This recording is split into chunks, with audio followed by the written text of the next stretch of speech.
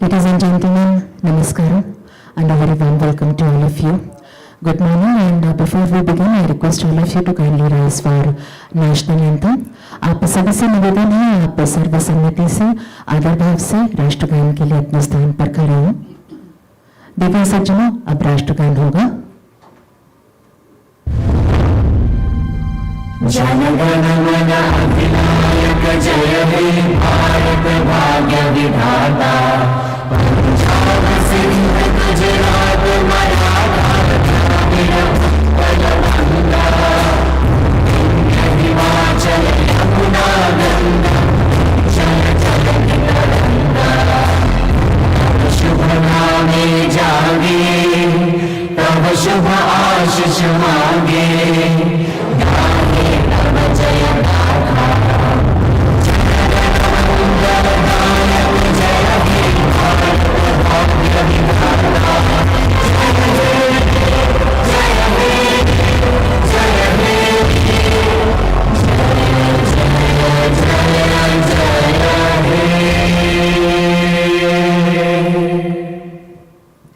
Thank you everyone. I request all of you to kindly take your seats. Good morning, ladies and gentlemen. I warmly welcome you to this prestigious summit organized by SKOCH Group. We are really delighted to have such an esteemed gatherings of leaders, thinkers and change makers here with us today. Ladies and gentlemen, our 100th summit marks a historic milestone, a beacon of intellectual collaboration and visionary discourse. Number of gatherings we have brought together eminent thinkers, our policymakers, officials and experts from diverse fields to engage in transformative dialogues. These summits have served as crucibles of innovation, shaping policies and addressing pivotal issues of our time. This remarkable achievement embodies our unwavering dedication to fostering knowledge, inspiring change and building a better future. The 100th Summit is not just a celebration of the past, but a commitment to continue shaping the narratives that define our world. So ladies and gentlemen, once again, I welcome you all.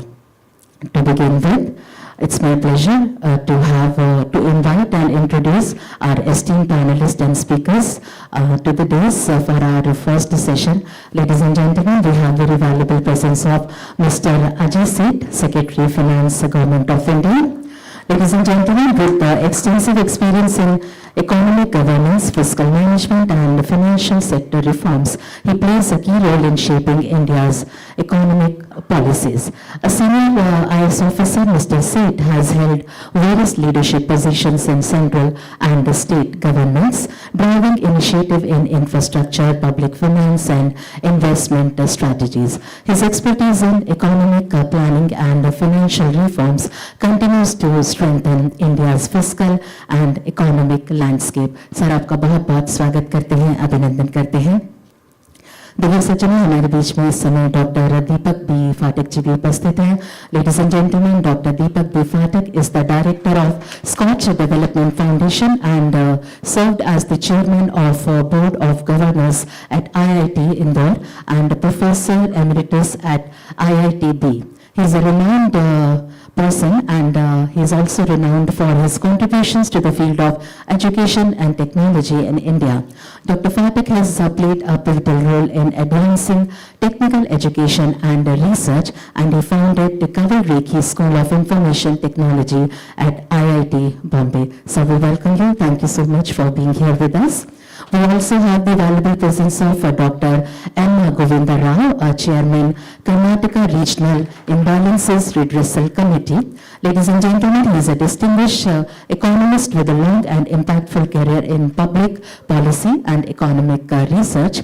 He is also the former director of National Institute of Public Finance and Policy, where he contributed significantly to the development of fiscal policy and public finance in India.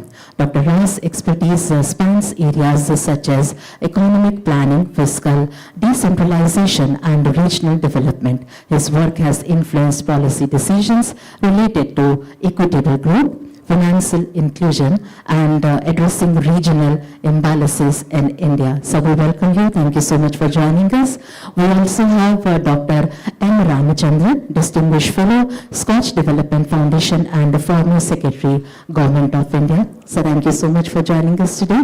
Ladies and gentlemen, he has served in various key positions across multiple government departments with a focus on urban development, housing, and infrastructure. Dr. Ramachandran is recognized for his expertise in policy formulation, administrative reforms, and the implementation of large-scale projects aimed at improving the quality of life for citizens. His leadership and contributions have been pivotal in shaping urban governance and infrastructure development in India. Thank you so much, sir, for joining us. Mr. Samir Kocher, Chairman, SKOCH Group, is also here. So we welcome you. Divya सज्जनों, Shri Sameer Kochhar scotch group के chairman हैं. हम सब जानते हैं बहुत से पुस्तकों का, खंडों का इन्होंने उसको लिखा है और हम सब जानते हैं बहुत सी पुस्तकें उसमें से हमने पढ़ी हैं, बहुत फेमस भी है, जिसमें सबसे प्रशंसित पुस्तक मोदीनॉमिक्स है. उनके काम को दिव्य सज्जनों विश्व स्तर पर सराहा गया है और हमारे देश के माननीय प्रधानमंत्री श्री नरेंद्र मोदी, साथ ही Shri M Venkaiah Naidu, doctor Manmohan Singh, Shri Arun Jaitley, Shri Chidambaram, Shri Yashwant Sinha, doctor C Rangarajan और श्री मोंटेक सिंह अहलूवालिया, ऐसे बहुत से प्रतिष्ठित नाम हैं जिन्होंने उनका समर्थन किया है. हम सर का स्वागत करते हैं, अभिनंदन करते हैं. दिव्य सज्जनों, हमारे बीच में गुरशरण धंजल जी भी हैं, vice chairman Skoch. We have his valuable presence also. Ladies and gentlemen, he leads research projects, impacts assessment, and field studies in the area of governance, MSMEs, women empowerment, entitlements, tribal development, financial inclusion, and so on.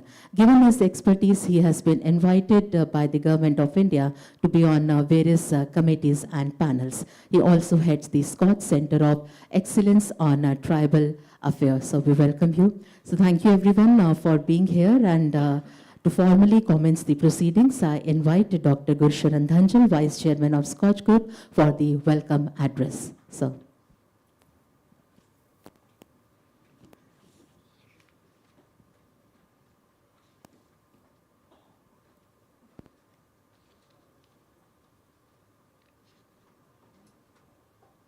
Scotch का report पढ़ा होगा और मैं चाहता हूं कि आपका TV channel ने स्कॉच के रिपोर्ट पर डिटेल में स्टडी करना चाहिए और टीवी डिबेट करना चाहिए. स्कॉच ग्रुप का जो रिपोर्ट आया है वो बड़ा इंटरेस्टिंग है जी.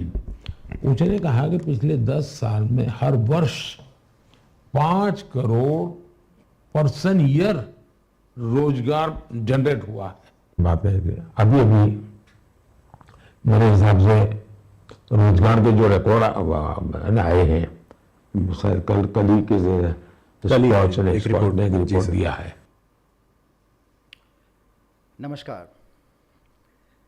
We didn't get there in a day. So there has been a journey to it. And as it is famously said, that a journey of 1,000 miles begins with a single step. And our journey also started when we launched the SKOCH Summits in the year 2003. That was 26th of March. And today we are standing here on the 29th of March, 2025. 22 years later and 100 summits later, we must have done something right. But people along the way, obviously, when you're doing something right, you are receiving accolades, you are receiving appreciations, you are receiving encouragements, and also the brickbats for doing better, not to say for not doing right. About Dr. Fatik, one thing which was missed, he is a Padma Awardee and also the first SKOCH Lifetime Achievement Awardee. The very first conference, he lit the inaugural lamp. And that lit a fire in our belly. And that continues to burn even today. So friend, philosopher, guide, teacher, whatever you may say, he's all rolled into one. And during all this journey, he has been with us, guiding us, criticizing us, correcting us, and showing us the path as a teacher. So we take him as our guru. Dr. Ramachandran, he was the chief secretary of Uttarakhand. That's where we met him first. Very stern.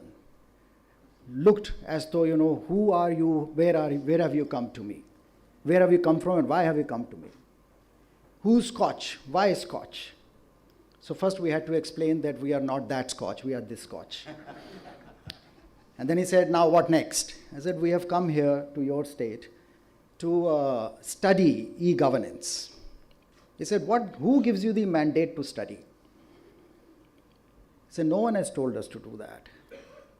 But we have assumed the role of a Gandhian, trying to find out where does India live and does better, and document and take it to the larger audience. That was one small beginning, one small project called Arohi, wherein deep into the mountains there was computer literacy program, the labs were being set up. And the then Chief Minister, Mr. N.D. Tiwari, he personally came to receive the award for that project, which changed the course of computerization of school education across the country. Meaning to say that we have a knack for identifying things when they are just mushrooming.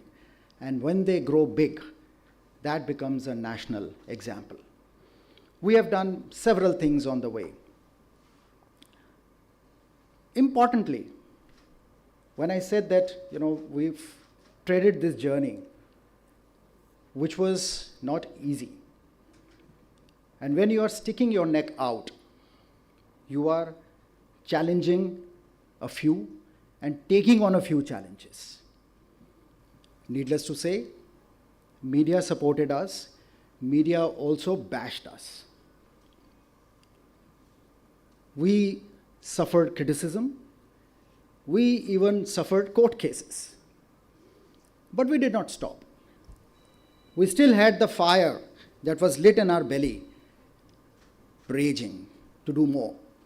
So each milestone that we conquered gave us strength to do more, and it firmed up our resolve that we are on the right path. Rather than stopping, we ran with it. So this journey has been very, very fulfilling. Many of you have been associated with us for many, many years. You have also seen, you have also supported, you have also criticized, and we have taken that in our positive stride to do better.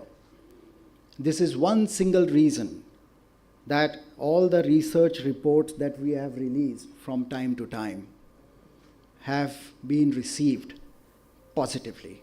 You have seen one example. We have done it consistently. 20 years we've been releasing SKOCH State of Governance. Mr. Kocher will talk more about it as to where we stand today.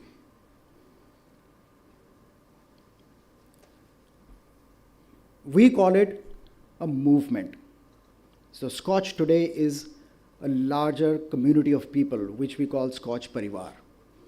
By way of you having to go through our process, you are ordained into this cult. And we continue to march forward on those lines. We will not give up. We have not given up. We have not been deterred. And that's just because the editorial strength and the truth that we bring to the table. And I must say that the tallest skyscraper was started with a single brick that was laid. And today we stand tall along with you. So thank you for being with us. Jai Hind. Thank you so much, sir, for this warm welcome address. Ladies and gentlemen, as we all know, we have the honorable presence of Padma Shri Dr. Deepak B. Fatik ji among us, Director of SKOCH Development Foundation. I request sir to kindly address the gathering.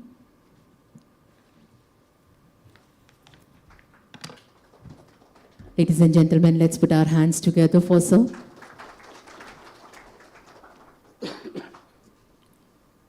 Thank you very much and good morning to all of you. It is indeed a great occasion to have witnessed the first summit and to witness the 100th summit today. It has been a very long journey. There are a few things which happened even before the journey began. And I would like to tell you, Dr. Gurcharan mentioned the kind of hardships that you have faced on the way.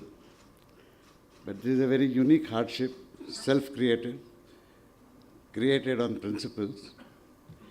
There was a time when Samir used to be a senior official in a computer company, tech company, I should not name it. And I had known him because he, even in those days, he had a penchant for picking out something different and unique and so on. He started the first major scheme of advance booking of PCs when PCs had just come. And one day he called me, very proudly said, "Sir, today's booking, we have surpassed the world record. In a single day, so many PCs were booked." And I was thrilled because proliferation of computers in this country has always been my motto, so I was very happy.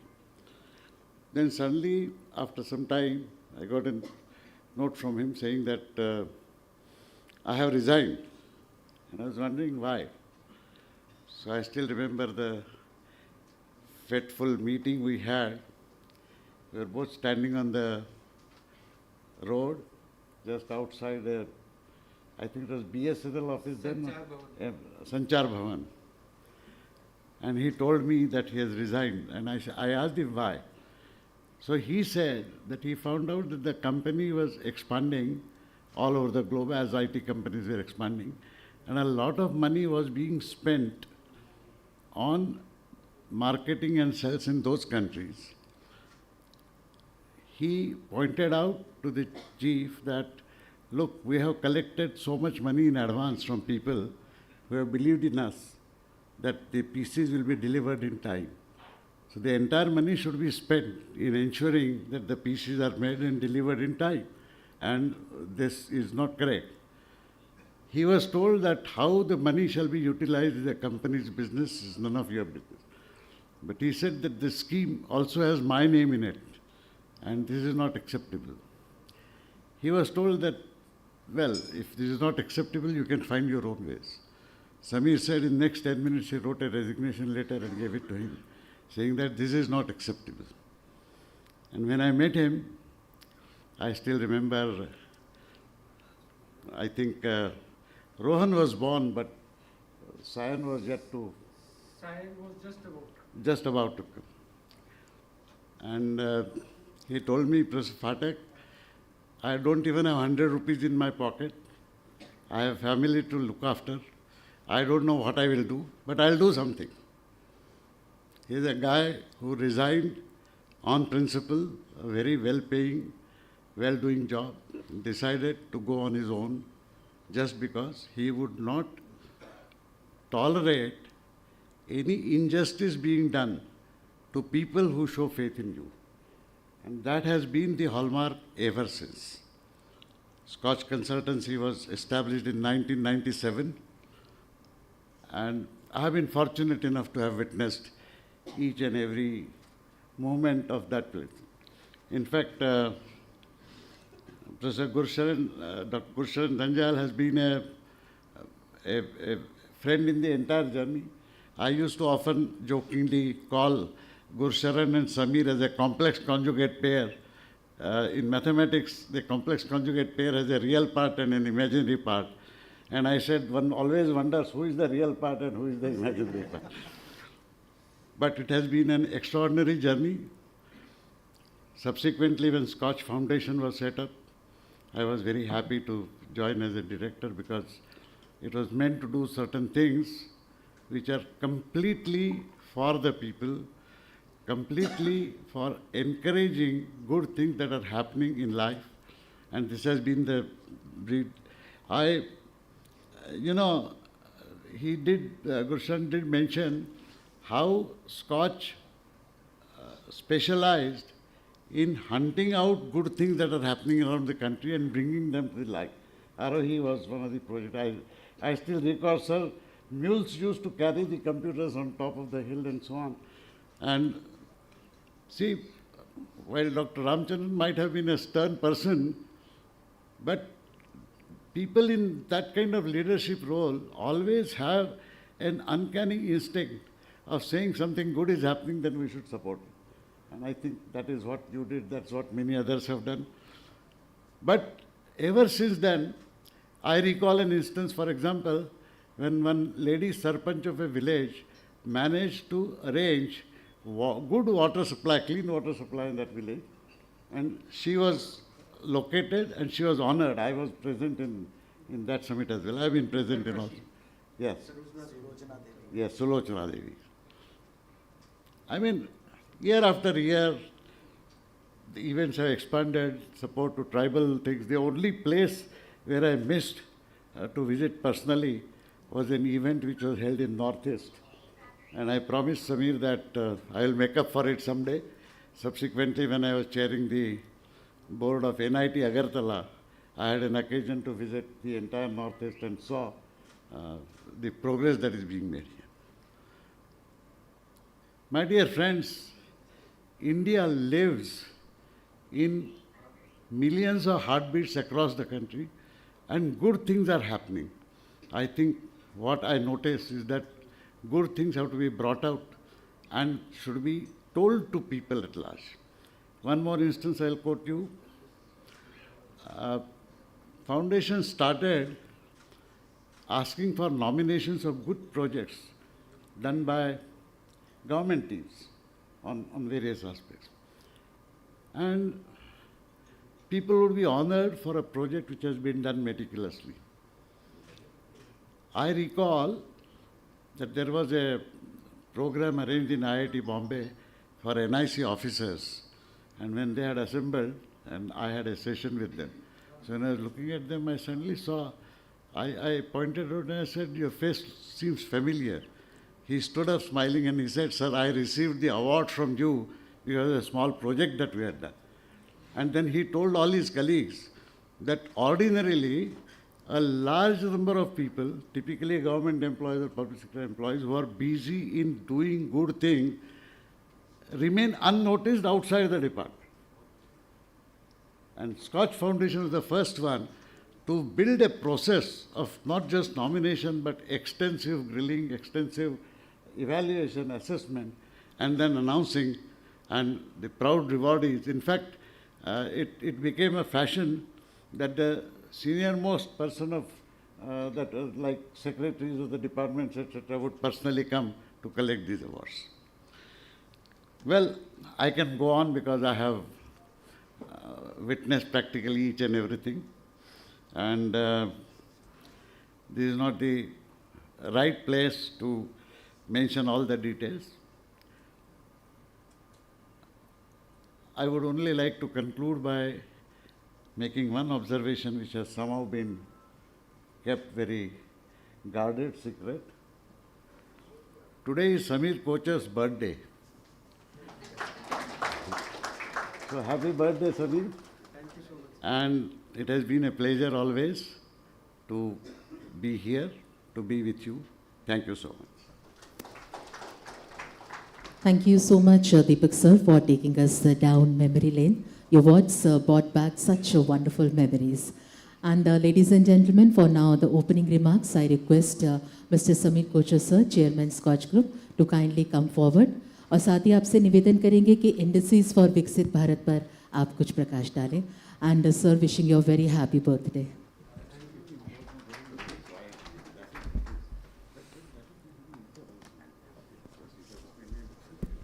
Namaskar. I was only 38 years old when I started Scotch. Today I'm 61. I had a full head of hair. I had one toddler and school-going son. And looking back at these, 100 summits that we have done, you're supposed to reflect back as to what is it that I have gained, what is the ground that I have covered. I think what makes me absolutely proud is that I have gained all of you. Today between today morning and evening, there will be 150 people, 180 people from across the country, from small districts, panchayats, cities, state capitals, who have contributed to make India a better place, a more equitable place. And all of them will be sharing their stories, get recognized. And if you look at, we do 3,000 such assessments in a year. And we are creating them as knowledge repositories. So if you want to know that what NIC did 20 years back in Majuli, the only record of that is possibly with SKOCH, and it's on a video.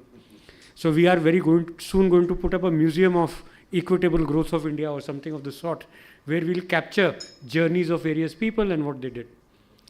The second thing that I have gained is all my friends here. I was, as I said, 38. Dr. Fatik must have been about 50, 55.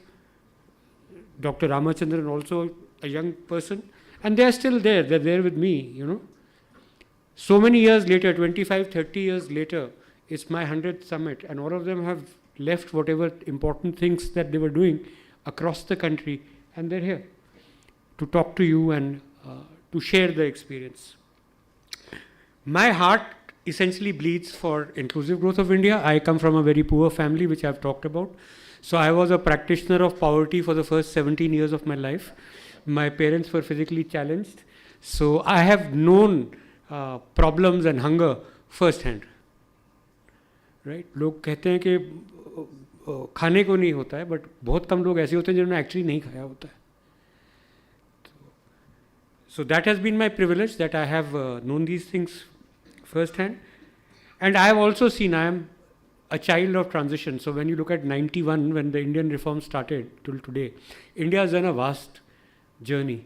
All of us sitting here have seen the Russian days, we've seen the telephone lines, we've seen kerosene lines. We have seen the era of shortages. One thing has remained constant, which probably is not stated here. तो जैसे आजकल हम बोलते हैं कि अंबानी अडानी की सरकार, उस वक्त हम बोलते थे टाटा बिरला की सरकार. तो बिजनेसमैन हमेशा बुरा होता है, चाहे वो किसी भी एरा में हो, किसी भी सरकार में हो. एंड दैट बुराई is not because they've done something wrong. That बुराई comes out of the angst of somebody who is much lesser privileged than those guys, but without realizing that if those guys were not there, you would not even have that one chapati that you were eating. So someone actually has to explain them that. Also, we found that over the years, the entire system of the country has been taken over by what I call the economists or scientists, people who look at data. Now, poverty alleviation cannot happen on a spreadsheet. It is a thing that, you have to bring felt needs of the people, you have to address those, and you have to assess that whatever you have done. So we became the first socio-economic think tank where we were doing these impact assessments of little government interventions and seeing what is the change that they're bringing about. And then we realized that we can actually put a number to it. So suppose if you're doing water supply in Uttaranchal, and you've done school education in Majuli, and we are able to rate both of them with a number, that this project gets 7, this project gets 8, then immediately all development works becomes comparable. So that's the methodology we've done. So we are saying that you may be doing well in education, somebody else is doing better in climate, but net, this is the number. And when we started doing this, we said, why is it that India is so criticized across the world?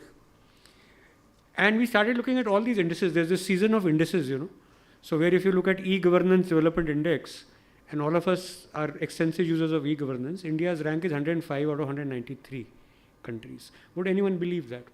So and this is the same situation, index 134 in human development, on BA3 in sovereign rating, so on and so forth. So, we are like a bad narrative. So bad that even the harshest critics within India would not believe this to be a true story. So what we did was we started looking at these indices and we said, what are they measuring?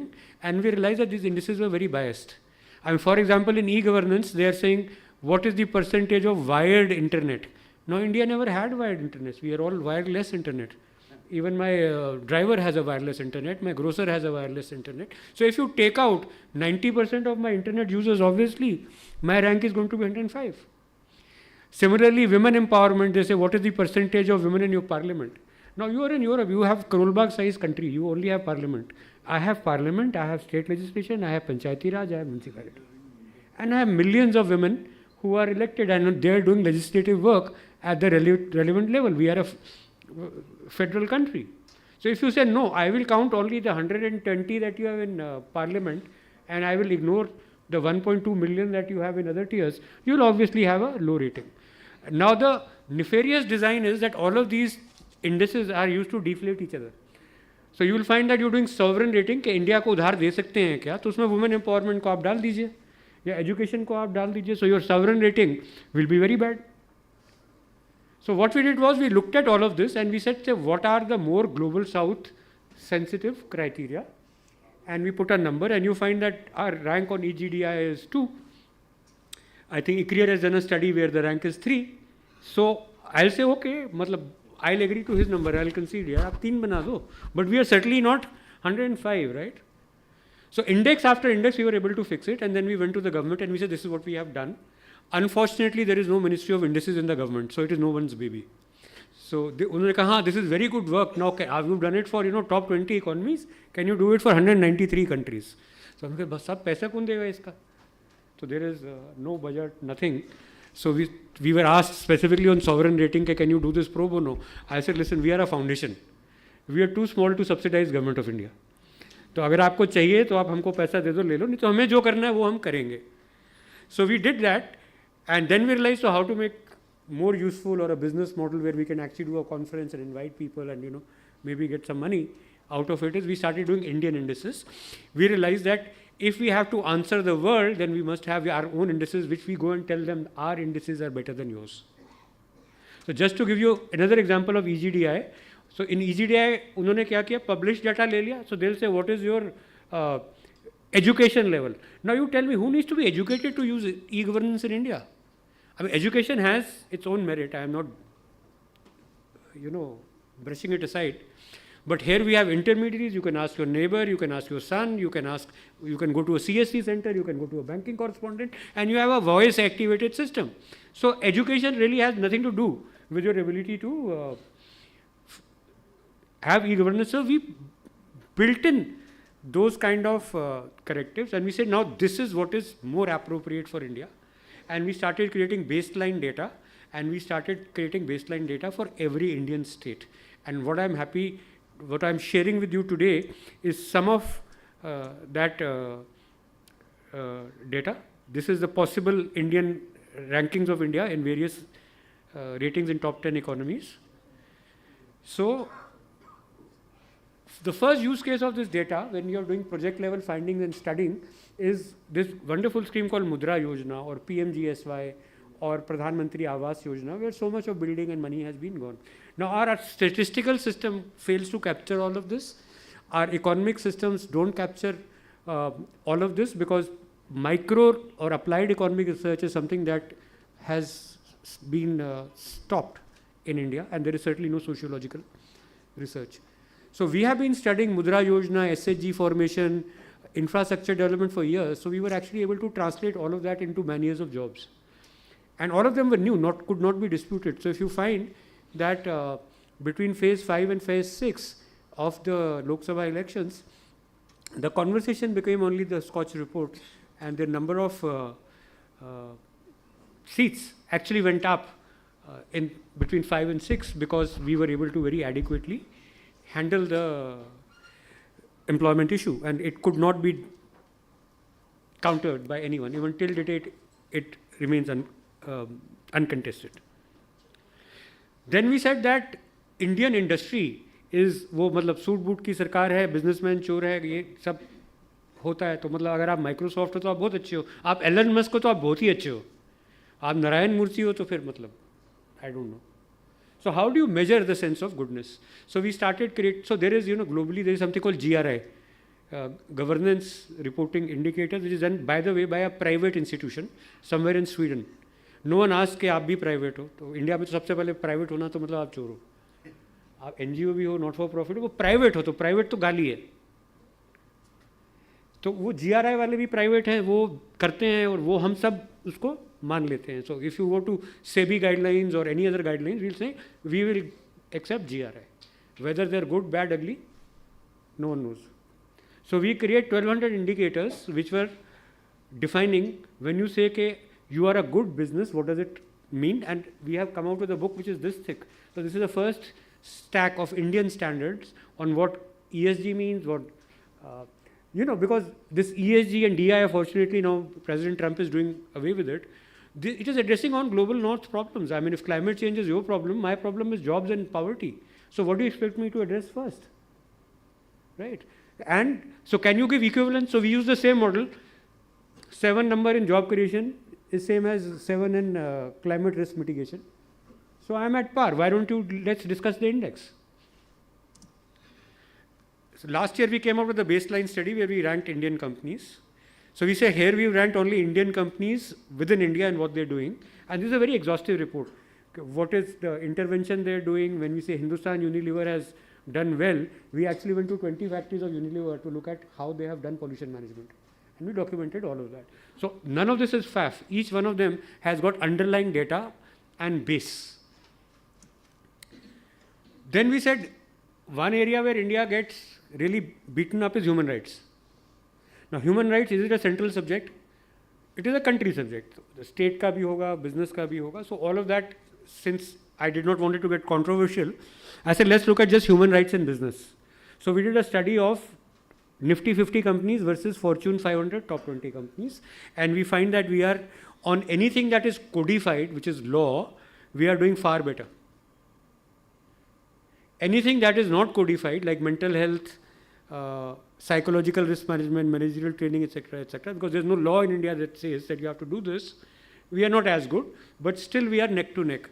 So overall, we are actually at par between two of them, and only on the codified indicators we are far ahead of top 20 Fortune 500 companies.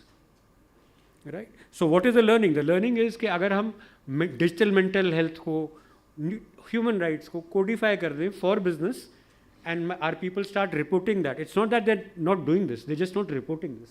So if they start reporting it, your position improves. So this is the Nifty 50 versus Fortune 500 top 20. All of us are facing a huge digital addiction problem. Foundation was the first one to pick up digital addiction as an issue. It is leading people to suicides. It is leading to credit overload. It is leading to all of us being tied to Netflix and so on and so forth.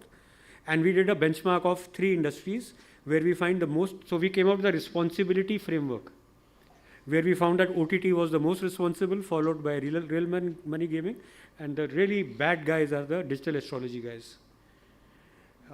And we're trying to now set up a digital mental wellness helpline. We thought we will do it at our small budget, which is nothing. Mrs. Nirmala Sitharaman and Ajay Sethji in the current budget have kindly offered 79.6 crores for this program, which is I think going to be implemented by AIMS. So it is actually being planned at a scale where it is required. हम तो शायद token कुछ कर पाते, एक doctor रख लेते, एक फ़ोन दे देते, but this is something which is going to become national. So kudos to the government of India for taking note of this. This is the state of governance report which is coming out of primary research and outcomes. So when we do deflators, we don't really have to take people's opinion because we have real data of project level outcomes. So we can use that to say this is what the quality is, and by published data, what is available, which can be counted in kilograms, we can do an evaluation which is quantitative. So we say quantitatively you are here, qualitatively you are here, add them together, this is the status. That's our methodology. So we've come up with state of governance index is what we call governance outcomes index. This is a heat map of that. Maharashtra is topping it, followed by Gujarat. This is for only 2024. We have this data going back 10 years. So from 2014 to 2024, we can give you a decadal assessment of who moved and how. And all of you have actually contributed, because each one of your projects is a part of micro level data that is going into evaluating your state here. So that is why it is incredibly important for states to participate in these surveys. We don't have a discovery process. The state government has to come and tell us that these are the 10 projects we think we've done well. On our own, we cannot look at your 100 projects and identify these 10 are doing well. That's a limitation of being small in size. Second is e-governance infrastructure index, which is similar to EGDI, but it is more attuned to the Indian reality, where we are looking at 3 parameters: telecom infrastructure, which is number of internet subscribers per 100 population; state UT-wise teledensity; human capital index, we left it to gross enrollment ratio, because no one really needs to be educated beyond that to use e-governance.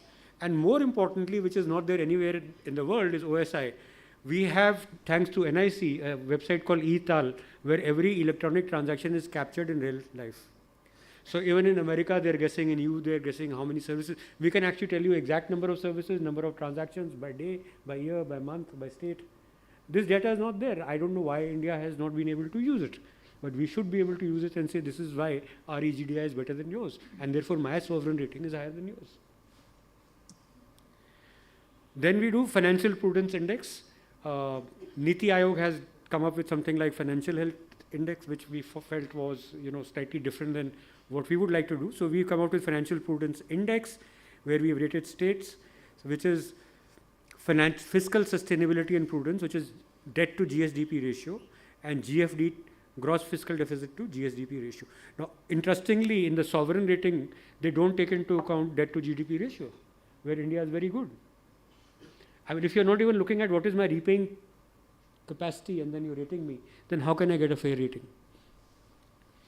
Own tax revenue, own non-tax revenue, development expenditure to GSDP ratio, capital outlets, GSDP ratio, per capita pendency rate, to show how your contracts can be, it's a proxy for contract enforceability and rule of law.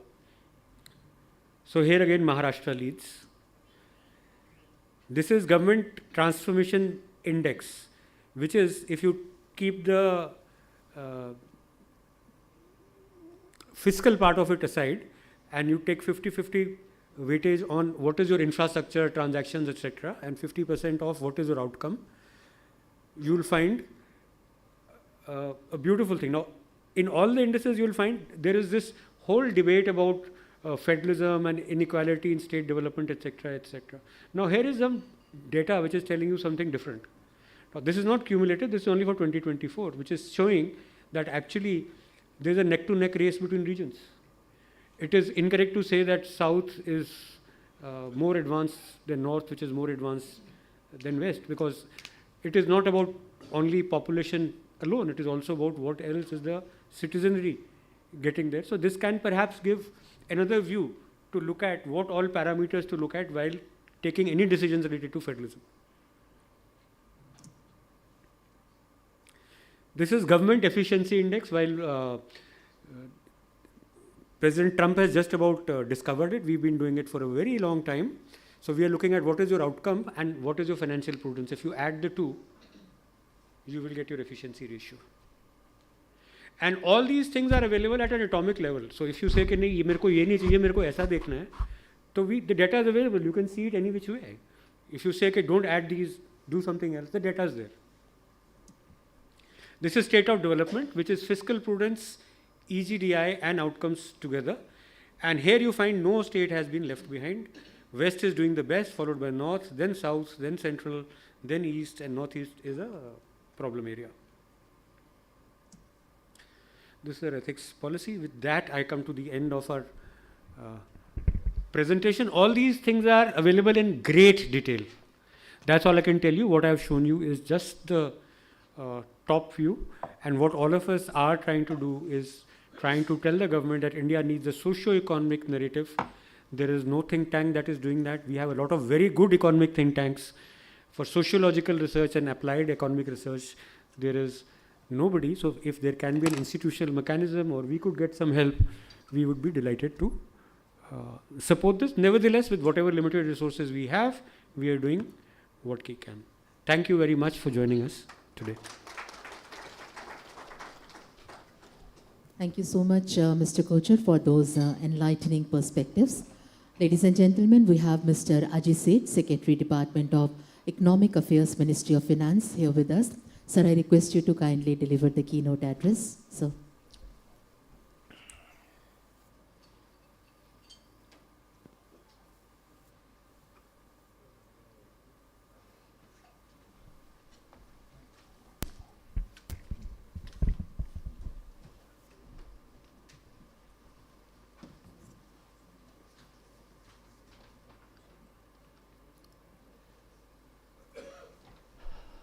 A very good morning to everyone, and it is a real privilege to be here today and talking to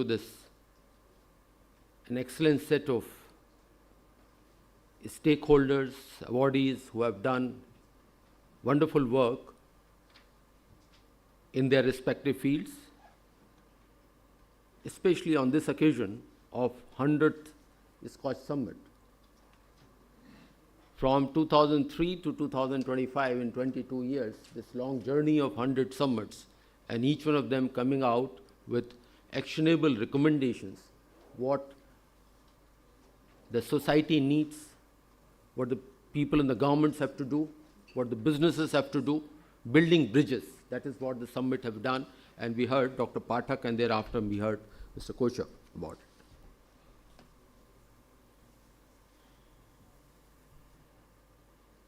The agenda for reforms for our journey to become a developed nation by 2047, a goal which we aspire, and we are all committed to do our best to reach there. And in that, each one of us is expected to play our respective role. And I'm glad that SKOCH Group, SKOCH Development Foundation, are doing their bit to the fullest of their capacity, looking for more options, that how they can create more such platforms, and also identify the good work, take it to the entire country, as Dr. Pathak said. And if you can quote, it is not a quote by any great person, but it is a great quote. Everyone can't be a great, but a great person can come from anywhere. It can come from a rural family, it can from an urban family, it can come from any strata of the society. But as a nation, if you can identify that good work happening and then see what are the lessons for us. In this journey towards Viksit Bharat, we have to find our own solutions. It is our journey. From rest of the world, we have to see get lessons on what they did wrong, so that we don't repeat those mistakes. But solutions have to be ours. It can't be from somewhere else. We can't get those solutions. And the solutions are, let thousands flowers bloom. That is, get that replicated across the country, and that's a kind of a platform which we need. The theme of this summit, and I find is a very, very appropriate one at the current stage of our journey. The overall theme of navigating new frontiers in economic justice and legal frameworks, with two sub-themes or two themes where the two sessions are going to happen today, one on agenda for reforms, and thereafter sizing and regulating digital economy, on which I understand that Dr. Deepak Mishra has done huge amount of work in that area, and he will be talking to all of us in the afternoon.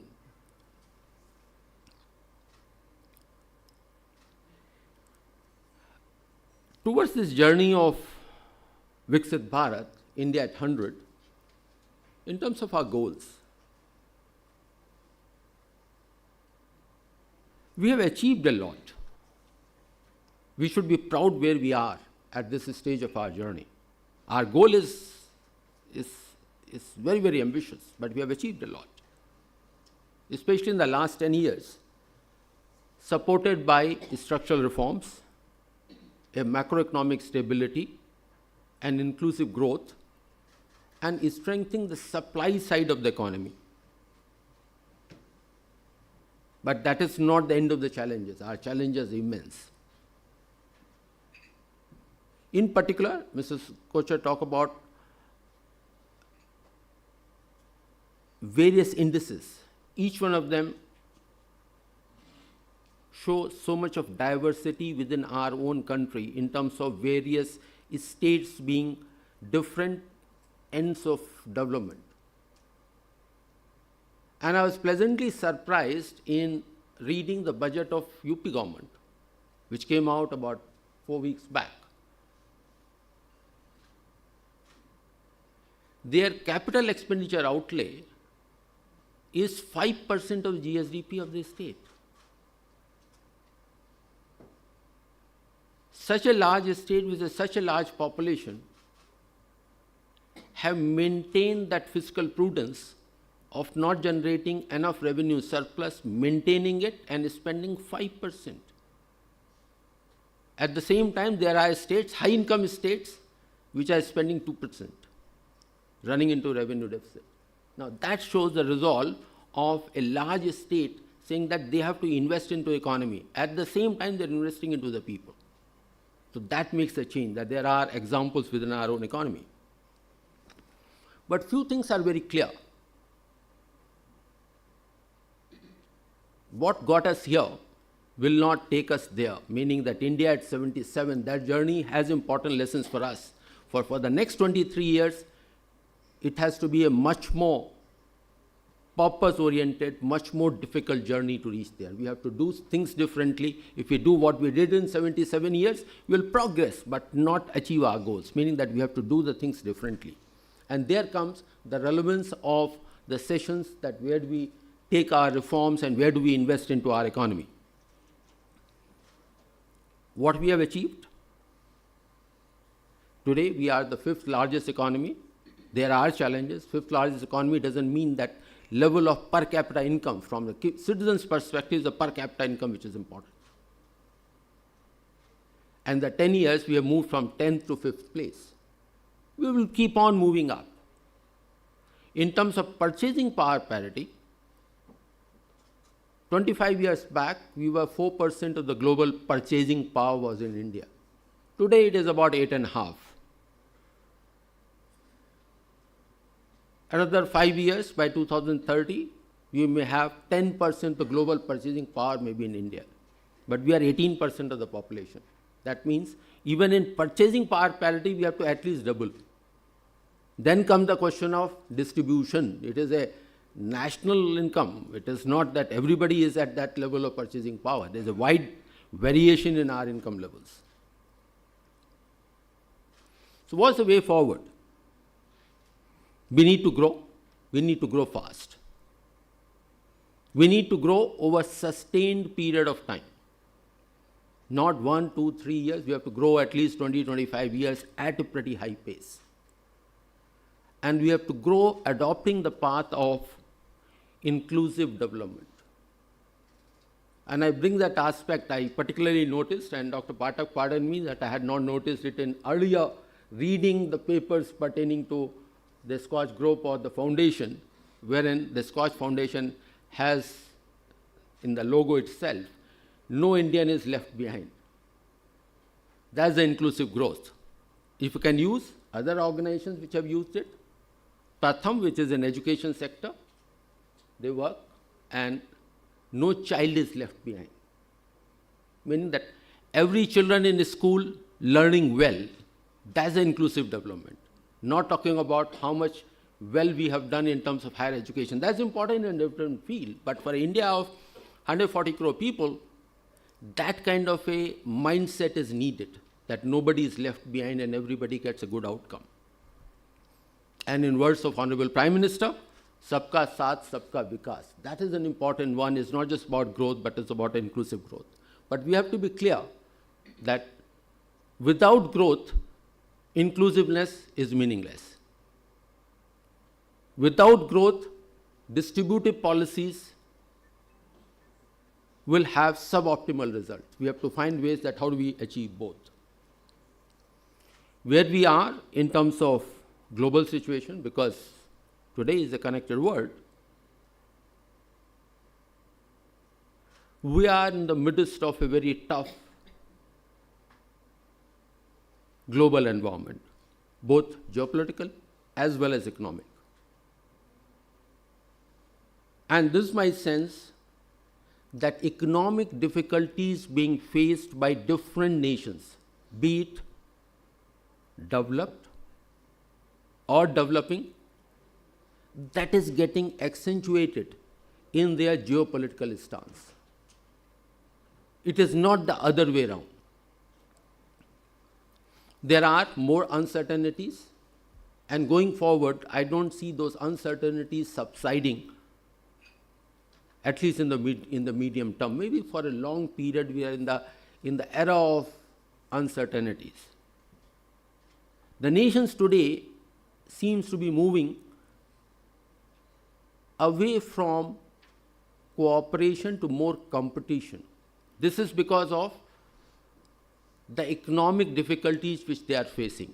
Just give an example which was mentioned, that debt to GDP ratio is not talked about advanced economy. But if you notice the policies of some of those governments, some are more on a spending spree, but some, the largest economy is not moving towards a more reorientation of their economy itself. There's a realization that things have to be different than what they did in the past. So with that kind of a challenge, that kind of aspiration, and that kind of a goal which we have got, what our journey should be. And this is what Honorable Finance Minister in this year's budget, just about 8 weeks back, and she mentioned about 4 engines of growth. And there's a purpose, there's a design in mentioning the order of those growth engines. First one, agriculture. A general discussion happens that it is the secondary and the tertiary sector will generate jobs. It is the urban area which will generate jobs, or where the opportunities are. No. Even in 2047, half of our population will be in rural areas. A large population will be dependent on agriculture. So the first engine of growth has to be agriculture. The second, MSME and manufacturing, not services. We get led by that high-paying jobs, global capability centers, IT sector, but for our economy, services sector is important, but equally important or more important are agriculture and the manufacturing. Third one, investments. Here again, we get misled by investment means investment in infrastructure. Yes, but that is not the entire thing. We have to be conscious about investing in people. That's the first step in their education and health. Investing in economy and investing in innovation. That's the purpose of investment. That should be the scope of investment, which is the third engine. And fourth is, of course, exports. If we are producing for ourselves, but we can also produce for the rest of the world, or at least some part of the world. But going forward, at least in the medium term, I see that that engine will not be performing at the best of its ability, because it will be headwinds against that engine performing well. And this 4 engines, reforms as a fuel. That's what the finance minister said. And that brings me to the question of the theme of today's summit. And all this is for Viksit Bharat as our destination. Now, if you can take a couple of minutes to dwell upon the role of economic justice, and that is what the overall theme is, role of economic justice in the legal framework. Is there any tussle between the two, or is there any tension between the two, if you can use another word? What do we mean by economic justice? To my mind, be conscious about and investing the people who are less in their endowments, where the market forces are unable to deliver, where the changing environmental conditions and economic conditions are making the things difficult for that segment of the society or that segment of the economy. That's what it needs attention by the policymakers, by others to focus on them. Private sector will go where the profits are. But the government policies and the programs, the think tanks are thought process, think tanks in terms of generating debate.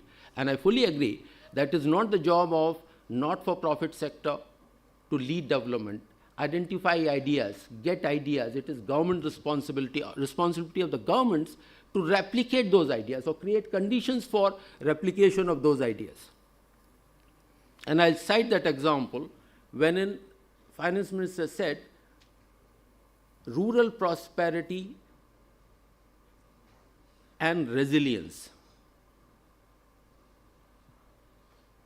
That we have to invest enough, pay enough attention so that there are enough or adequate economic opportunities in rural areas so that migration may be an option, but it is not a necessity. Now, that's the kind of economic activity which we need to generate. That's economic justice. Rather than saying orderly development, orderly urbanization is the solution to Indian problems. No. It is, if it is only orderly urbanization, it will not be a sufficient solution. It has to come along with rural prosperity and resilience. Why the word resilience? Where the word moves in terms of the climate policies, we are unsure at this point of time.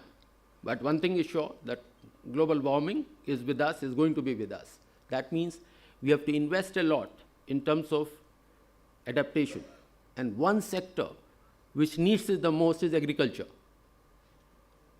But normal understanding adaptation means build more robust infrastructure. Before we do on infrastructure, we have to first take care of agriculture, because extreme weather events will have more impact on how the agriculture incomes get generated, how the crops will get impacted. So that sector requires the first attention in terms of adaptation. More climate resilient seeds which can withstand climate changes. Second one is about legal frameworks, and I understand that there are legal luminaries and those who have got a vast amount of experience in public policy, and they have been practitioners and guiding and continue to guide on the legal framework. Do we focus on a rights approach or an opportunity approach? Is any trade-off? Where lies the balance? It is not in a country of our size and challenges. It is not either or. Are we getting the right balance between a rights approach and the opportunity approach? Are we getting the right balance between a control and a deterrence? Where lies the trade-off? Are we in the mindset of controlling the things, or we in the right set of creating conditions where economic activities can happen and only somebody who is deviating it gets picked up and there's a deterrence there?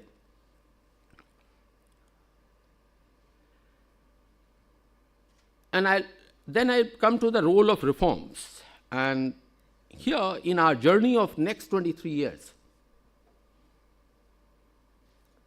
I'm talking about 23 because India at 100, we are at 77 now. In this journey, not only we require more investment, but we also require, or equally require, more productivity from all factors of production. We require a smart trade-off between our competing demands and outcomes from our interventions, because we have limited resources. After all, the savings pool in this country is limited.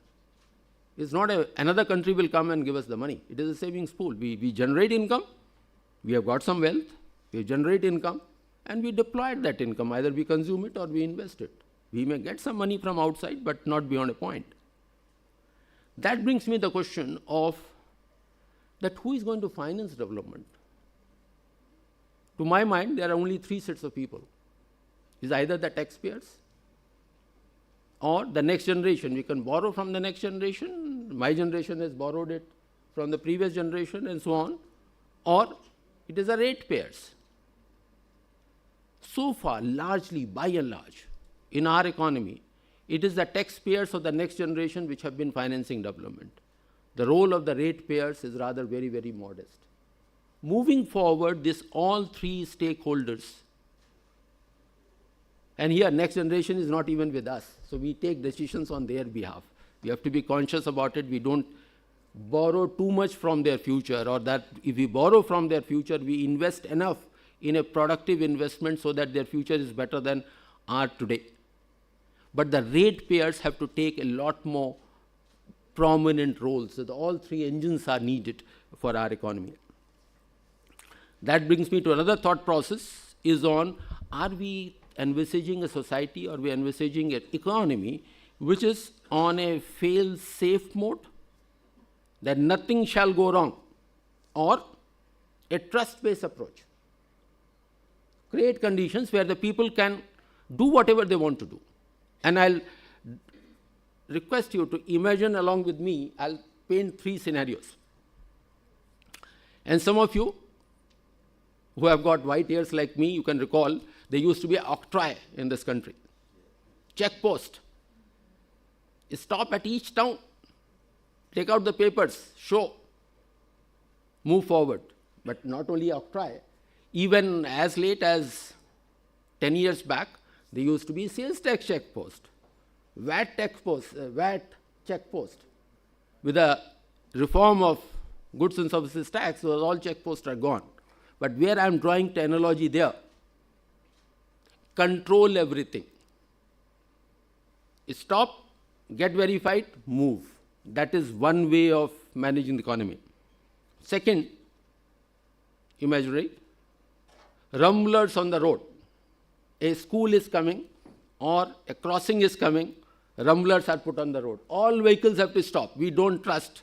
Just a sign, school ahead, please drive slow. Crossing is coming, please drive slow. Drivers will not go slow.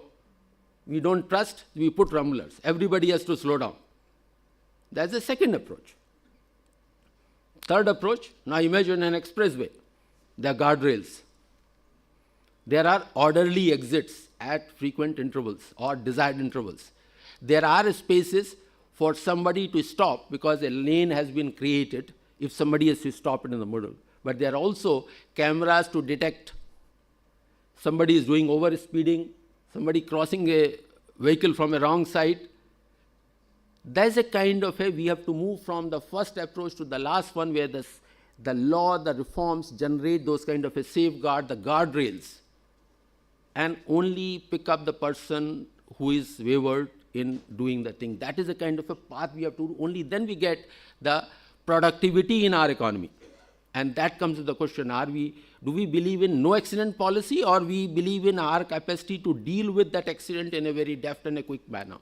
Because if we were to say no accident policy, we'll keep on growing at a modest rate, it will be a long journey. But we have to provide for enough entrepreneurship skills in this country. And here is an example. Somebody age of 38 decides, no, I have to another vocation in life, and moves on and does so well. We have to allow for, and not that everybody should take that kind of an example, but having that kind of a spirit, that readiness to do different things. That's what it has to come.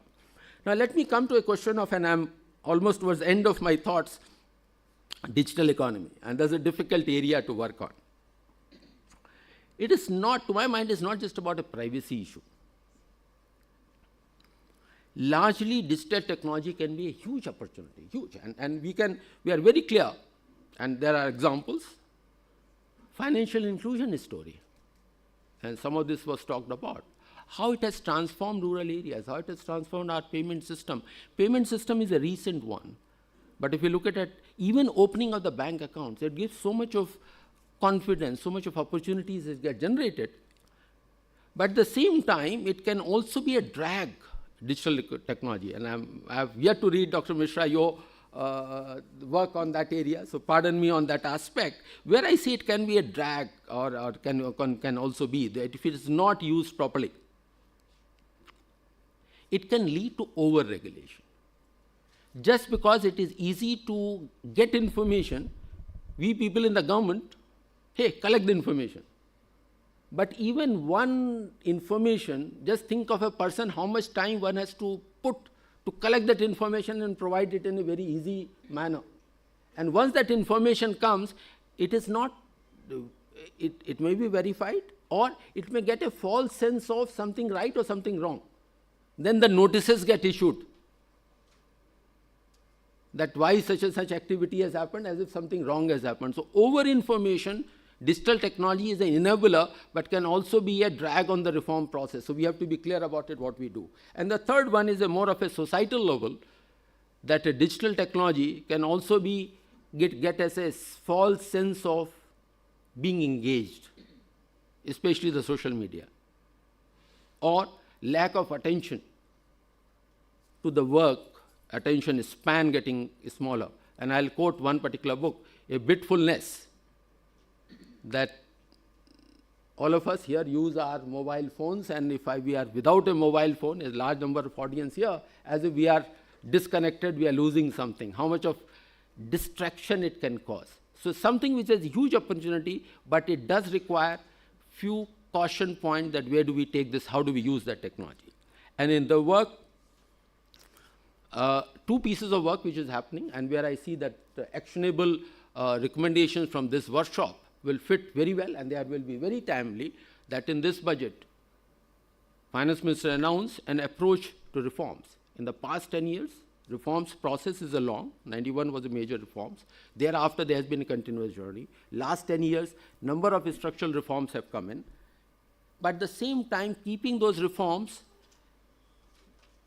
in tandem with the technological advancement. Taking or removing them from the anchors, from the laws which have outlived their utility, and bring them to the 21st century, next 23-year requirement. Moving towards a light touch regulatory reforms,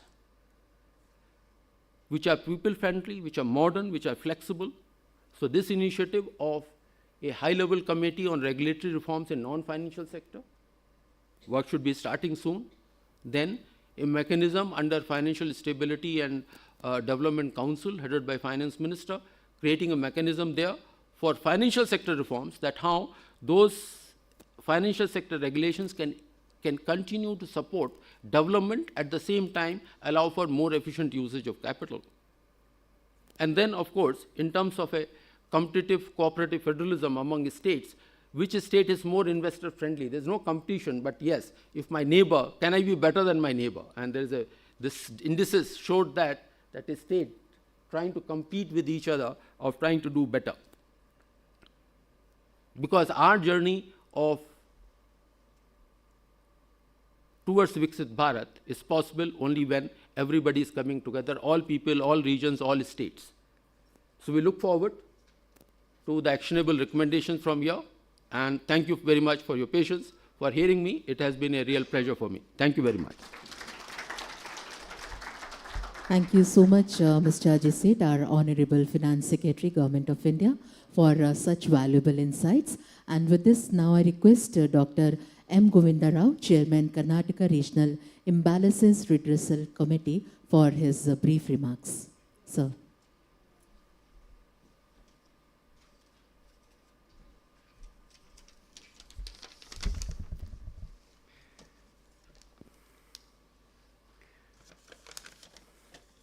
Mr. Ajay Seth, Samir Kocher, Dr. Pathak, Dr. Ramchandran, Gursharan, Nanyal, Dr. Saxena, my dear friend Dr. Mishra. May I at the outset thank Samir for inviting me to this very important function, a very important event.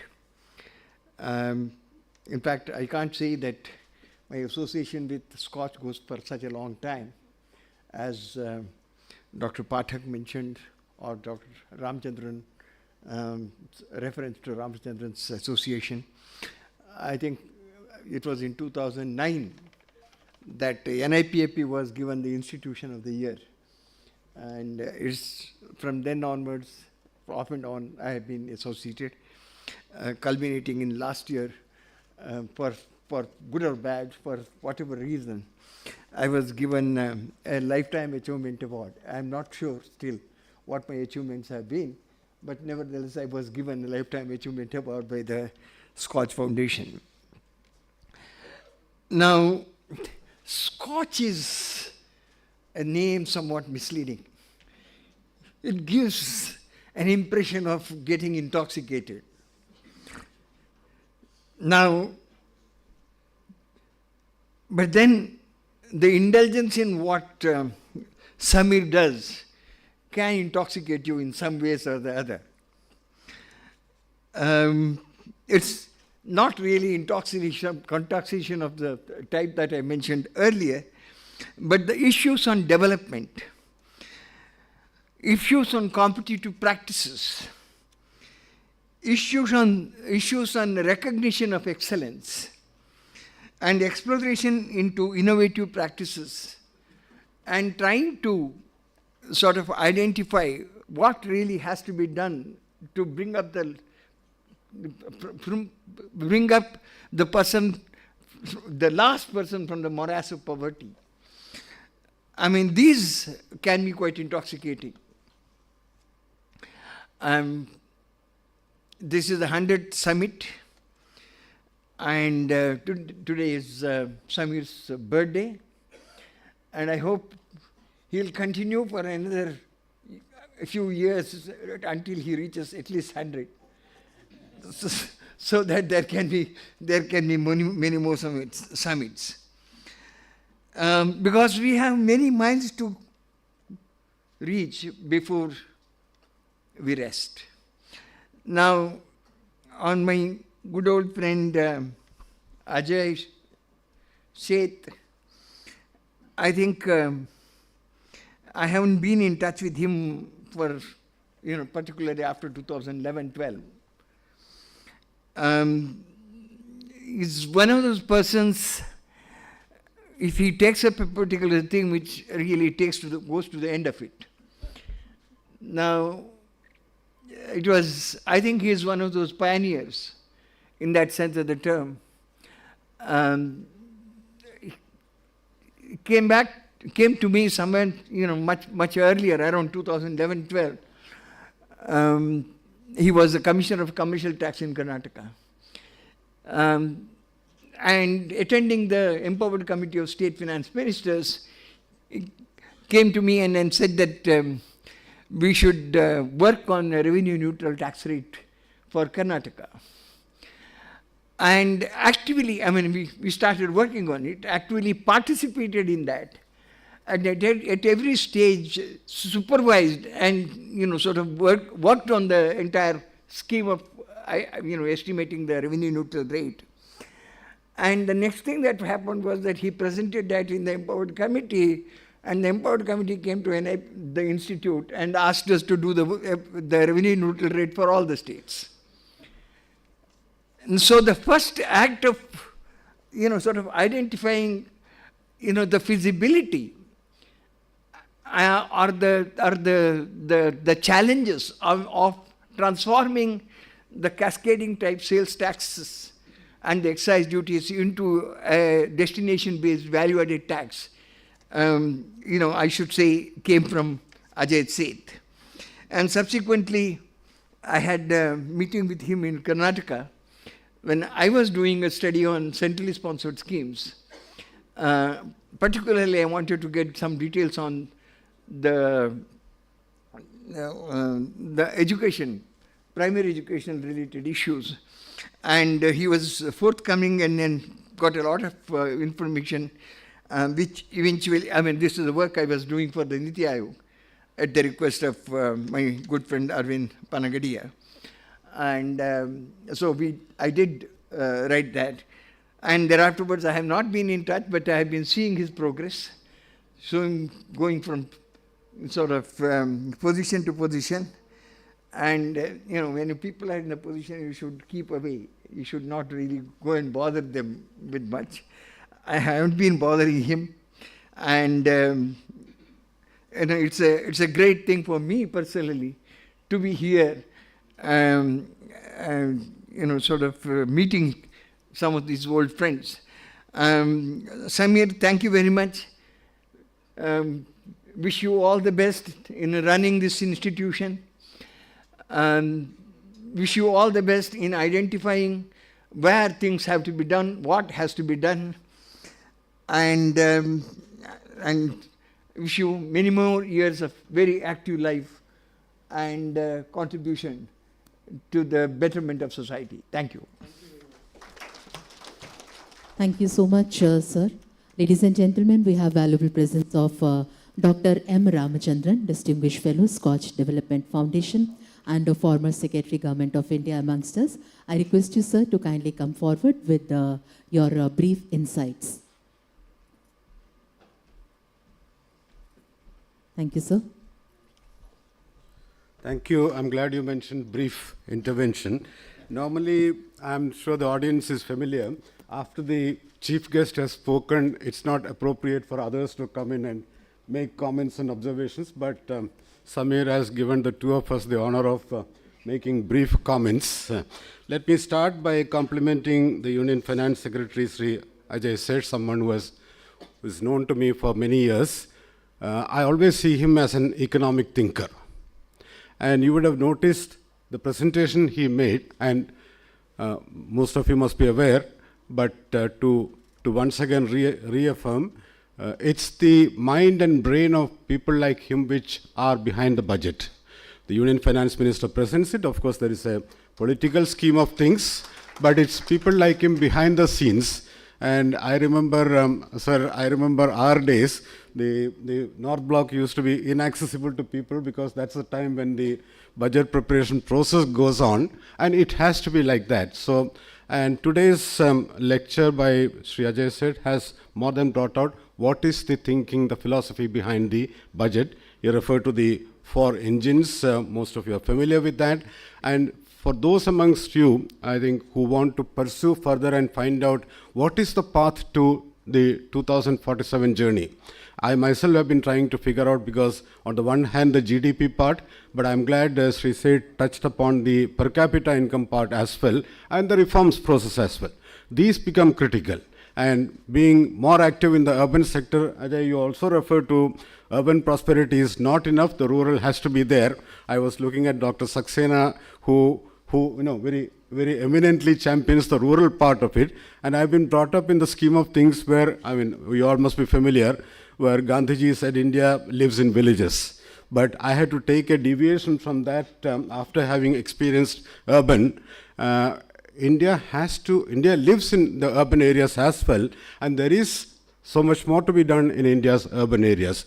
So I hope, Ajay, in the scheme of things of taking this agenda forward, that will also get the required attention, because the way we are moving, there is much, much more which needs to be done in our urban areas as well. I am not comparing with rural areas. I 100% agree rural areas have to have their prosperity levels.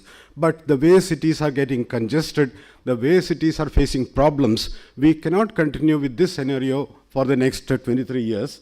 And that is something which is, I mean, as they say, which is in his mind, in his scheme of things, but he may not be able to talk much about that. But that's also, I think, very critical in today's scheme of things as cities expand, as activities expand. And there are many, many more things which need to be done. And that's where probably the center, the state sitting together should be able to bring about a lot of change. You refer to the further reforms process, and I'm sure efforts like, I agree with you, Gursharan. I recall those days sitting in Uttaranchal to Uttarakhand, when you all landed up there, and as you said, I was not familiar with what SKOCH Foundation is. But I must compliment my secretary IT at that time, Amren Sinha, who had a very good idea about what is to be done in terms of technology, and that too in a newly created state like Uttarakhand. And this Arohi concept, many of us used to wait impatiently, Ajay, because as he said, the computers had to be carried to the remote part of the hill areas and on mules, because there are no roads. So it has to reach there. Then it's a question of connectivity, introducing students to that culture. But he undertook that task and challenge, and I'm glad it reached a level where the work was recognized. I also recall Samirji coming along with Tiwariji to meet Bill Gates here. That was a time when chief ministers would want to meet Bill Gates to find out what further for my state. And Narayana Tiwariji was such a fine person that he would always think of development and development-related issues. And in that conference, if I recall correct, a reference was made to Arohi. And I think subsequently many states took the lead. I don't want to go into this process of narrating all this, but Ajay, thank you for this brilliant exposition of what is behind the budget and what is going to be our journey to 2047. I think it's a question of involving more people, removing whatever apprehensions there are there, whatever doubts are there, and how best to take that journey forward. I think you very appropriately referred to that, and I'm sure conferences like this will help contribute to that process. And as Samir always does, it's a thinking process, it's a process of deliberating and coming out with what is best in the course of the process. And I do hope these deliberations will come in handy for that. And thank you, Samir, for associating me with your foundation and with your activities. Especially on the urban side, I've been always excited to be part of the scheme of things. And I do accept that there have been large number of occasions when we used to sit as part of award juries and things like that, bringing out the best which is happening. Ajay, in corners of Karnataka, corners of Tamil Nadu, Andhra Pradesh and Northeast and all that, some of the best things which were happening, which otherwise would not have got recognized. And it's not left to the governments alone to recognize good work. So when there are organizations like this which recognize merit, and you're absolutely right that when they come and accept the award, there is a great feeling about that.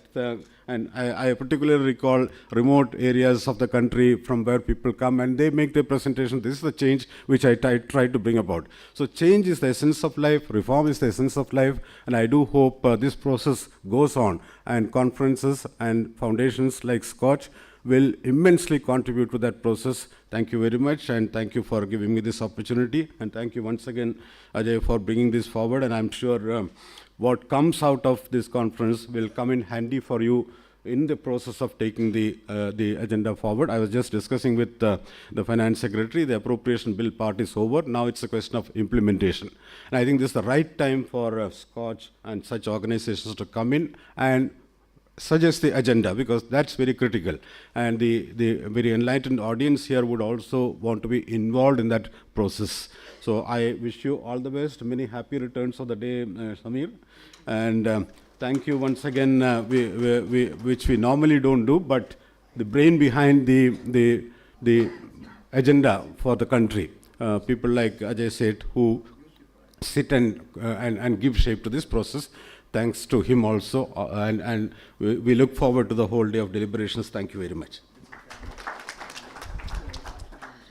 Thank you, gentlemen, our dignitaries who are present on the stage. I request all of you to kindly assemble for a commemorative group photograph. I request all dignitaries who are present on the dais to kindly come forward.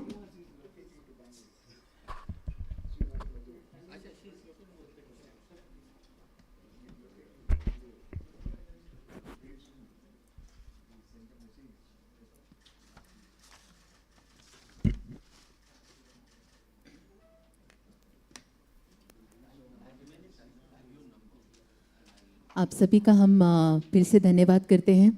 थोड़ा सा समय दिव्य सज्जनों, हम मंच को व्यवस्थित करने में लेंगे और अग्रसर होंगे हमारे अगले सत्र की ओर।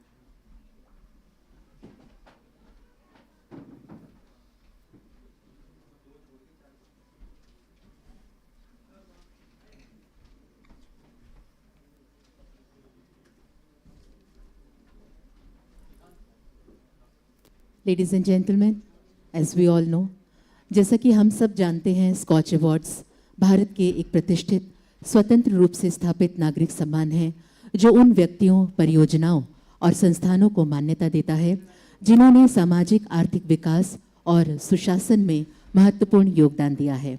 Our prestigious Scotch Awards, ladies and gentlemen, considered a benchmark for best practices in India, particularly in areas like governance, finance, banking, technology, and corporate citizenship. With this, I take pride in announcing the commencement of the first segment of our esteemed Scotch Awards today. And to do the honors, may I graciously invite Dr. Deepak B. Fatik, Director STF and former Chairman, Board of Governance, IIT Indore, and Dr. Gursharan Dhanjal, Vice Chairman of SKOCH Group, to do the honors. आप सभी से हम निवेदन करेंगे कि आप साथ साथ अपनी करतल ध्वनि से इस सम्मान में हम सबके साथ ज़रूर जुड़ें. और इसी के साथ हमारे आज के स्कॉच अवार्ड्स के पहले सेगमेंट की अब मैं घोषणा करती हूँ. दिव्य सज्जनों, हमारा सिल्वर स्कॉच अवार्ड इस समय प्रदान किया जा रहा है Telangana prisons and correctional services को. I request doctor Soumya Mishra, director general of prisons and correctional services, to kindly come forward and receive this award. Ladies and gentlemen, let's put our hands together for Telangana Prisons and Correctional Services for their project rehabilitation and reintegration of inmates into the society.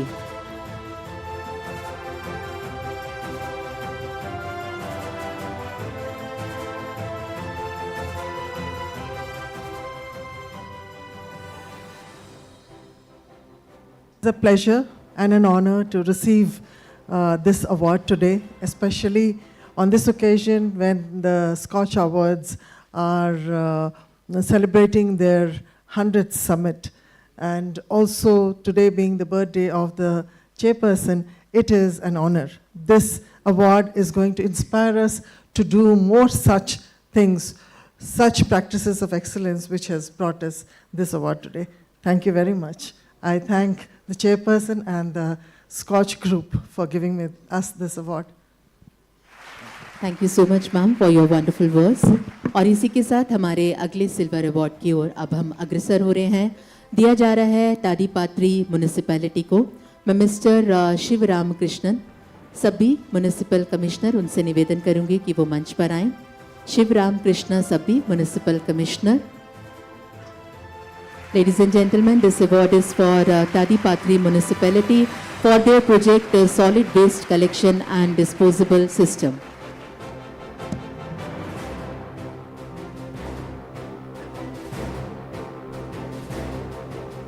प्रिय सज्जनों, ये हमारा बहुप्रतिष्ठित silver scotch award है. तादीपात्री municipality को ये प्रदान किया जा रहा है solid waste collection and disposal system के लिए.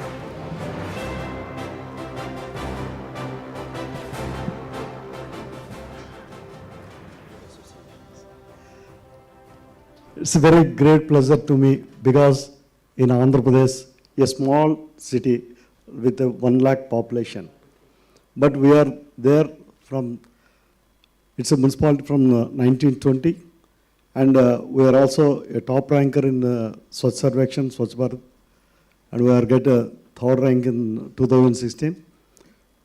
Our association with Scotch, from 45th summit, we are regularly got recognition, and it's a great support, and our people very much interested about the Scotch campaigns and everything. And it's a very, we are all the citizens of Tadipatri, we are very much thankful to the Scotch Group. Thank you very much, sir. Thank you so much, sir. And with this, I announce our next silver Scotch Award, which goes to Paschim Gujarat Witch Company Limited. I invite Mr. K.V. Shah, Additional Chief Engineer, RNC, to kindly come forward and receive this award. Divya सज्जनों, पश्चिम Gujarat which company limited को silver scotch award प्रदान किया जा रहा है उनके project distributed renewable energy through solar rooftop के लिए.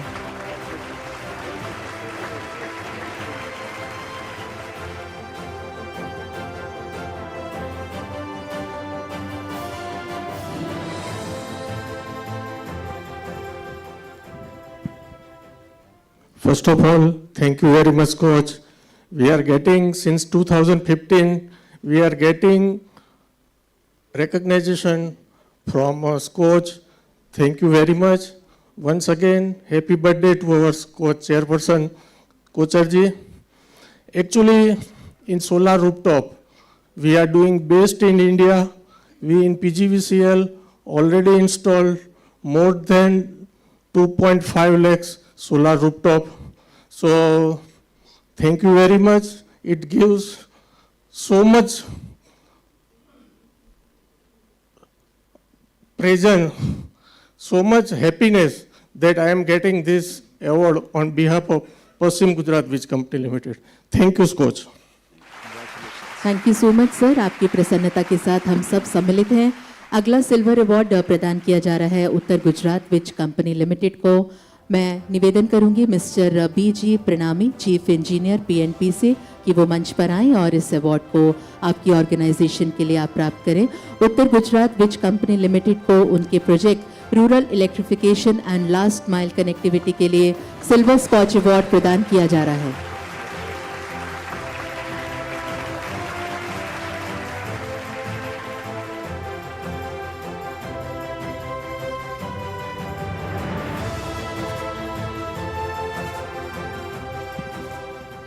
We are very much thankful to SKOCH Group for efforts towards rural electrification and last mile connectivity.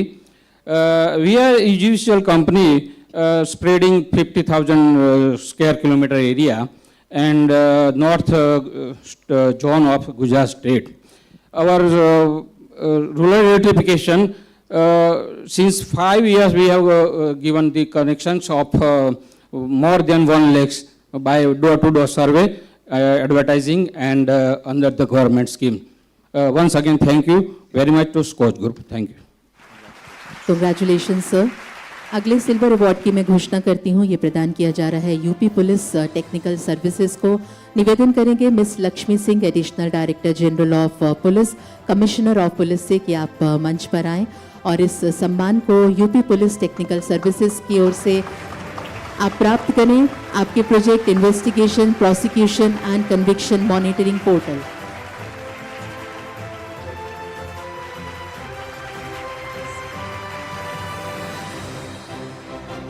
Ladies and gentlemen, let's put our hands together for such wonderful person who is right now present here on stage. Good afternoon, everyone. It's an honor to be receiving this award on behalf of Honorable DGP Uttar Pradesh, sir. UP Police is constantly striving towards perfection. It is a huge task given the population of 24 crores plus in Uttar Pradesh. However, during the last 7 years, we have transformed our policing from rudimentary, realistic policing, reactive policing, and moving towards predictive policing, incorporating technology into all aspects of policing as of now. We are indeed trying to become a modern day police. We have come huge miles across, and hopefully we will be moving towards predictive trauma-centric policing as in sync with the international trends of policing. Thank you, SKOCH Foundation, to be recognizing the efforts made by the entire UP Police, and we are duly honored by this award, sir. Thank you so much. Thank you so much, ma'am.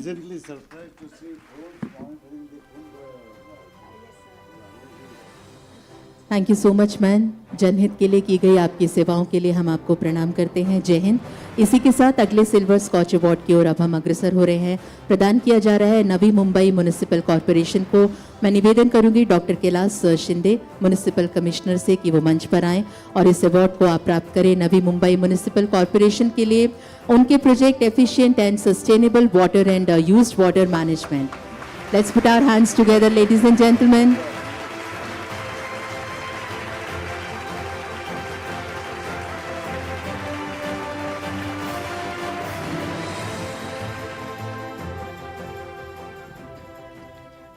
A very good afternoon. I am very grateful for the SKOCH for giving this recognition for the best practices. The Navi Mumbai is in a city of a 21st century. Sir, it's a very planned city, is almost 1.8 million people. And where we having an 85% is a metered connection. And the recovery of the water use, because efficiency water is a very, we can always say in a scare now, it's commodity. And we always talk what the next war will be on the water. Realizing all these challenges, so we have improved the water use efficiency. There is an almost 96% recovery in the billing. And sir, we are proudly share with you that today we are using almost 50 mld treated water for industry use. So we are replacing the potable water from the industry and using a treated water. And we are aiming to replicate in the next 2 years about 100 mld water. That we can save in a lot of environment also. So there is an efficient use of water into the, not into the input, but the sustainability of the water is also we are planning, sir. Thank you once again for recognizing this effort, sir. Thank you, sir. Thank you so much, Dr. Kailash Shinde, and congratulations. Divya सज्जनों, इसी के साथ अगला silver scotch award प्रदान किया जा रहा है डिस्ट्रिक्ट जेल मैनपुरी को। मैं निवेदन करूंगी मिसेस रतन प्रिया, डिप्टी जेलर, कि आप मंच पर आएं और इस अवार्ड को आप अपनी ऑर्गेनाइजेशन के लिए प्राप्त करें। Ladies and gentleman, this is for district jail Mainpuri for their project तरकाशी आर्ट वर्क।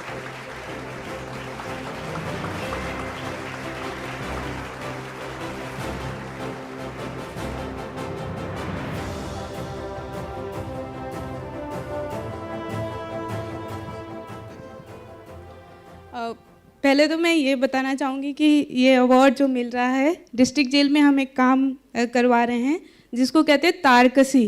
तो वो छोटा सा इनिशिएटिव है हमारे डिस्ट्रिक्ट जेल की तरफ से, और यूपी गवर्नमेंट का एक स्कीम है वन जेल वन प्रोडक्ट, तो उसके तहत हम काम करवा रहे हैं। और our objective is to skill the prisoner, because they are the most deprived people, because they are confined into certain premises. They are not free like us. So our objective is to train them, to skill them, so that when they are going to their home or they are going back to society, their integration to the society should be smooth enough, so locally they can earn.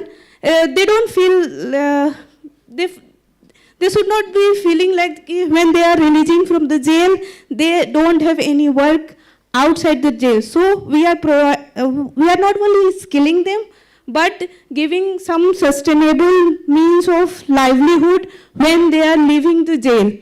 So thank you, SKOCH Award, to recognizing this small step by the district jail Manpuri, or it will inspire other jail, not only in UP, but in all other jails of India, so they can do some very meaningful contribution to the people of prisoner. Thank you. Thank you so much ma'am. और आपके प्रयासों के कारण शायद समाज एक बेहतर रूप में हम सबके समक्ष आ पाएगा। अगले सिल्वर स्कॉच अवार्ड की ओर हम अग्रसर होते हैं। ये दिया जा रहा है डिस्ट्रिक्ट एडमिनिस्ट्रेशन आदिलाबाद। मैं निवेदन करूंगी mister Rajshri Shah, district collector and magistrate, आपसे निवेदन है आप मंच पर आएँ और इस अवार्ड को आप प्राप्त करें। आपकी ऑर्गेनाइजेशन डिस्ट्रिक्ट एडमिनिस्ट्रेशन आदिलाबाद के लिए उनके project Arogya Pathshala. Ladies and gentleman, let's put our hands together.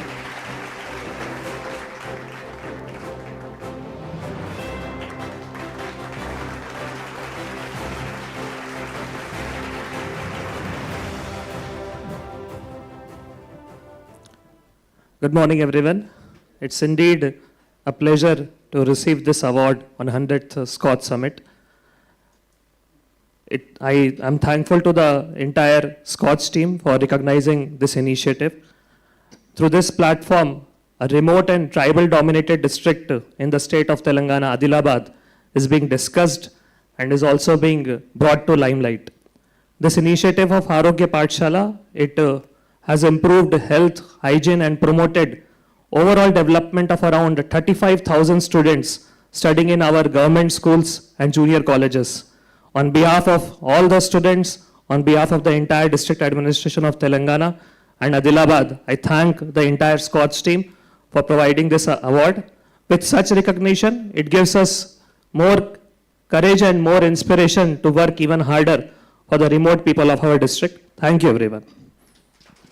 Congratulations, sir. और इसी के साथ अगले सिल्वर स्कॉच अवार्ड की ओर अग्रसर होते हुए हम इस अवार्ड को प्रदान करते हैं Hubli Dharwad smart city limited. मैं निवेदन करूंगी मिस्टर चन्ना Basavaraj D, deputy general manager, आप मंच पर आएं और इस अवार्ड को आप प्राप्त करें। प्रोजेक्ट है smart city development.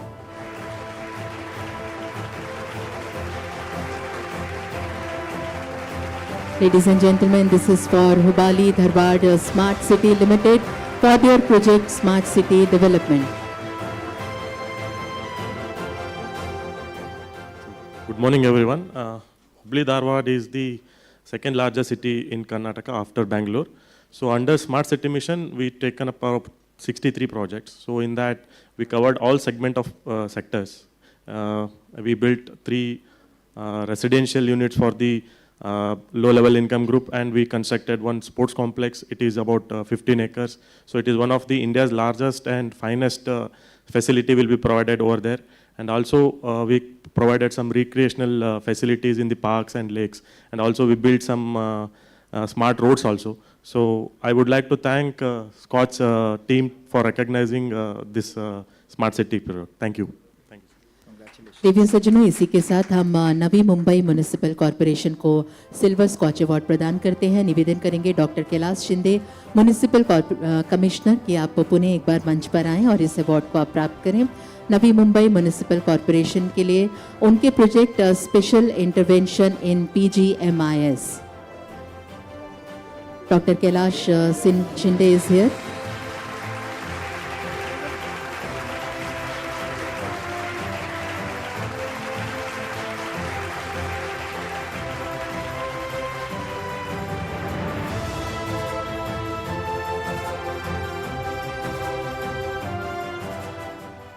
Thanks again, sir, because it's a reputation.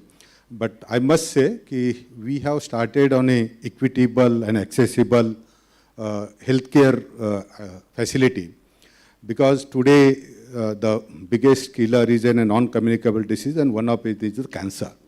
So here the cancer, especially into the woman and the female, so they get unnoticed, and the entire family and the entire society suffers. To avoid all these things, sir, we started an active screening at our UPSC, and all the suspectable then get to the referred to the Tata Cancer Hospital. We had a training with our in-house doctor team. So they had a 3 months training, in-house training, and they screen primarily. If there is some signs and symptoms, they refer to the Tata Cancer Hospital, which is very nearby facility. And then once it is been diagnosed, sir, I'm happy to share all. It's not a happy picture, but I must say this. We have screened 10,000 of active screening, and we could find 5 active patients. They were unnoticed into the community. And today we have started in a 10-bed chemotherapy ward in our hospital only. So those who are not able to get a treatment at the other hospital, the specialized cares that is available at the municipal hospital, and that is very much replicable to the other institution also. I must again thank to the SKOCH and entire team for recognizing these efforts for once again, and we are always privileged, sir, and grateful for honoring all these initiatives. Thank you, sir. देवी सज्जनों, इसी के साथ अब हम district agriculture office Nabarangpur को silver scotch award प्रदान करते हैं। मैं mister P. Venkat Raman Rao, chief district agriculture officer, से निवेदन करूंगी कि वो मंच पर आए। Mister P. Venkat Raman Rao, chief district agriculture officer, district agriculture office Nabarangpur को उनके प्रोजेक्ट मुख्यमंत्री माका मिशन नबरंगपुर के लिए इस अवार्ड को प्रदान किया जा रहा है।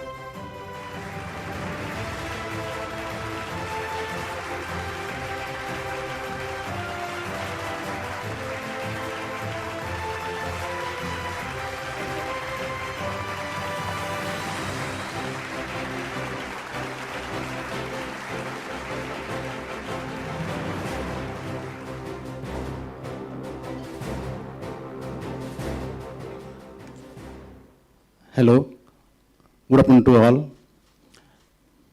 I am coming from Odisha, and my district is purely tribal area.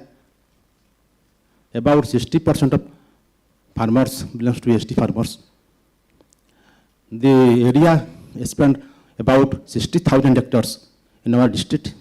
Among the Odisha, 60,000 hectares covered during Kharif, and during Rabi, 10,000 hectares will cover. And in Odisha, among all the districts, my district is the first in position covering area. Now, tribals are growing prominently these varieties and also export to neighboring states like Chhattisgarh, Madhya Pradesh, Andhra Pradesh for making byproducts of the maize. So lastly, thankful to my chairman, SKOCH, also group. Thank you so much sir. और बूंद बूंद से हम कैसे एक विशाल सागर का निर्माण कर सकते हैं, इसका जीता जागता उदाहरण है mister P Venkat Raman Rao. Thank you so much sir. इसी के साथ हम integrated tribal development agency Nabarangpur को सिल्वर स्कॉच अवार्ड प्रदान करते हैं। मैं mister Rajiv Kumar Sahu project administrator से निवेदन करूंगी कि वो मंच पर आएं और इस अवार्ड को आप प्राप्त करें for their organisation integrated tribal development agency, उनके project tribal youth micro entrepreneur under MMJJM।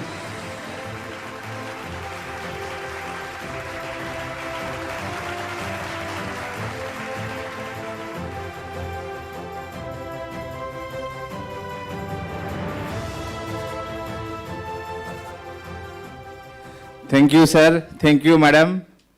It is a great pleasure to us that Navarampur district, a remote district in Odisha, is getting rewarded by the SKOCH Development Foundation.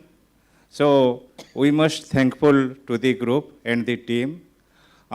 Basically, it is a tribal district and more than 60% of are tribals.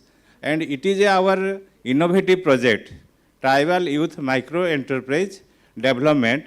It is a livelihood program, and we are supporting more than 5,000 tribal youth, both male and female, each 1 lakh rupees for their promotional activities in their villages, so that they are getting some livelihood, income, and it is a benefit to their family.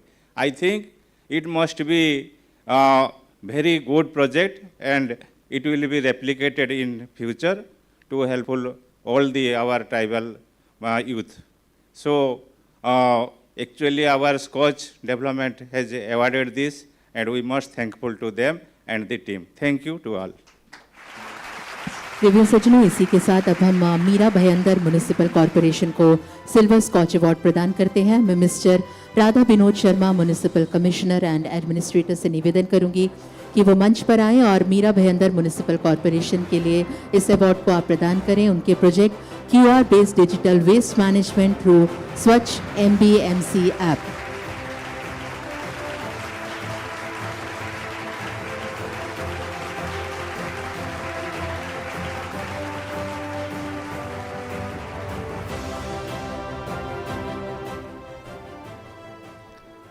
Good afternoon, everyone.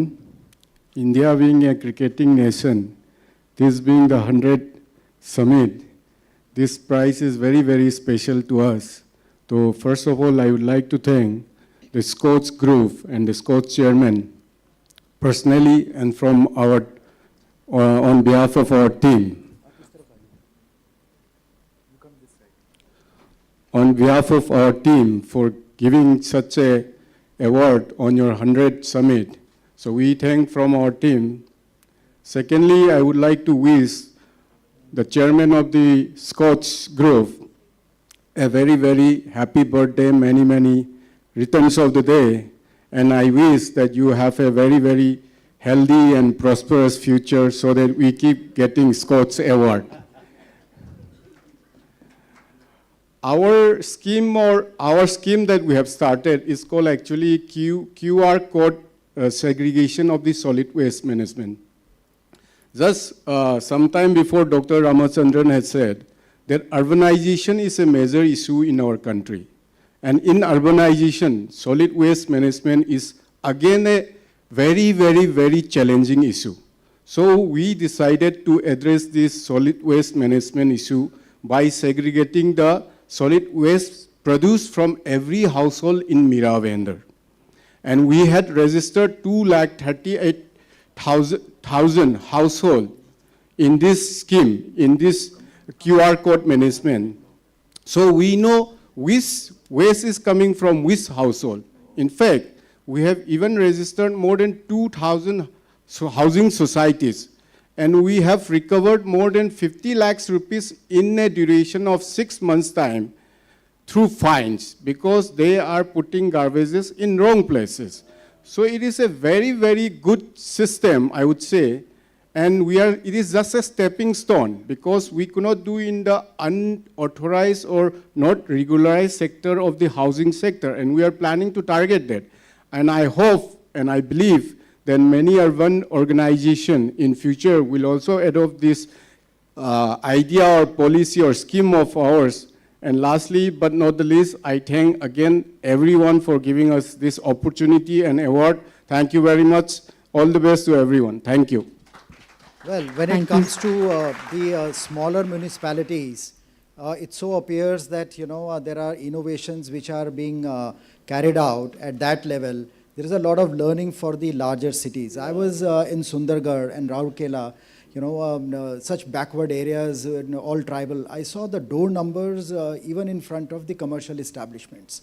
And with the same QR code, wherein every morning it is being scanned for the garbage being delivered to the tippers in one way or the other and getting segregated at source.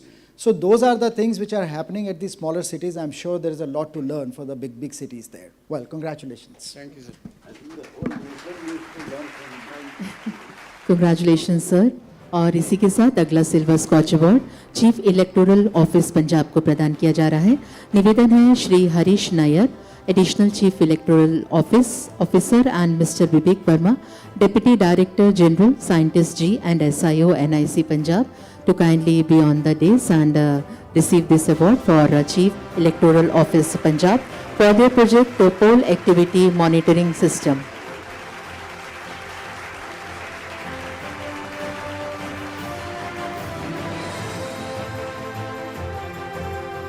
देखिए सचिनों, पूरी team यहाँ पर उपस्थित है. आइए हम सम्मान भरी तालियों से उनका स्वागत करें, अभिनंदन करें यहाँ मंच पर. Chief electoral office Punjab for their project Poll Activity Monitoring System. Good morning, everyone. On behalf of CO Punjab, we are very pleased and honored to receive this award. This is regarding Poll Activity Management System. This is IT initiative developed with the help of NIC people. This was successfully used during the previous election, and this is highly replicable. With this software IT initiative, we are able to monitor and manage so many poll activities seamlessly. Dispatch of parties, whether the parties have reached the polling station in time, dispatch of buses, etc. So many other things are monitored through this thing. And thank you, SKOCH Foundation, for recognizing this initiative. Thank you so much. I understand that your approach has already been copied into some other places. Yeah, so this is precisely what I was telling Dr. Fatak. It should go all over the country, actually. Yeah. Yes. So this has been implemented in Leh, Ladakh. Yeah. So that's the best advantage of being on this platform, that we always say that it leads to a cross-pollination of ideas. So there is mutual learning and sharing. So congratulations to the entire team, and look forward to the further replications throughout the country. Thank you. और इसी के साथ अगले silver scotch award की ओर अब हम अग्रसर हो रहे हैं. दिया जा रहा है department of governance reforms, government of Punjab को. मैं mister Vivek Verma, deputy director general scientist G and SIO NIC Punjab से निवेदन करूंगी आप पुनः मंच पर आएँ और department of governance reform, government of Punjab के लिए उनके प्रोजेक्ट E-ऑफिस के लिए इस अवार्ड को आप प्राप्त करें.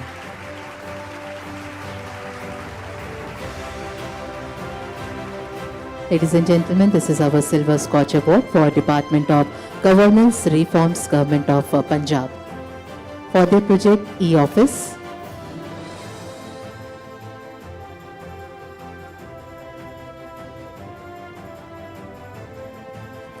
very good afternoon to all.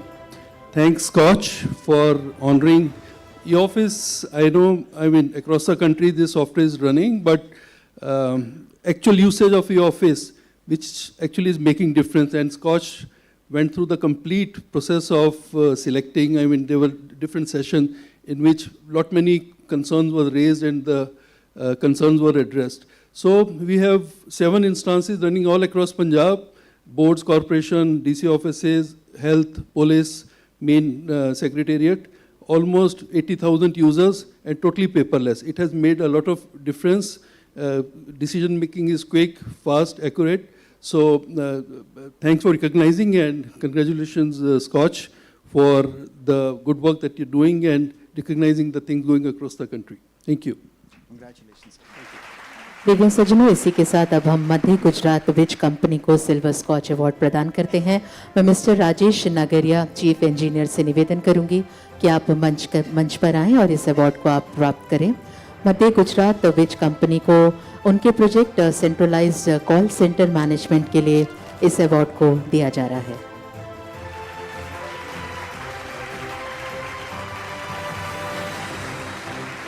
Ladies and gentlemen, Madhya Gujarat Which Company for their project centralized call center management.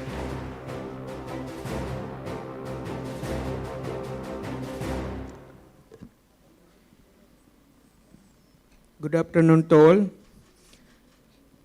Very thankful to Group SKOCH for arranging such type of platform and new initiative. We can encourage such type of event. In our Gujarat, Madhya Gujarat which company is serving about 37 lakhs consumer.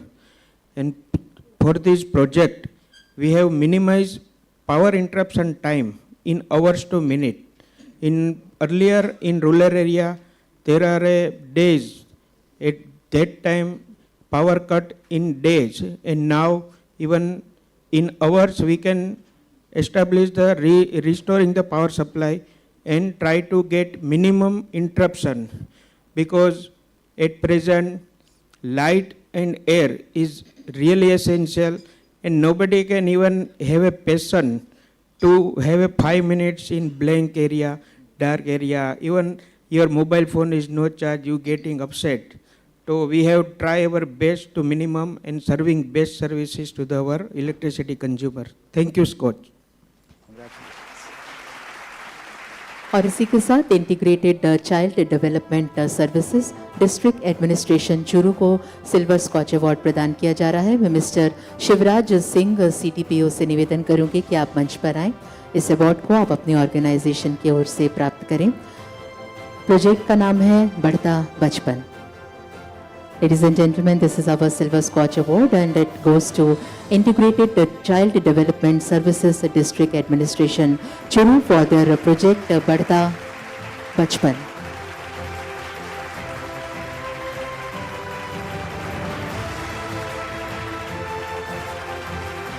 Mr. Shivraj Singh is here to receive this award. Good afternoon, all of you. Thank you Skoch foundation इस platform को create करने के लिए। इससे हम जैसे जो भी एडमिनिस्ट्रेटर हैं उनको और अच्छे से अपने सेक्टर में काम करने की प्रेरणा मिलती है। और हमारे जो जिला प्रशासन की तरफ से बढ़ता बचपन जो इनिशिएटिव शुरू किया गया है, उसमें 3 to 6 एज ग्रुप के बच्चों के लिए डिजिटल प्लेटफॉर्म के माध्यम से उनको डिजिटल लर्निंग करवाई जा रही है। उसके साथ ही जो माल न्यूट्रिशन है उसके ऊपर भी डिस्ट्रिक्ट एडमिनिस्ट्रेटर की तरफ से काम किया जा रहा है। तो हम इस सेक्टर में ऑलमोस्ट 1500 जो आंगनवाड़ी केंद्र हैं उनको टारगेट कर रहे हैं और डिजिटल प्लेटफॉर्म के माध्यम से उनको एजुकेशन डिलीवर करने का प्रयास कर रहे हैं। तो एक बार फिर से थैंक यू उसको। दिव्य सज्जनों, हमने हमारे स्कॉच अवार्ड्स को डिफरेंट सेगमेंट्स में बांटा है। हमारा ये जो पहला सेगमेंट है, इसके आखिरी अवार्ड की ओर अब हम अग्रसर हो रहे हैं। सिल्वर स्कॉच अवार्ड इस समय प्रदान किया जा रहा है department of horticulture, government of Karnataka. मैं मिस श्यामला इकबाल सेक्रेटरी से निवेदन करूंगी कि वो मंच पर आएँ और इस अवार्ड को आप अपनी ऑर्गेनाइजेशन के लिए प्राप्त करें। Ladies and gentlemen, this is our Silver Scotch Award for Department of Horticulture, Government of Karnataka for their project collectivization of farmers, FPOs for good governance.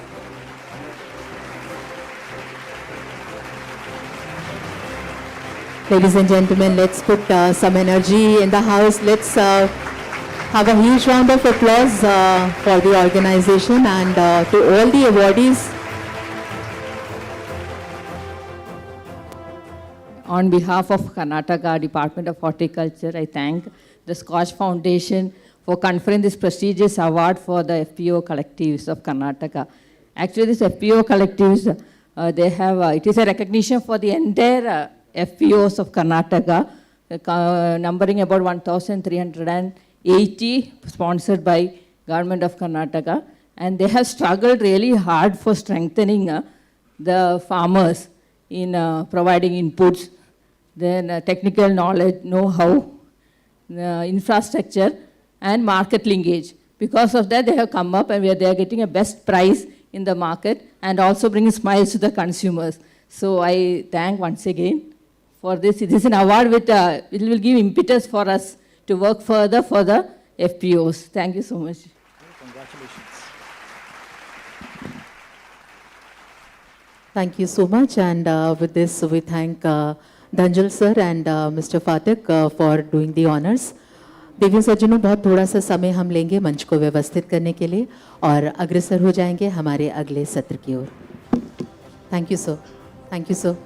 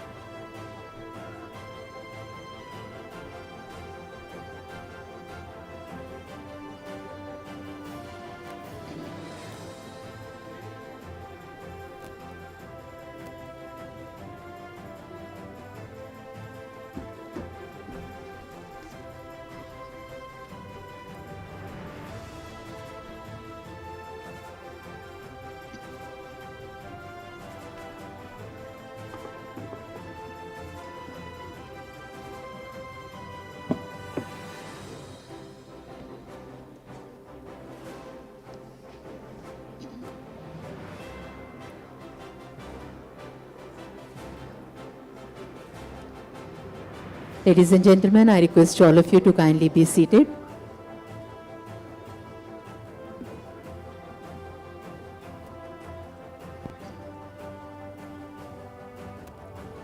आप सभी से निवेदन है आप अपने स्थान पर रहें ताकि हम अगले सत्र की ओर अग्रसर हो सकें।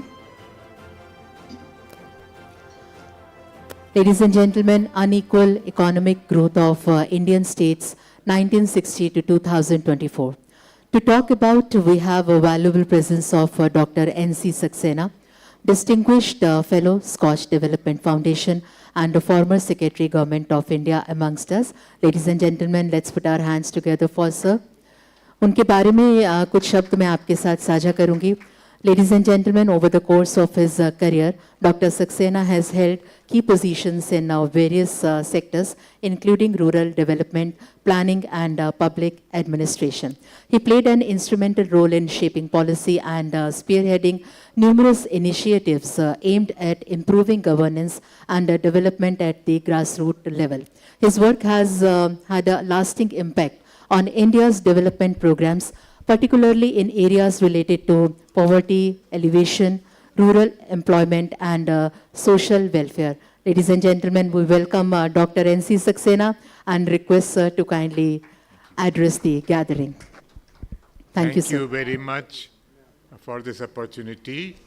I would like to congratulate the entire team for organizing this grand function, and also like to congratulate and wish Samir many happy returns on his birthday.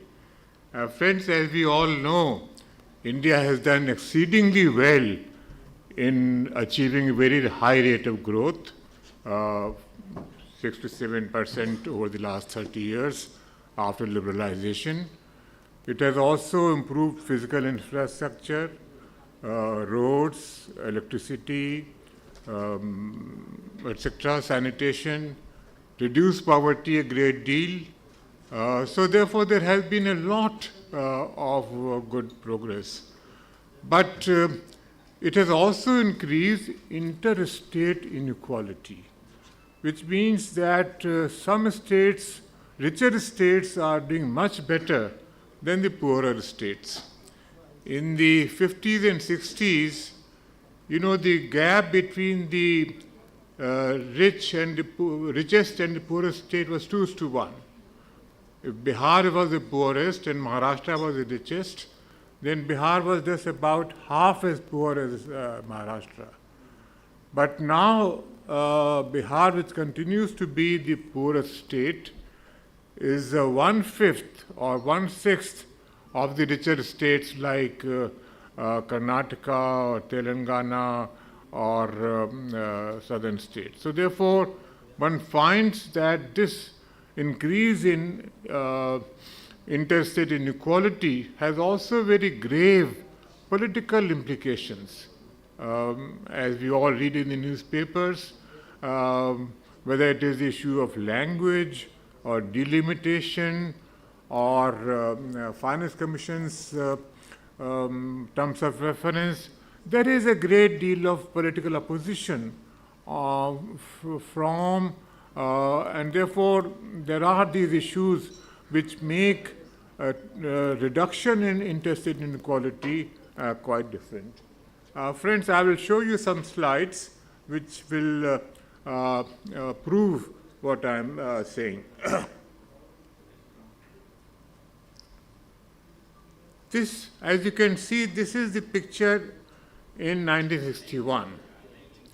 As you can see from here, if we take Bihar's income as 100, then the income of the richest state, Maharashtra, was 190, and then you have West Bengal 181, and then Gujarat 168 or Punjab 170. So therefore, this was the picture. So as I said, that the richest state was not even twice as rich as the poorest state. Another development which has taken place is that the inter-C rank has changed. Some states like West Bengal, which was the second highest, has not done so well in the last 70 years. So therefore, their ranking has also changed. Let's look at this one, which shows what progress took place between 1960 and 1990. As you can see here, Punjab did very well because of agriculture, because of Green Revolution. So did Haryana, did very well. Interestingly, southern states, whether like Tamil Nadu or Kerala or Karnataka, etc., they did well, but not as well as, because these are the states where soil is not so rich, irrigation was not available, so therefore the southern states could not do as well during this period. But as you can see here, West Bengal's rank has slightly fallen, whereas other states like Punjab, Maharashtra, Haryana, they have done quite well. Now let's look at the latest. Now during this period after liberalization, one finds that the southern states have done exceedingly well, and they have all, whether Karnataka, Tamil Nadu, Kerala, etc., they have all done very well during the last 30 years. Whereas Punjab's rank has fallen. Punjab, because of various problems in agriculture, etc., has not done so well. And Odisha, interestingly, has done quite well.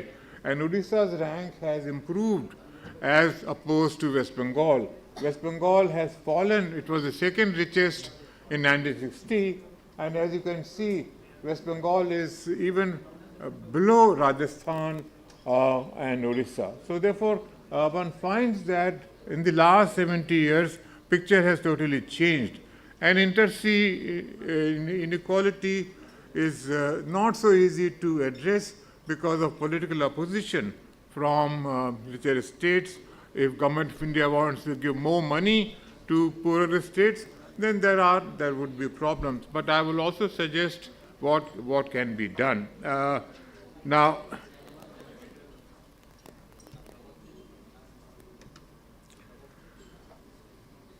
this shows, in the first column here, I have shown what is the share in population, and then what is the share in the overall GSDP. So that is comparable, as you can see from here, that if you look at, say, Uttar Pradesh, share in population 17%, but share in GSDP is constantly falling. 17% to 14, then 12, then 9, and 9.5. So there are states where comparatively they are not doing so well, in which I will place UP and also Bihar. Bihar did do quite well during the first 5-6 years of Nitish's regime in 2005 to 2010 because of improvement in infrastructure, roads, rural roads, and power. But after that, again, its share did not improve. So therefore, one finds that although some poorer states like Madhya Pradesh or Rajasthan, they have been doing quite well. Odisha, as I said, did very well.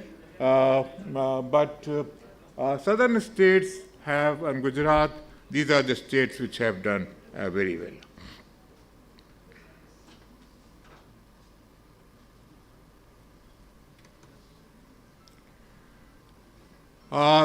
This shows the dead state domestic product per capita in 2022-23. As you can see that the NSDP per capita is poorest in Bihar at 54,000, and this chart shows Telangana at 3 lakhs, Karnataka also at 3 lakhs, and Gujarat, Maharashtra are below that, around 2.5. But Odisha has done quite well. It's above West Bengal, and Rajasthan and Madhya Pradesh, they have been doing consistently well. Now, friends, interestingly, if you look at the last, say, 200, 300 years, up to the early 18th century, eastern states were richer than the southern states or western states. This point needs to be kept in mind. There was better rainfall in East India, soil was more fertile, and because of that, pressure on land increased, more people migrated to eastern states, which led to a change in work culture. And work culture in East, the zamindars became lazy. Okay, there are many people on my land to work, so why should I work? So therefore work culture changed. And then gradually during the colonial period, it is the West which started doing well because of better work culture, because the colonial government paid more attention to southern states, coastal areas, and also the land system was different. Land was allotted, the revenue settlement was the Rayatwari system, which means farmers were directly in charge, whereas in the eastern states and northern states, it was the zamindari system. So development was left to zamindars, which did not take as much interest. So physical infrastructure, education, gender, etc., they all improved in the western states. So therefore, there are historical factors combined with what has happened in the last 70 years. One finds that interstate inequality has been rising very fast.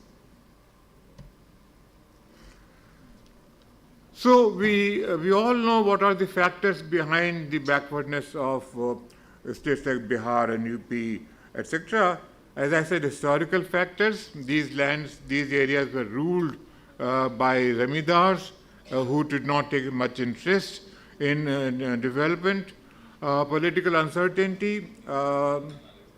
UP, for instance, there have been a very large number of chief ministers. Government has been changing, and governments have been more interested in electoral factors, elections, caste, rather than on development. And industrial activities are heavily regulated. Now, this is something which is not so well known, that in states like UP, you cannot establish a cold storage. You cannot run a rice sheller plant. You cannot run a wheat flour mill unless you take a license. You cannot even cut a tree standing on your land. So all these small-scale activities which need to be promoted, they are all under control. In fact, you cannot even establish a brick kiln unit unless you take a license. So licensing Raj is very strong in these states. That's one of the reasons. I recall I was in UP government, and I took a proposal to the cabinet saying that some of these regulations should be removed. They are not necessary. And the finance minister, Mr. Brahmdatt, he said, Saxena साहब, आप क्यों हमारे पेट में लात मार रहे हैं? अगर ये सब कंट्रोल हटा देंगे, हमारे पास फिर कौन आएगा? फिर हम क्या करेंगे? So therefore, there is this political compulsion or political desire to keep these controls alive. So therefore, Government of India should really do a study on what kind of licenses are not necessary and can be removed. In UP, even today, you cannot even lease out your land. Renting is not allowed. So it goes on informally, but that is not permitted. So therefore, there are these issues because of which development has not taken place as well in these states. Of course, fiscal issues, money which comes to these states is also not so per capita revenue that the states generate or per capita grant that comes to them from Fiscal Finance Commission or Government of India is also not adequate. Shortage of staff, I'll show you a graph showing that the poorer states do not have as much staff.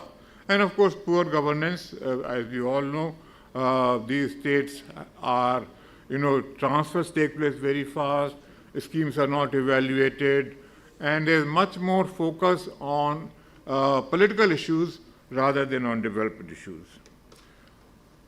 On the other hand, southern states and western states, they always, in the colonial period also, they had better infrastructure, they attracted more investment, and there were social movements, SNDP, the Dravid movement, which also improved awareness and gender empowerment took place. And it also, higher education meant that public was more aware, they could generate more revenues. In fact, if you compare Tamil Nadu with West Bengal, as I said, West Bengal was richer than Tamil Nadu in the 60s and 70s, but revenue, state revenue as percentage of state SDP is 15% in Tamil Nadu. It's only 5% in West Bengal. So West Bengal, the communist government somehow was not interested in collecting taxes. So tax collection during the communist regime in West Bengal kept on falling. Industrial activities also stagnated. Many industries came out of West Bengal, and that is something which still has not been rectified. Greater urbanization, as you know, Tamil Nadu is the only state, one of the largest states, where almost more than 50% people are urbanized, And then local bodies in Kerala and Karnataka especially are very well run. So there are all these factors because of which some states have done better than others.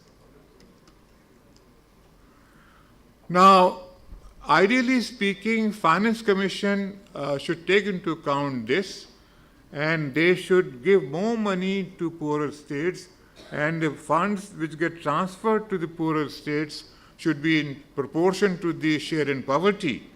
But here I have given figures for the last 4 Finance Commissions. In the 12th, 13th and 14th Finance Commission, as you know, one of the terms of reference was that funds which get transferred to the states should be in proportion to their share in population of 1971. In 1971, Kerala's share in population was 4%. Now it is only 2.8%. But still the share which got transferred to Kerala was in keeping in mind the 1971 population. Although in 15th Finance Commission, that is 2020 to 2025, the terms of reference changed, and now it is 2011 population. But again, as you can see, the share which went to the poorer states did not improve much. If you take Bihar, Odisha, and UP, if you look at the this row, you will find that these 3 states, their share in poverty is 40%, but what they got was only 32% share. So therefore, whereas Kerala share in poverty is 0.9%, they still got 1.9%, although it declined from the 14th Finance Commission. So therefore, it is politically, it is not very easy to keep on increasing the share of the poorer states. Although Government of India can certainly, as you know, the other source of transfer is these centrally sponsored programs. Centrally sponsored programs can rectify this issue, and there are programs like NREGA or food security or Awas Yojana, rural housing, urban housing, where more money can be transferred to the poorer states. Unfortunately, that also does not happen. And in fact, in the last economic survey of Government of India, this has been recognized that even in the centrally sponsored programs, more money goes to the richer states than to the poorer states. Now, I'll show you.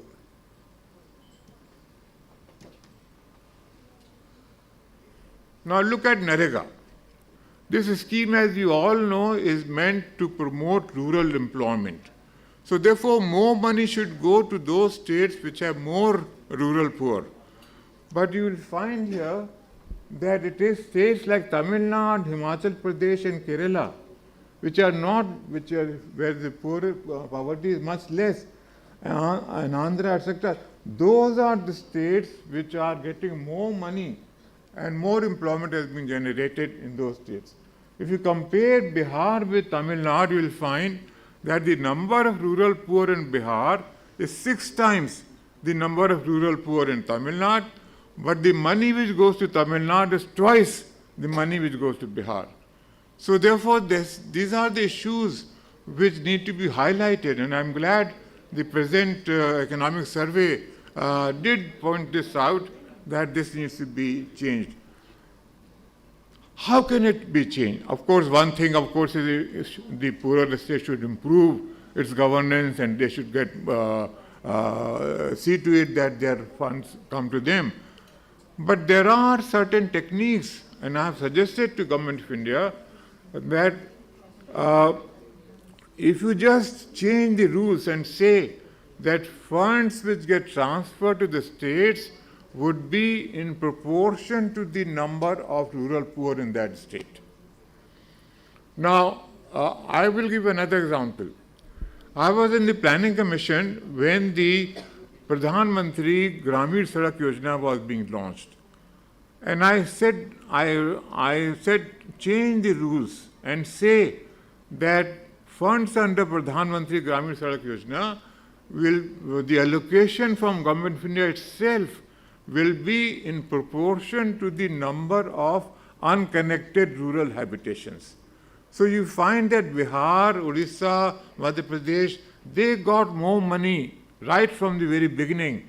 So allocation was also very high, whereas in Narega, it is all free. Whoever wants more money, they can get more money under that program. So therefore, we need to also change this. In addition, as I said, the state should also improve. West Bengal has not been, Government of India has boycotted West Bengal. They say that there are too many irregularities, so West Bengal was not given any money. But as you find that poorer states like Bihar, Uttar Pradesh, they are on this side, they should have been on the other side. Of the total transfers, this chart compares Andhra Pradesh, where population is about 7 crores, Bihar's population is about 11 crores. So Bihar's population is 50 times or 60 times more than Andhra Pradesh's population. But as you can see, per capita revenue is only 1/5. Tax GDP ratio is also quite low. Central transfers are also not as much as in Andhra Pradesh. With the result, total expenditure is also 1/3 of what is in Andhra Pradesh, which is population of Andhra Pradesh is much less than of Bihar. So there are these fiscal issues which need to be kept in mind. With the result, this is a school in Bihar. In Kishanganj, this is how schools are run. No building, no furniture. And this is the school in Kerala, which is in the poorest districts of, I'm forgetting the name of the district, but it is one of the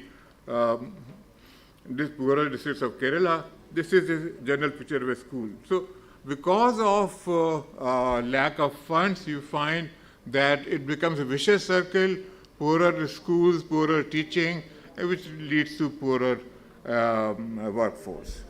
And as I said, lastly, friends, as I said, that the number of government employees is also not enough.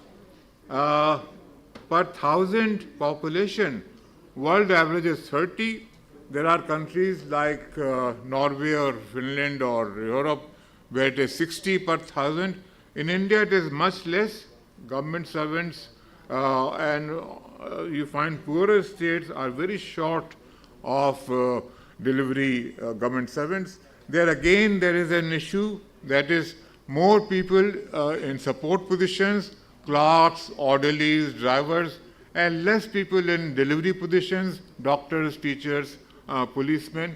So there are those issues also, but there is also inter-sea problem as regards it. So friends, what I'm trying to say here is that there are these issues. State governments need to really ensure that they run these schemes properly and they are able to attract funds, etc. from Government of India. Whereas Government of India should also try to ensure by evaluating these programs and by highlighting these issues, we need to put pressure on the poorer states to improve their performance. Friends, I'll stop here because time is limited. Thank you very much.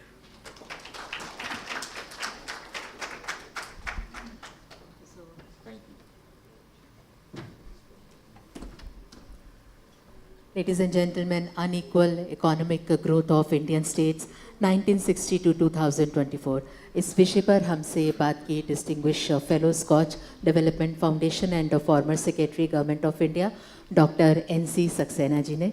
उनसे हमने बात करी और उनका हम साथ में आभार व्यक्त करते हैं. Thank you sir for your valuable insights. आपका यहाँ पर उपस्थित होना हम सब के लिए गौरव की बात है. हम सबका मन आपके प्रति सम्मान से भर देता है. Ladies and gentleman, let's put our hands together once again for sir.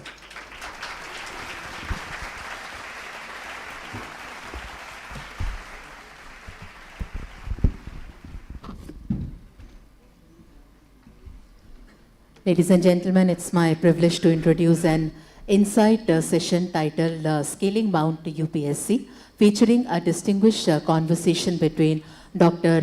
Sajjan Singh Yadav, Additional Secretary, Department of Expenditure, Ministry of Finance, and Mr. Rohan Kocher, founder, SKOCH Law Office. उनके बारे में कुछ शब्द आपके साथ हम साझा करते हैं. Ladies and gentlemen, with a distinguished career in public administration, writer and author Dr. Yadav has played a key role in financial management, policy formulation and governance reforms within the Indian government, and Dr. Yadav's work continues to impact the efficiency and transparency of government expenditure, supporting India's economic growth and fiscal health.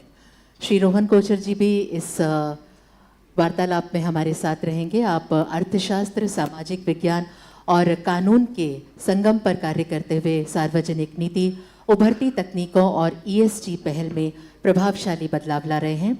Scotch law offices के संस्थापक के रूप में उन्होंने एक प्रतिष्ठित boutique law firm स्थापित की है जो अपनी गहन विशेषज्ञता और नवीन कानूनी दृष्टिकोण के लिए जानी जाती है. Ladies and gentleman, please join me in welcoming them to the dais for an engaging and enlightening discussion. Ladies and gentlemen, Dr. Sajjan Singh Yadav, Additional Secretary, Department of Expenditure, Ministry of Finance, and Mr. Rohan Kocher, founder, SKOCH Law Offices. Very well.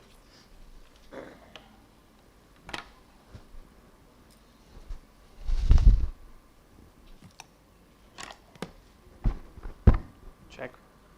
We rolling?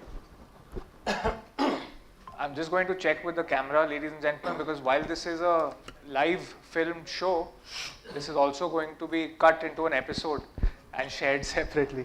So if we're good to go, I'm just going to take a heads up from Rahul. We're good to go. Okay. Namaskar, welcome and Jai Hind. इस chat with Rohan के खास episode में आपका बहुत बहुत स्वागत है. आज हमारे मेहमान श्री सज्जन सिंह यादव जी के बारे में मैं क्या ही बताऊं. जिस वर्ष में मैं पैदा हुआ उस वर्ष में ये UPSC लिख रहे थे. इन्होंने MBA की, MPA की, PhD की और अब देश के वित्तीय वातावरण को संभालते हैं. Additional secretary, department of expenditure, revenue में है. इन्होंने किताब लिखी है प्रेरणा देने के लिए देश के युवाओं को. तो आज उस किताब से और कुछ सामाजिक जुड़े हुए सवाल हम सज्जन सिंह यादव जी से पूछेंगे. सर, सबसे पहले तो मैं ये कहना चाहूँगा, आपकी किताब जब मैं पढ़ रहा था मेरे रोंगटे खड़े हो गए, मेरी आंखें भर आईं. आपको शायद ये पता नहीं होगा मगर इस देश में कई ऐसे लोग हैं जो ऐसे वर्गों से आते हैं कि वो सुविधाएं जो हमें मिली प्राप्त नहीं कर पाते आसानी से. सन था 2001, दिसंबर का महीना था. दिल्ली की सर्दी में सिविल लाइंस के एक आलिशान बंगले में कैसे टीकम सिंह, उनकी धर्मपत्नी उमा, 8 साल की बिटिया डॉली, 6 साल के बेटे भरत को PWD के कर्मचारियों ने धक्के मार के बाहर निकाला. ये घर मिस्टर PV जयकृष्ण, दिल्ली के चीफ सेक्रेटरी का था. ये लोग उनके सेवक थे. ठंड में ठिठुरती हुई, अपने बच्चों को जकड़ती हुई, एक मां के आंसुओं में लिपटी हुई, एक सिसकती हुई ख्वाहिश, एक दिन मेरे बच्चे भी अफसर बनेंगे, एक दिन हम भी बंगले में रहेंगे, कैसे पूरी की यादव जी, भरत सिंह ने अपनी मां की ख्वाहिश. Please. Thank you, Rohan. And first of all, this hall has I have very fond memories क्योंकि यहीं पे मेरी पहली बुक जो थी India's Vaccine Growth Story, वो Honorable Finance Minister ने लॉन्च की थी. And I am very privileged कि Dr. NC सक्सेना सर यहाँ पे हैं. He was director of the academy. जब हम बच्चे थे और IAS में सेलेक्ट होके नए नए गए थे एकेडमी में, तो सर ने ही हमें सिखाया था जो हम आज यहाँ तक पहुँचे हैं. तो सर का बहुत बड़ा रोल है. और ये जो बहुत इम्पॉर्टेंट स्टोरी, बहुत ही प्रेरणादायक मैं कहूँगा स्टोरी ये बताई भरत सिंह की. और मैं एक चीज़ जोड़ूंगा, इसमें मेरा एक पर्सनल टच भी है कि भरत सिंह जब उस घर से निकला जो डिस्क्राइब किया आपने, तो फिर वो हमारे घर में ही आए थे. So Bharat is son of domestic help. वो जब वो चीफ सेक्रेटरी रिटायर हो गए थे तो जो सर्वेंट क्वार्टर होते हैं बंगलों के साथ अटैच्ड, उनमें ये रहता था बच्चा, छोटा था तब बहुत. और ये रूल है कि जब मेन बंगलो खाली है तो सर्वेंट क्वार्टर भी खाली करना पड़ेगा. तो उन्होंने बहुत रिक्वेस्ट की उमा ने, टिक्कम ने, कि हमें रहने दिया जाए, नए चीफ सेक्रेटरी आने वाले हैं कुछ दिन में. पर ऑब्वियसली रूल को का हवाला दे के नहीं सुना गया और वो बच्चा फिर वहाँ से दूसरे सर्वेंट क्वार्टर में पहुँच गया जो कि हमारे यहाँ पे था। पर इसका बहुत ही रेजिलियंस की स्टोरी है, बहुत डिटर्मिनेशन की स्टोरी है उसकी, क्योंकि हर स्टेज पे संघर्ष था। पहले गवर्नमेंट स्कूल में पढ़ा, फिर एक राइट टू इंफॉर्मेशन एक्ट आया जिसमें कि बच्चों को कुछ जो इलीट स्कूल्स हैं उसमें भी दरवाजे खुले गरीब बच्चों के लिए कि आप भी पढ़ सकते हैं। उसके तहत उसको संस्कृति स्कूल में, जहाँ की टिक्कम सिंह उसके फादर अभी भी पियोन हैं, वहाँ पे वो बच्चे का एडमिशन हुआ।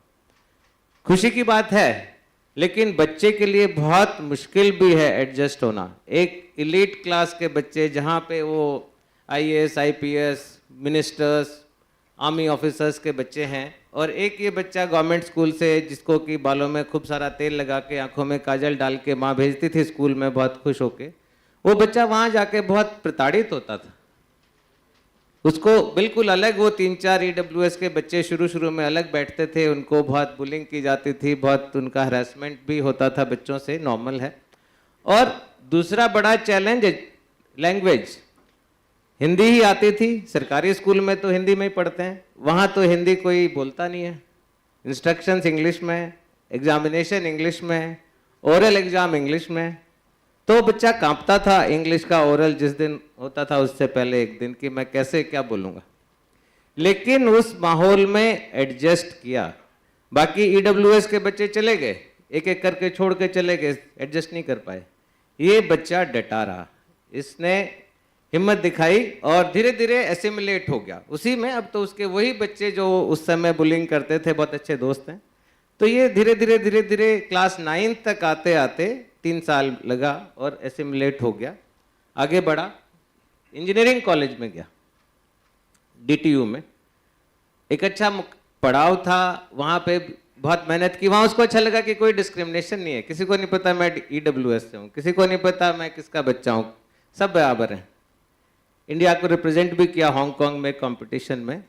लेकिन ये मैं इसलिए बता रहा हूँ कि ये जो पूरी जर्नी है, चाहे सक्सेस किसी फील्ड में हो, चाहे IAS बनने में हो, चाहे किसी और क्षेत्र में हो, आपको वो जो डिटर्मिनेशन, मेहनत, लगन से लगना है। तो उसके बाद कटिंग इट शॉर्ट, उसको आफ्टर डिग्री टाटा मोटर्स में जॉब मिल गई और फैमिली के लिए बहुत बड़ा जंप है। उस फैमिली के लिए जो तब भी सर्वेंट क्वार्टर में ही रह रहे हैं, तब भी फैमिली की इनकम 20-25 हज़ार ही है। उस स्टेज पे एक बच्चे को टाटा मोटर्स में मैनेजर मिल जाना, असिस्टेंट मैनेजर, और अच्छी सैलरी उस समय 40-50 हज़ार, एक बड़ा जंप है। लेकिन सेटिस्फाई नहीं हुआ कि मेरा अभी आया नहीं है, सपना पूरा नहीं हुआ है, मेरा अभी बहुत बाकी है, जो मैं अचीव करना चाहता हूँ, बहुत आगे जाना है, जो मैं अपनी फैमिली की फॉर्चून्स चेंज करना चाहता हूँ, जो समाज में स्टेटस लाना चाहता हूँ, जो मेरी माँ का सपना था, या जो एक मैं बोलूँगा उस समय एक दुआ या आ उठी थी जब सर्वेंट क्वार्टर से निकाला गया था कि एक दिन मेरे बच्चे भी ऑफिसर बनेंगे और मैं बंगलों में रहूँगी, वो सपना पूरा करना था। तो टाटा मोटर्स की नौकरी छोड़ दी 1 साल के बाद। इतना बड़ा स्टेप लिया, इतना बड़ा रिस्क लिया, इतना बड़ा डिसीजन लिया, टाटा मोटर्स की नौकरी छोड़ के IAS की तैयारी की। तो ये और उतार चढ़ाव के बाद उसमें भी बहुत अप्स एंड डाउन्स आए। एक स्टेज ऐसी भी आई फेल्योर के रहते, उसको लगा कि क्लर्क की नौकरी के लिए ही अप्लाई कर देता हूँ, उसमें भी फॉर्म गलत भरा गया और एडमिट कार्ड नहीं आया। लेकिन उसकी किस्मत में लिखा था कि उसको बनना है, उसकी डिटर्मिनेशन थी, उसका सपना था, उसका मेहनत थी, उसकी लगन थी, रिस्क था, फाइनली सक्सेसफुल हुआ। अभी वेस्ट बंगाल काडर में है, SDM आजकल जी। बहुत खूब, बहुत खूब। Yadav ji, thank you. काम के सिलसिले में समस्तीपुर से सिक्किम जाकर एक साधारण फैक्ट्री वर्कर की बेटी ने जब 10वीं कक्षा में अपनी आंखें खो दी, तब उसे UPSC का सपना स्पष्ट रूप से दिखने लगा। विजुअल एड्स की उसको जानकारी नहीं थी। YouTube से सेल्फ स्टडी कर उसने CSE की तैयारी ग्रेजुएशन के तुरंत बाद शुरू की और 3 असफल कोशिशों के बाद जब वो अपने चौथे अटेम्प्ट में मेंस क्लियर कर अपना इंटरव्यू देने जा रही थी, तब उसने मुस्कुरा के अपनी माँ से पूछा, माँ मैं कैसी लग रही हूँ, और उसकी माँ का जवाब आया, बिटिया तेरे चेहरे पे तेरी खूबसूरती और तेरा आत्मविश्वास दोनों दिख रहे हैं। क्या इसी आत्मविश्वास के साथ अंजलि शर्मा ने यूपीएससी क्रैक किया? बिल्कुल जी, उतना अगर आत्मविश्वास नहीं होता, आप इमेजिन करिए कि आप अभी तक बिल्कुल ठीक हैं, आप पूरी दुनिया देख पा रहे हैं, नॉर्मल काम कर रहे हैं, नॉर्मल पढ़ाई कर रहे हैं, और अचानक एक दिन टोटल अंधेरा हो जाता है, टोटल ब्लाइंडनेस, आपको कुछ नहीं दिख रहा। आंख बंद करके सोचिए कि कैसा लगेगा, कैसे आप इवन डे टू डे के काम करेंगे, आपको क्या लगेगा जीवन से कि बिल्कुल टोटली निराश, हताश, कुछ नहीं, अब जिंदगी खत्म। अंजलि शर्मा के साथ ऐसी ही घटना हुई। अंजलि शर्मा समस्तीपुर बिहार में पैदा हुई, लेकिन सिक्किम में उसके फादर एक फैक्ट्री में मजदूर का ही काम करते हैं, बहुत ही लोअर इकोनॉमिक स्टेटस से है, लेकिन खुश थी कि केंद्रीय विद्यालय में जा रही है, टीचर्स अप्रिशिएट कर रहे हैं, पढ़ाई में अच्छी है, नॉर्मल जो लड़कियां। लेकिन एक दिन उसको अचानक बहुत सिर में दर्द हुआ, बहुत एपिसोड्स फिर पेन के हुए, और ब्रेन टीबी बाद में पता चली, उससे उसकी टोटली आंखें चली गई, 100% ब्लाइंड। तो और क्लास 10th, करीब 15-16 साल की बच्ची है। तो एक स्टेज था, बहुत दुखी थी, बहुत रोती थी, कहती थी मेरी किताबें लाओ, मेरे को पढ़ना है, मैं अपना काम खुद करूंगी, लेकिन गिर जाती थी, मैं अब खुद बाथरूम जाऊंगी, खुद कपड़े धोऊंगी, लेकिन नहीं कर पाती थी। तो बहुत हताश, लेकिन हिम्मत नहीं हारी। वो हिम्मत की मेरे को पढ़ना है, जाना है स्कूल, और 1 साल का गैप हुआ, और वो बच्ची अपने पापा का हाथ पकड़ के, उंगली पकड़ के वापस केवी में पहुंच गई, गैंगटॉक में, और सुन सुन के पढ़ाई की। कुछ एड्स का कोई नॉलेज नहीं था, ना कुछ एड्स अवेलेबल थे, सुन सुन के उसने पढ़ाई की। वापस आती थी अपने घर, तो भाई को या बहन को या पेरेंट्स को बोलती थी कि मेरे को पढ़ के सुना दो लेसन। स्कूल में वहाँ पे टीचर से सुनती थी, जब गेम्स का पीरियड होता था तो दुखी होकर बैठती थी, या कुछ कुछ सोचती थी कि सारे बच्चे खेलने गए, मैं क्या करूँ।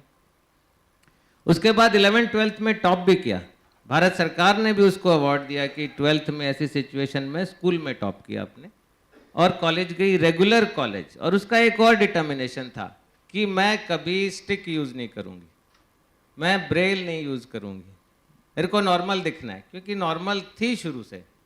कोई और होता जो कि बाय बर्थ विजुअली है, हैंडीकैप, ब्लाइंड है, तो वो तो ब्रेल सीखता या सीखती या स्टिक यूज़ करना उसको सिखा देते, इसका डिटर्मिनेशन था नहीं।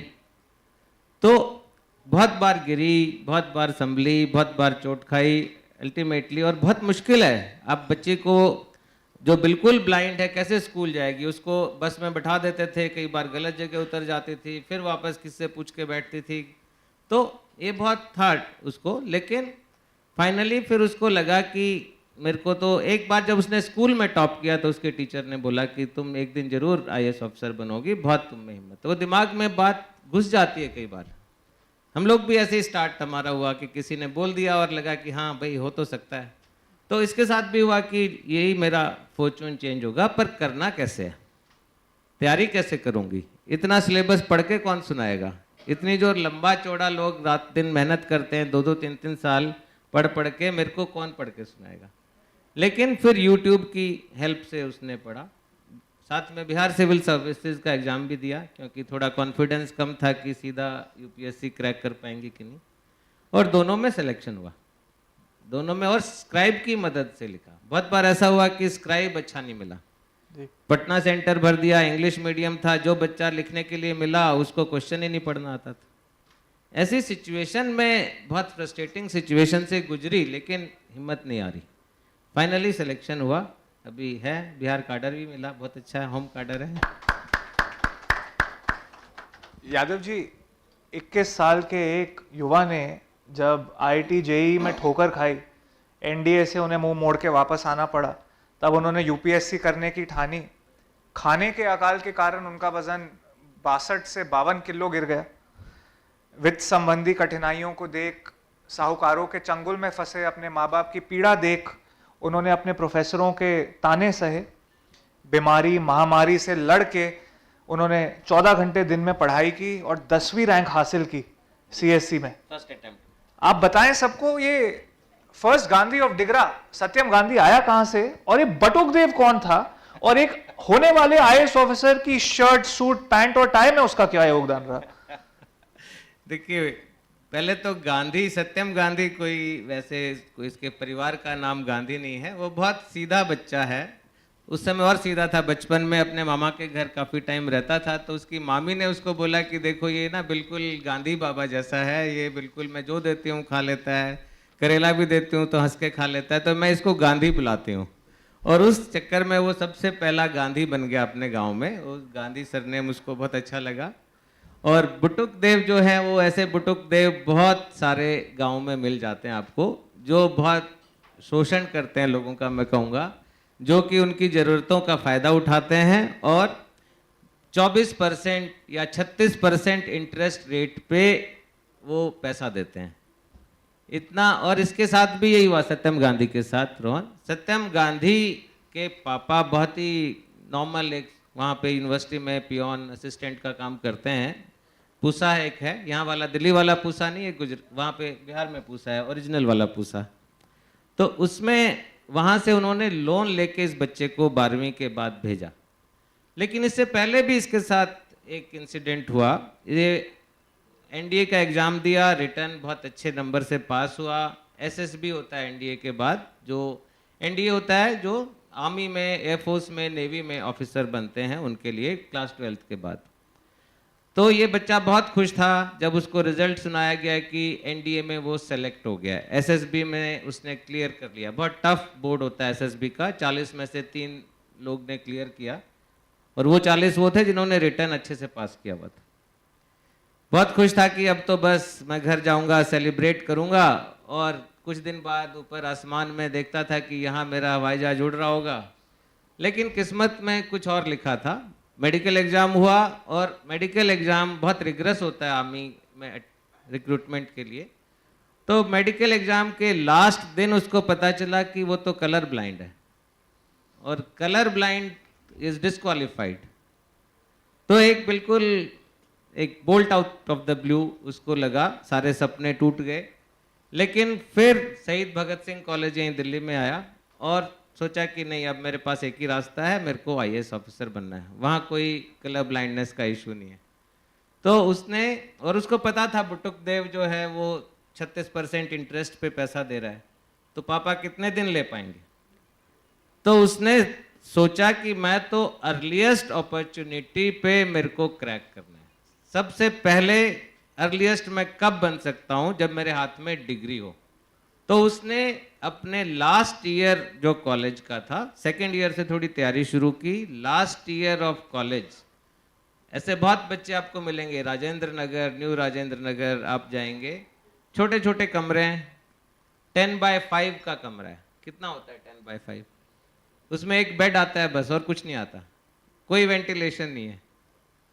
वहाँ पे वो बच्चा बंद हो गया जाके, और 14 घंटे कम से कम दिन में पढ़ता था। डेली शाम को हिसाब लगाता था कि क्या मैंने 1 मिनट भी वेस्ट किया कहीं पे।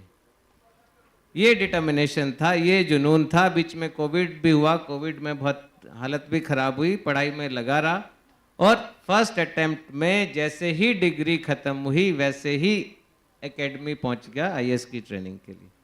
तो ये उसका डिटर्मिनेशन था बच्चे का। बीच में इतने पैसे नहीं थे कि पूरा 3 टाइम का खाना खाए। तो जो आपने बताया वेट कम हो गया, तो हाफ टिफिन कुछ मिलता था 2 टाइम, तो हाफ टिफिन सर्विस उसने ज्वाइन की, और हाफ टिफिन सर्विस दिन में 2 बार खाता था, ब्रेकफास्ट करता नहीं था। तो एज ए रिजल्ट 64 किलो से 52 किलो, 12 किलो वेट कम भी हुआ 1 साल में, लेकिन हिम्मत नहीं टूटी। हिम्मत ना टूटने। और राजेंद्र नगर से मुझे याद आता है किस्सा, यादव जी, जुलाई 2016 में कश्मीर में विघटन के कारण स्कूलों और कॉलेजों को बंद रहना पड़ा। इंटरनेट और टेलीफोन शटडाउन से जूझते हुए मोहम्मद यूसुफ भट्ट और रूबी जान के बड़े बेटे वसीम भट्ट ने जब द हिंदू अखबार पढ़ के यूपीएससी करने की ठानी, तो उन्हें कोई रोक ना सका। श्रीनगर से माउंट यूपीएससी की छोटी देख वो सिविल एस्पिरेंट्स के मक्का ओल्ड राजेंद्र नगर नई दिल्ली पहुंचे, मगर महामारी के कारण उन्हें जल्द ही वापस कश्मीर पहुंचना पड़ा। अनंतनाग में उन्होंने कैसे की अपनी यूपीएससी की तैयारी, कैसे सीखा अपनी बहन आरजू से उर्दू लहजा, और कैसे उन्होंने 225 रैंक हासिल करने के बाद एक आईआरएस ऑफिसर की पोस्ट छोड़ फिर दोबारा शुरू की आईएएस ऑफिसर बनने की तैयारी। जी, एक तो आई मस्ट कॉम्प्लीमेंट यू, आपने बहुत डिटेल में किताब पढ़ी है, एक एक स्टोरी आपको इतने अच्छे से याद है, थैंक यू वेरी मच। सो वसीम भट्ट जो है कश्मीर का बच्चा है, अनंतनाग डिस्ट्रिक्ट। तो बचपन में इंजीनियर बनना चाहता था कि मेरा तो सपना है इंजीनियर बनना है। दोस्तों के साथ बहस होती थी, वॉक करते थे, एक दूसरे से बातें करते थे। इंजीनियरिंग कॉलेज पहुंचा, वहाँ जाके श्रीनगर में उसको लगा कि नहीं, इंजीनियरिंग में मेरा इंटरेस्ट नहीं है, मैं तो चेंज लाना चाहता हूँ, और वो चेंज मेरे को आएगा आईएएस ऑफिसर बन के। दूसरा, उसमें मोटिवेशन के लिए जो 2 कश्मीरी ऑफिसर हैं वो उसके कॉलेज में वैसे आए थे, तो उनकी बातें सुनी, उससे जाना कि क्या होता है सर्विस, कितना क्या रिस्पॉन्सिबिलिटी होती है, क्या अपॉर्चुनिटीज़ होती हैं, तो वो उसका और बढ़ता गया उसका डिटर्मिनेशन। और फिर नहीं, इसमें एक बहुत इंपॉर्टेंट इंसिडेंट है जो दिखाता है कि फैमिली का कितना बड़ा सपोर्ट ज़रूरत होती है। तो जब वसीम की डिग्री ख़त्म हो गई, अपने गांव आ गया, उस समय सब सोच रहे थे कि अब क्या करेगा, तो उसके मन में था कि आईएएस की तैयारी करनी है, सिविल सर्विसेज की तैयारी करनी है। तो एक रात को डिनर टेबल पे बैठे हुए हैं फैमिली, और उसके दोस्त का फ़ोन आता है। वो कहता है कि भाई मैं तो दिल्ली आ गया हूँ, और 4 दिन बाद कोचिंग शुरू हो रही है, तू भी आ जा। और वसीम बेचारा, पता है उसको कि पापा मधुमक्खी पालक हैं, पैसा नहीं है, क्या करें। तो वो कहता है नहीं यार, मैं तो यहीं बैठ के तैयारी करूँगा। तो उतनी बात उसके फादर सुन लेते हैं, मोहम्मद यूसुफ भट्ट, और उसको कहते हैं बेटा कुछ नहीं है, जा दिल्ली पहुँच जा, तेरे को क्या चाहिए मैं अरेंज करूँगा। उसने बहुत बोला कि नहीं, आपके 4 बच्चे 3 बच्चे और हैं, अभी तो उनका भी ध्यान देना है, उनकी एजुकेशन पे देना है, आपने मेरे को इंजीनियर बना दिया, मैं यहीं से करूँगा। लेकिन उसने कहा नहीं, तुम जाओ। तो 2 दिन के अंदर फीस जमा की और उसको दिल्ली भेज दिया। बीच में खैर कोविड हुआ, दूसरी चीज़ें हुई, लेकिन इसमें इम्पॉर्टेंट, उसमें 2-3 चीज़ें इम्पॉर्टेंट हैं। एक इम्पॉर्टेंट है, उसने फोकस उसने कहा कि मैं किसी 10 जगह से गाइडेंस नहीं लूँगा, मैं केवल कोचिंग सेंटर में जो बात बताई जा रही है उसी पे ध्यान दूँगा। तो अगर आप में से भी किसी का बच्चा है, आप खुद कर रहे हो, ये बहुत इंपॉर्टेंट है कि यहाँ वहाँ आप गाइडेंस मत लें। हर जगह आपको 4 पंडित मिल जाएंगे जो सिविल सर्विस क्रैक करने के मंत्र बताएंगे, तो इतना कंफ्यूज हो जाओगे, वो नहीं करना चाहिए। दूसरा, वो नोट्स बहुत अच्छे बनाता था। Note making is very very important, आपको answer writing practice is very very important. तो उसने दिल्ली में ही रहा, फर्स्ट अटेम्प्ट में ही प्रीलिम्स हुआ, मेंस हुआ, 245 रैंक आई, इंडियन रेवेन्यू सर्विस में सिलेक्शन हुआ, और खूब जश्न हुआ गांव में। वो लगता था कि गांव में तो चाहे रेवेन्यू सर्विस है चाहे आईएएस है, सबको लगा बस भाई आईएएस बन गया बेटा, चलो अब। लेकिन वसीम को अभी और तैयारी करनी थी, क्योंकि 245 रैंक से उसको 10वां 9वां 8वां रैंक लाना था। तो दोबारा प्रीलिम दिया, लेकिन ओवर कॉन्फिडेंट हो गया, क्योंकि प्रीलिम बहुत जल्दी हो जाता है, रिजल्ट आने के 7-8 दिन बाद अगला प्रीलिम हो जाता है। तो वो तो तब जश्न में डूबा था, फिर ओवर कॉन्फिडेंस था जब वहाँ पहुँचा कि अरे मैं तो क्रैक कर चुका हूँ, मेरा 245 रैंक आ चुका है। तो सेकेंड प्रीलिम में फेल हो गया। ये बहुत होता है, सेकेंड प्रीलिम में बच्चे एक बार इंटरव्यू तक जाते हैं, फिर प्रीलिम भी क्लियर नहीं होता है, क्योंकि ओवर कॉन्फिडेंस या कोई और ध्यान नहीं देते हैं, मेहनत कम करते हैं। लेकिन उसने फिर ये नहीं कहा कि चलो प्रीलिम फेल हो गया, अब मैं जाता हूँ रेवेन्यू सर्विस ज्वाइन करता हूँ, नहीं, उसने कहा कि अच्छा कोई बात नहीं, फेल हो गया, अगली बार मैं टॉप 10 में आऊँगा।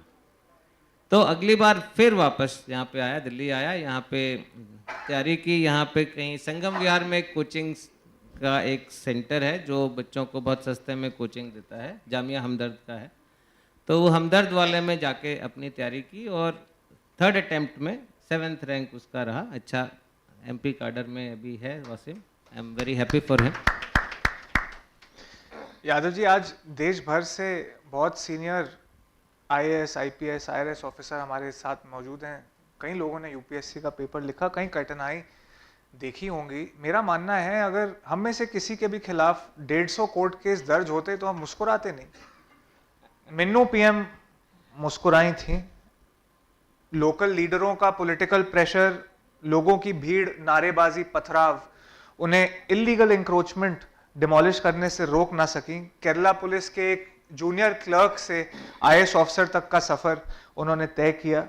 उनके ट्रांसफर के समय एक बार और लोगों की भीड़ इकट्ठा हुई, शुक्रिया करने के लिए, उनको विदा करने के लिए प्रेम से। मुश्किल निर्णय आपने भी जरूर कभी अपनी जिंदगी में लिए होंगे, आप भी इंसाफ के लिए लड़े होंगे। अरुणाचल प्रदेश में आपने स्लेवरी के हित में बात की, कभी आपको भी मजबूरन किसी होम मिनिस्टर के घर में रेड तो नहीं करवानी पड़ी? आप तो खुद ही लीडिंग क्वेश्चन पूछ रहे हैं। तो जो आपने बात की है बहुत पुरानी बात है। जब मैं 1999 में I was posted as DC, जो डिप्टी कमिश्नर होता है या डीएम होता है अरुणाचल के एक डिस्ट्रिक्ट में, ईस्ट कामेंग डिस्ट्रिक्ट। तो वहाँ पहुँचा तो वहाँ मैंने देखा कि स्लेवरी सिस्टम था। वहाँ पे एक ट्राइब दूसरी ट्राइब की स्लेव है, और slavery was a status symbol कि किसके पास कितने स्लेव हैं वही ज़्यादा सोसाइटी में ऊंचा है। तो वहाँ मैंने बहुत 5000 स्लेव्स छुड़वाए, और उसी में एक होम मिनिस्टर वहाँ के थे, उनके घर में 10 स्लेव थे, जो कि ज़बरदस्ती पुलिस भेज के, होम मिनिस्टर के घर पुलिस भेज के स्लेव्स छुड़वाए थे, और उनको रिहेबिलिटेट किया 5000 को। यादव जी, आखिरी और एक सामाजिक सवाल। अब वसीम भट्ट ने, श्रुति शर्मा ने तो ministry of minority affairs, university grant commission के द्वारा स्थापित रेजिडेंशियल कोचिंग एकेडमी जो जामिया यूनिवर्सिटी में है, वहाँ से गाइडेंस लेके पहली रैंक प्राप्त कर ली। मगर आजकल युवाओं के मन में ये मानना है, या एडवर्टाइजिंग से बड़े बड़े फुल पेज ऐड में उन्हें एहसास दिलवाया जाता है कि कोचिंग ना मिली तो आप असफल हैं, और कोचिंग लेनी भी है तो सबसे बड़े और सबसे महंगे वाले इंस्टीट्यूट से लेनी है। अब बड़े और महंगे इंस्टीट्यूटों का क्या है यादव जी, वो तो खुद भी डूब रहे हैं और छात्रों को भी डुबा रहे हैं। तो युवाओं का भविष्य और सुरक्षा मद्देनजर रखते हुए आपके टाइम पे भी कोचिंग इंस्टीट्यूट हुआ करते होंगे, कोचिंग नहीं लेनी या लेनी है, इसका निर्णय आपने भी लिया होगा। आप देश के युवा को कुछ मैसेज भेजना चाहेंगे? मैं कहना चाहूँगा कि देखिए, आईएएस या सिविल सर्विस क्रैक करने के लिए, यूपीएससी, माउंट यूपीएससी स्केल करने के लिए कोचिंग की ज़रूरत नहीं है। कोचिंग जो है ठीक है, आपका थोड़ा गाइडेंस मिल जाती है, थोड़ा फोकस हो जाता है, लेकिन अगर आप सही तरीके से तैयारी करें, डिटरमाइंड होकर तैयारी करें, तो बिना कोचिंग के बहुत बच्चे सेलेक्ट होते हैं। मैं भी उनमें से एक हूँ। मैं तो कभी मैंने कोचिंग नहीं ली। मैं हिसार में अपने कॉलेज हॉस्टल में पढ़ता था, वहाँ कोई कोचिंग यहाँ भी नहीं थी, वहाँ भी नहीं थी, ना मेरे पेरेंट्स अफोर्ड कर सकते। और इसमें भी आपने देखा होगा, अंजलि ने कोई कोचिंग नहीं ली, लेकिन अंजलि का सिलेक्शन हुआ। और जिन्होंने बच्चों ने कोचिंग भी लिया, आप स्टोरी में पढ़ेंगे, उनको भी बाद में लगा कि कोचिंग में बहुत टाइम भी वेस्ट होता है। श्रुति शर्मा की आप स्टोरी पढ़िए, उसको लगा कि ये क्या है। एक बार सेम क्लास में वो दोबारा चलेगी तो बहुत ही मैकेनिकल है कि वहीं पे सेम टाइम पे सेम जोक सुनाए जा रहे हैं। जो एक टॉपिक 10 मिनट में कवर हो सकता है, उसमें पूरा घंटा लग रहा है। तो कोचिंग बहुत सोच समझ के और बहुत सेलेक्टेड वे में अगर आपको लेनी है तो भी बहुत सेलेक्टेड वे में लेनी है, नहीं तो बिल्कुल कोचिंग के चक्कर में नहीं पढ़ना चाहिए। सेल्फ स्टडी से आजकल गाइडेंस अवेलेबल है, सेल्फ स्टडी से आप टॉप कर सकते हैं। यादव जी, जाते जाते इस किताब पे अगर आपका ऑटोग्राफ मिल जाता। जी जी जी, so nice, so privileged.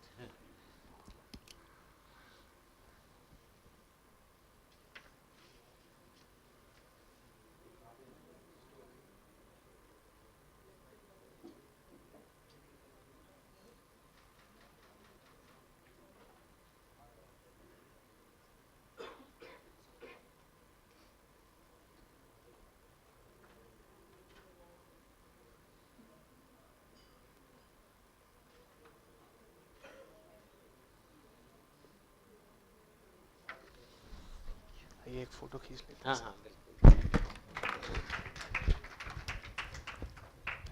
Sorry, 1 second.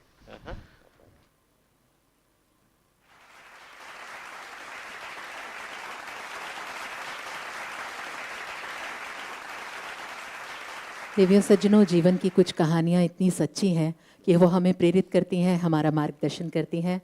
Dr. Sajjan Singh Yadav, Additional Secretary, Department of Expenditure, Ministry of Finance. Ladies and gentlemen, that was in a chat with Mr. Rohan Kocher, founder, SKOCH Law Offices. Divya सज्जनों, इसी के साथ अब मैं बहुप्रतिष्ठित scotch economics पुरस्कार की घोषणा करती हूँ. I request Sameer Kochar sir, chairman Skoch, along with Dr. Deepak B. Fatik, Director STF and former Chairman Board of Governors IIT Indore, to kindly be on dais and do the honors.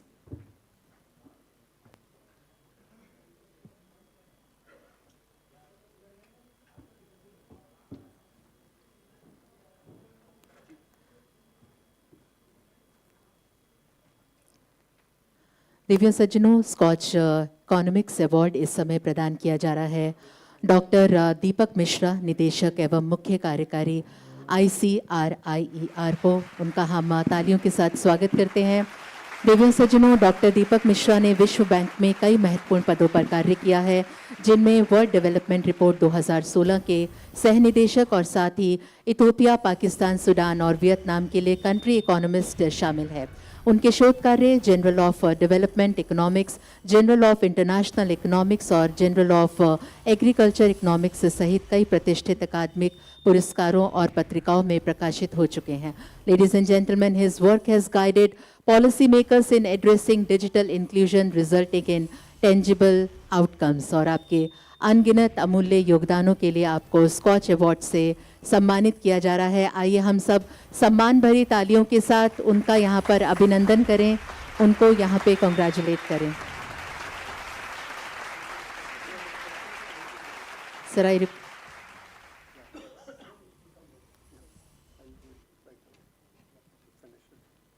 request you to kindly share your thoughts and vision and address the gathering, sir. Do I have the presentation?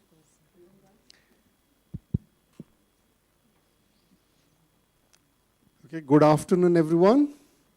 How is the Josh in the room? Okay, so let's, so from the scaling the Mount UPSC, we'll go to driving the digital highway. So I'm going to start my presentation. So we're going to talk about the state of India's digital economy. I'm hurrying up because I know there's a lot of things to do before the lunch starts. So I'm going to start, and hopefully somebody is going to fix the screen soon. So we're going to talk about the state of India's digital economy. This is a report that we publish every year in ICRIER. ICRIER is an economic think tank in Delhi called Indian Council of Research on International Economic Relations. And thanks to Samir ji and the Scotch Foundation for this opportunity and the invitation.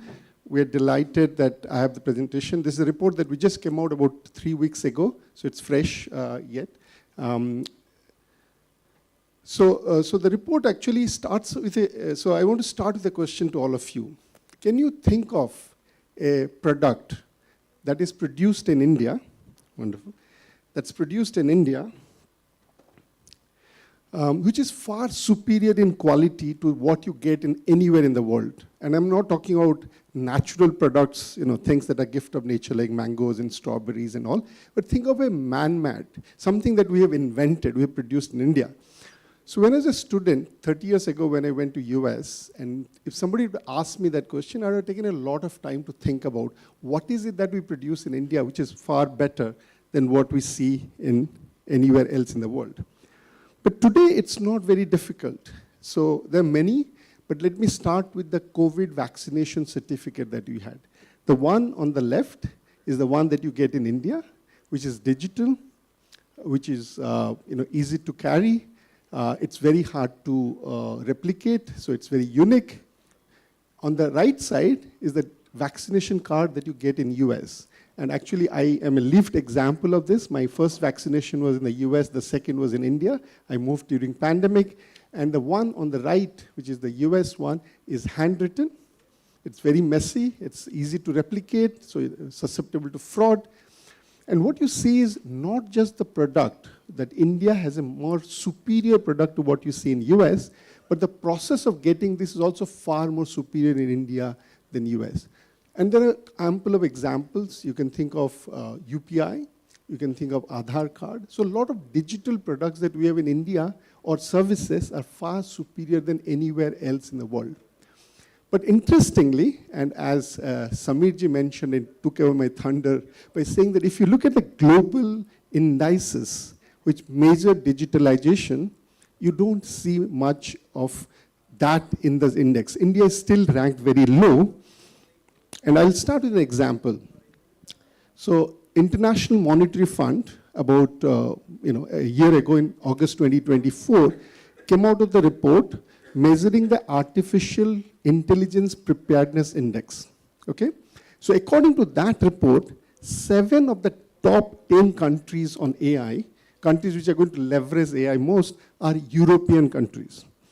They are Denmark, Netherlands, Estonia, Finland, Switzerland, Germany, and Sweden. So imagine, so top 10 countries, out of those, 7 are European. And then we know what happened. DeepSeek happened a few months ago. And suddenly there was this shock, mayhem, that how come a Chinese company could produce something at such a low cost and such a high quality? Because China was ranked 30, Indonesia was 60, Brazil was 65, India was 71. So if you believe all these indices, then as a European policymaker, you'll be very comfortable that I'm doing all the right things and I'm very well prepared for the AI index. So if you're an NVIDIA stock owner, you know whom to sue if your stock prices went down. Because many of these global indices have been falsely coming up with these numbers which actually do not reflect the global realities. And in the same time, we produced the report in 2024 where US was number 1, China was number 2, and so on and so forth. But obviously, when things are coming out of in a think tank in developing country, not many people pay attention to. But what's the problem with all this digitalization index? The problem is they're measuring digitalization in the AI age using matrices that was developed during telecom era. So they're very outdated to measure digitalization in the current period. So what's wrong with the whole global indices? And here I must say that, this is not because there's some global conspiracy to make India look bad. I don't believe in that theory that somebody is trying to make India look bad by keeping the indices low. It's sheer intellectual inertia. People are not investing enough time to understand how digitalization happened in developing countries. They're still using the old model of digitalization in global north and assume that the same is happening in global south. That's the problem. There's an intellectual inertia that we want to in some sense disrupt as we create. So what are the problems with the traditional indicators? 3 things. First, they completely ignore the scale effect. What do I mean by scale effect? Think of 2 countries. Think of Fiji and India. So Fiji has 1 million people and 90% of Fijians are on internet. Okay, and India has 1.4 billion people and let's say 70% or 1 billion Indians are on internet. In global indices, Fiji gets a higher rank than India because Fiji has 90% and India has 70%.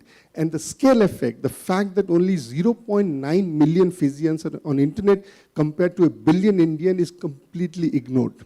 And that's not because they're trying to deliberately look India bad, but because that's the way they started to measure digitalization in 1990s, and that has continued. At that point, it didn't really matter because most of the poor countries, large poor countries, were very low in terms of scale. So it didn't really affect. But the same formula has kept on for 22 years. The second problem is that they measure digitalization in a very narrow way. It's mostly about connectivity. So how do you connect people? And as Samirji said in the morning, most people in rich countries were connected by fixed broadband through a laptop or a computer. In India, we use mobile phone and through mobile broadband. And so that's not getting as much weight as the fixed broadband. What we did is, we said connectivity is important, but so is harnessing. How are we using technologies to create growth, generate jobs, improve service delivery? Harness is important, connect is important, so is innovation. How are we using the emerging technologies like AI, Meta, NFTs, and others? And finally, we also said it's good to talk about the benefits, but there are downside risks to digitalization.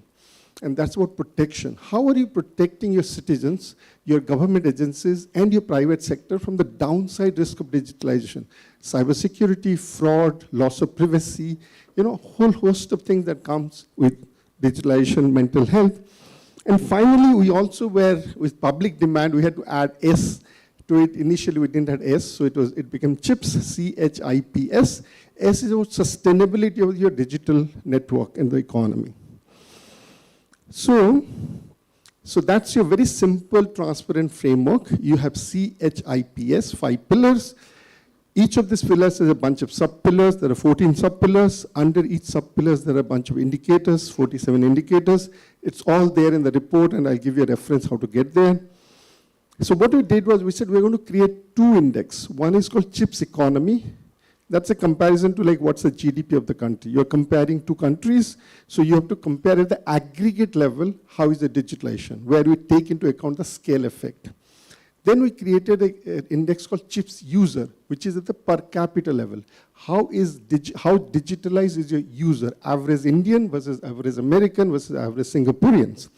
So that's like a per capita GDP.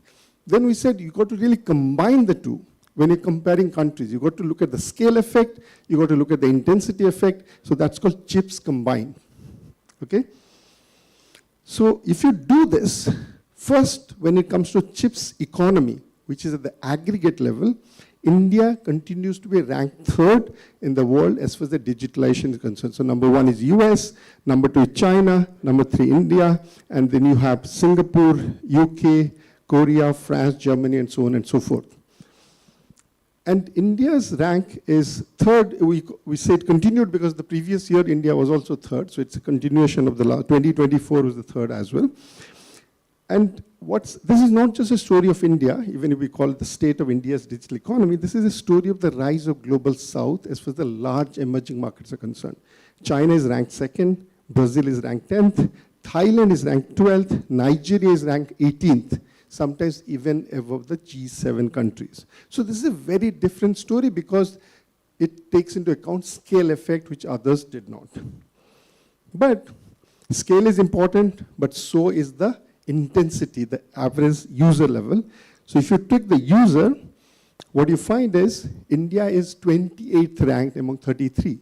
Because while India is highly digitalized, the average Indian is not. There's still a large percentage of Indians who are not connected to the internet, who don't have a smartphone, and they're not enjoying the full benefits of digital economy. So the important thing about no Indian left behind, there's still a number of Indians who are left behind when it comes to digital economy. So if you combine the 2, India comes out 8th, and that's the number that we want you to remember. India is the 8th most digitalized country in the world if you take into account both the breadth and the depth of digitalization. US continues to lead the global economy, and China is the closest second.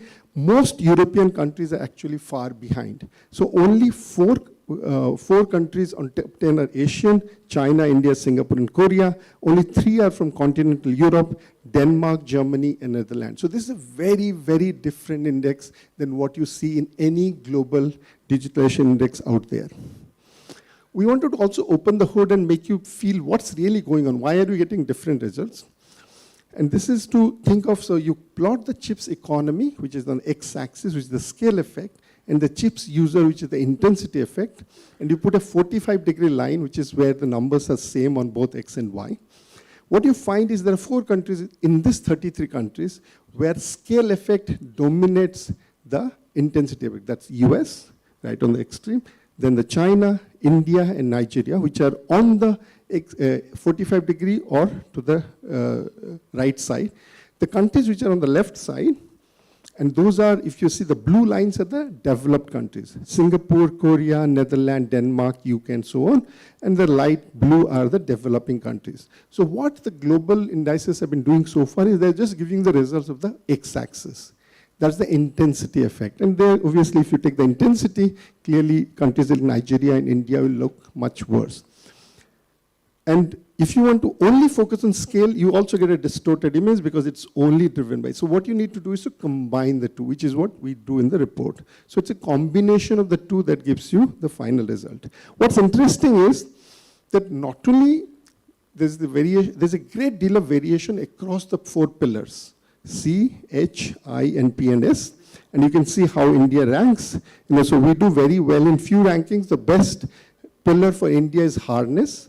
So we have so once you connect the Indian to the digital economy, they are much better in using it when it comes to e-commerce, e-health, ICT exports. So India's strongest suite is actually harnessing the technology, and we are not so good as far as the rest are concerned.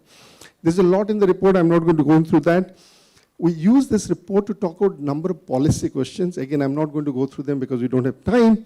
But one of the questions is India is over-dependent on mobile phones, the mobile-led digital. Is that a good thing or a bad thing? Is it a curse or a blessing? Should we also be thinking about fixed broadband as a secondary ways, because we want to keep our digital economy more resilient?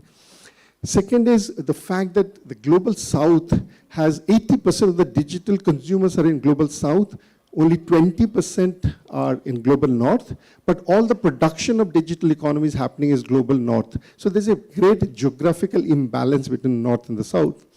The third point is about AI, and there's a global duopoly that's emerging, and can India actually challenge the global duopoly? And finally, whether digitalization sustainability has any trade-off. I'm not going to go through any of them now because of shortage of time. I'm just going to focus on the AI part. So when it comes to innovation, what you find is there is a global duopoly that's already forming. Here are just 2 pieces of data to make you look at. Out of the total valuation of unicorns among these 32 countries that we have, nearly 60% are in US, close to 17 to 20% are in China. So together, these 2 countries have 75% of all the unicorns in the world. India has 5.4%, so we are the 3rd largest, but a very small compared to China and US. If you look at VC investment in AI, again, China is 15, US is 60%, China is close to 20%, India is 2.2. So again, we are not getting the investment. So clearly, if you look at the world is already betting that there will be 2 countries which are going to win the AI race, it's going to be China and the US. If you look at the infrastructure and the results on AI, again, you see dramatic variation across countries. Look at US, which is right at the extreme end, which is because it's an index, that's the frontier when it comes to AI. China is very close second. Then comes Singapore, Korea, Japan network. But the countries on the below the 45-degree line are the countries where they have good infrastructure, but they don't have as much AI results on AI. So a lot of actual patents, outputs are not coming from there. Countries on the top of the 45-degree, like UK, France, India, there you don't have the infrastructure, but you have a lot of good results. So what this says is there's a nice complementary between, say, India and Singapore. India has the research capability. We have the AI workers. We have a lot of the data, the compute. Whereas Singapore has the infrastructure, they have the GPUs. So if you want to really collaborate at a global level, India and France are not the natural partner because you want to compete with each other. The better partners are India and Singapore, or India and Korea, or even India and Japan. One of the things we try to do is to use this report to come up with some policy analysis. One we call is digital drill downs. You can use this report to say which part of India or which indicator India is lagging the most, and where a rupee of investment, if I have 1 rupee of investment to make on digital economy, where should I put that money? If you look at it, interestingly, it turns out that India is farthest from the frontier among all the 45-7 indicators is infrastructure in AI. We have really been very slow in building up the infrastructure in AI. And so if you look at among the chips, we are 30 percentage point from the frontier. Within the chips, Connect is 24, Harness, these are the percentages we are away from the frontier. Innovation is the biggest. We are the 66% away from the frontier. Within innovation, we are farthest in AI, and within AI, we are the farthest on infrastructure for AI. So in a sense, what the government is doing today is actually very important and very timely. The MATE's India AI mission, the budget had announced a huge amount of investment, are absolutely necessary for India to catapult to a higher level. And this data actually provides strong evidence that the policy making that has happened over the last 2-3 years are actually hitting the right constraints and improving the binding constraints on digital economy. So that's all let me leave you with. There's a lot that's in the report, but I just want to say that most important thing is while India is doing very well in terms of the overall digital economy, important to note that the average Indian is still not fully digitalized. There's a huge amount of work to be done. So while we could be happy with the laurels, I think there's still a lot of work to be done in terms of policy, investment, and all the things so that India has a place on the table when it comes to the third and the fourth industrial revolution. We should not just be using it, but we should be influencing. Thank you very much.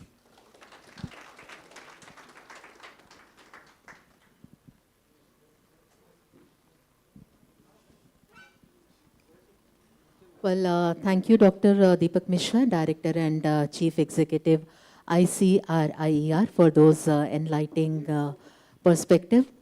Ladies and gentlemen, it's time to begin our panel discussion. An agenda for reforms, and to talk about, we have our esteemed panelists among us. थोड़ा सा समय हमारी मंच व्यवस्था में लग रहा है, तब तक हम सभी पैनलिस्ट से आपका परिचय करा देते हैं. Ladies and gentlemen, without further ado, I introduced our esteemed panelists who are right now here. Presiding over this esteemed session as our Honorable Chair is Dr. M. Ramachandran, Distinguished Fellow, SKOCH Development Foundation and former Secretary, Government of India. His leadership has contributed and have been pivotal in shaping urban governance and infrastructure development in India. So we welcome you. We also have for this panel discussion, Dr. M. Govinda Rao, Chairman, Karnataka Regional Imbalances Redressal Committee. He contributed significantly to the development of fiscal policy and public finance in India. Sir, आपका भी हम स्वागत करते हैं. We also have the presence of Ms. Pranjal Bhandari, advisor to India's 16th Finance Commission and Managing Director, Chief India Economist and Asian Economist, HSBC. Ms. Bhandari plays a crucial role in shaping economic strategies and advising stakeholders on key economic trends and challenges. Dr. Ram Singh, Director, Delhi School of Economics. Dr. Singh is highly regarded for his role in shaping India's economic academic landscape. We also have Dr. V. N. Alok, Professor, Indian Institute of Public Administration. He is mentoring future leaders in governance and policy implementation. We also welcome Dr. Hindol Sen Gupta, historian and professor, O.P. Jindal Global University. Dr. Sen Gupta's, yes, sir. So meanwhile, I was introducing, they were just arranging. No, absolutely not, sir. We were arranging.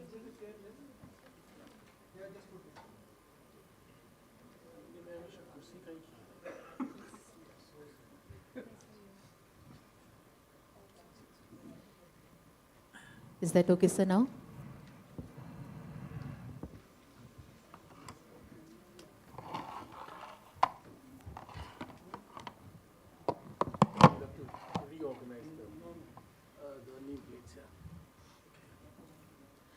Ladies and gentlemen, I once again welcome all our panelists who are here. Thank you so much for joining us today. And with this, I request Dr. M. Ramachandran to kindly chair this session, sir. Thank you. Thank you. We are terribly behind time. I believe we can do this session in about 45 minutes. Is that correct? Sir. Or can it be longer also? No, sir, not to longer. The audience, shouldn't we limit it to 45 minutes? Because the speakers will be a little bit compelled to compress whatever they wanted to state. So without taking much more time, let me welcome all the panelists, and I want to forego the opportunity of even making some introductory remarks. We'll straight away go to the subject, an agenda for reforms. That's what we are supposed to talk about. So I suppose each one of the eminent panelists can briefly talk about what is it that you consider is the most appropriate agenda for reforms in the context of what is happening. I don't know whether all of you were here. The Finance Secretary in the morning talked about the reforms process and some of the announcements made in the budget also. And I think there could be some inputs, contributions in that process also. Without taking much time, can I request Dr. Govinda Rao to please, to make his initial statement little bit compressed if you can, that will be good. No, and so, what is the time that? what is the time you require? No, you tell me, you say 2 minutes, I will finish. No, 5 minutes plus, but depending upon the excitement you generate, we'll continue. I'm not too sure of the excitement. So we will have one round of statements by our esteemed panelists, and after that, depending on time factor, we could field some questions. I think the idea is to get the maximum out of the expertise we have here as far as what could be the agenda for reforms. Over to you, Dr. Govindra. Good afternoon, friends. I don't want to stand between you and lunch. I'd like to compress whatever I want to say within a few sentences. I was actually asked to speak about regional imbalances, its causes and remedies. Now, regional imbalance or backwardness is politically, socially, and economically an explosive issue, and its redressal is important for peaceful coexistence. This requires identifying the causes of imbalances. India is a complex and a diversified economy, and with sharp differences in histories and institutions, and one-size-fits-all solution is not going to work. Viksit Bharat requires Viksit regions. I mean, each region has to develop, and no one can be left behind. And government interventions matter, but they cannot solve all the problems. Now, I'll skip out anything that I wanted to say about the neoclassical growth theory, which says that there is a convergence of incomes over a period of time, because I don't think this audience would, this is necessary at this stage. But let me just say what determines growth. In fact, let us just explore on that. One is provision of basic public services. Mansur Olson has a story that in 19th century China, there were, was infested with roving bandits. And in that situation, there was no incentive to save, incentive to invest, incentive to grow. And it is in that environment, and Heng Fei Zhou, one of the roving bandits, kills White Wolf, another roving bandit, and tells the people that I will look after you, and you give me a constant share of your income. So, which means that he established law and order. So from anarchy, we move into dictatorship. And obviously in that sort of a situation, in other words, what I'm saying, that there has to be a basic public good in terms of protection of life and property, enforcement of contracts, and basic provision of basic services which will provide externalities on the ecosystem for growth. Now, so obviously government has a role to play. Institutions and structure of incentives is important. This year, 3 people got a Nobel Prize because they basically examined why growth rates differ across countries. Mansur Olson himself wrote a book on rise and decline of nations way back in 1981. Now, another important thing that is required for growth is macroeconomic stability, but when you are talking about regional imbalance, macroeconomic stability is a national issue. One other important thing is geography, fixed factors, and resource endowment. Places with much greater resources, much fertile land, these are the places, have a potential to grow much faster than others. And again, the neoclassical theory tells that the convergence will be towards a steady state. But then when the savings and investment are different, when the The technology is different. When the services, the preferences of the people are different, so the growth rates definitely differ. Creation of a congenial ecosystem and generalized externalities are important. Human development, education, skilled labor, I mean, these are important. For example, in India, the OECD survey shows that in manufacturing sector, 75% of the people working in the manufacturing sector have an education level of less than matriculation. Now, obviously, they are not going to be productive, and again, in a situation. So, therefore, it is important that these people are educated well. There has to be a much greater focus on education and human development. Large national market is important. Impediment to trade is important. In the region, if you start creating impediments, obviously you can't really have a much higher growth. And it is necessary to have openness to trade and policy. You can't really shut yourself up and then have a protectionist policy. If you have an open policy, obviously there will be specialization, there will be a much greater inflow of technology, and with the inflow of technology and inflow of investments, growth rates will be different. Just before I conclude, I just want to say that, in Karnataka, there was already talk about the inequality in India, which has been widening over a period of time. There has been a divergence. Even in Karnataka, if you see, in 2004-05, there were at least 10 districts which were above the state average. And today there are only 4 districts above the state average. That is Bangalore urban, the 2 coastal districts, and Chikmagalur, the coffee growing area. Now, if you really look at it, Bangalore urban, there is an ecosystem. After 91 reforms, services became, in fact, they couldn't control, they could continue to control on the manufacturing, but then on services it became difficult to control, and services grew much faster. In Karnataka, agricultural contribution of agriculture to the state domestic product is less than 9%. Contribution of manufacture is just about 17 to 18%. Rest of it is all services sector. And much of it, as over 38% of the income is generated only in Bangalore urban.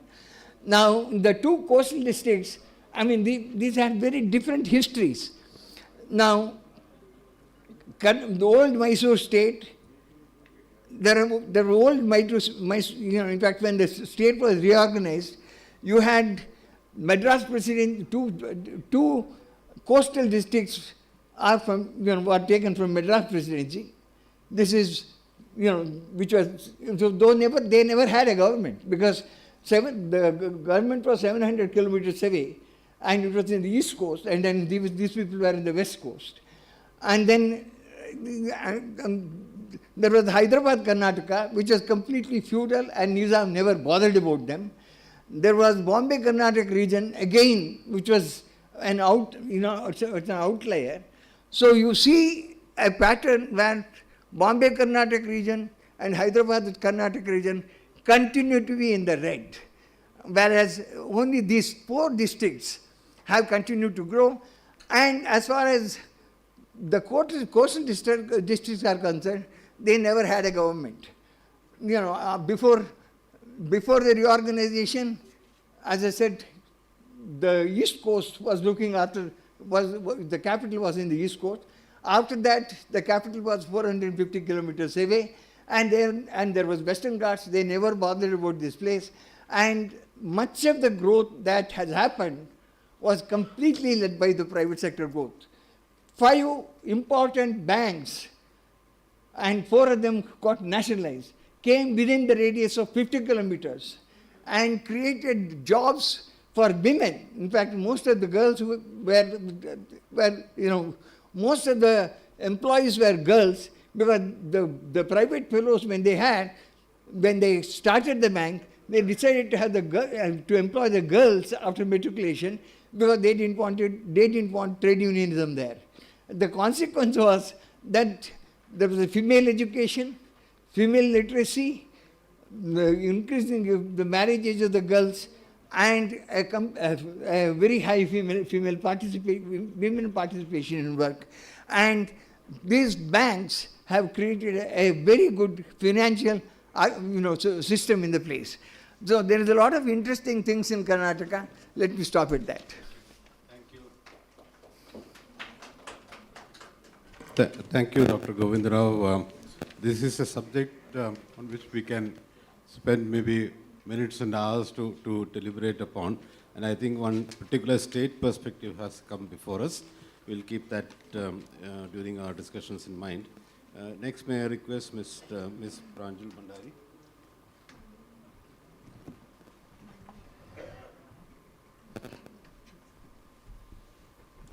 Hello, everybody. It's great to be here. I have to speak very quickly on a very important topic. I hope I make sense. I'll try not to talk very fast, but covering it all in 5 minutes is going to be tough. So look, what I want to talk about today is India's GDP growth trends. How are things looking last year, this year, and how should India do best in order to perform in a global environment which is looking extremely unstable?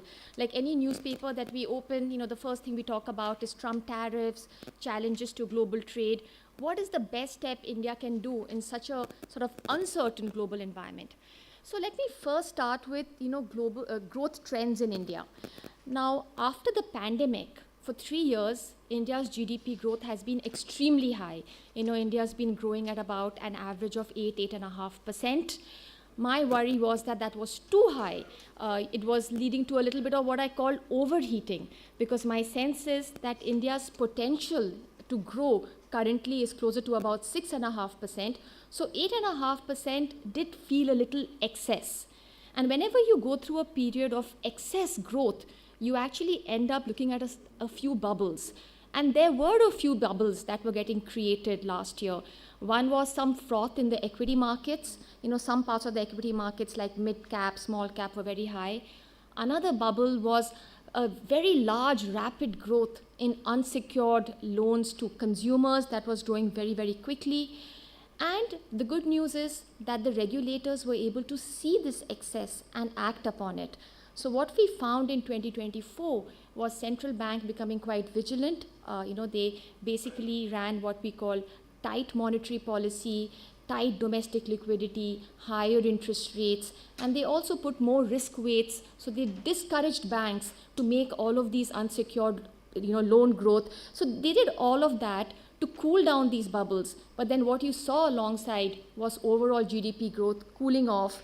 And in September, India grew at 5.6%.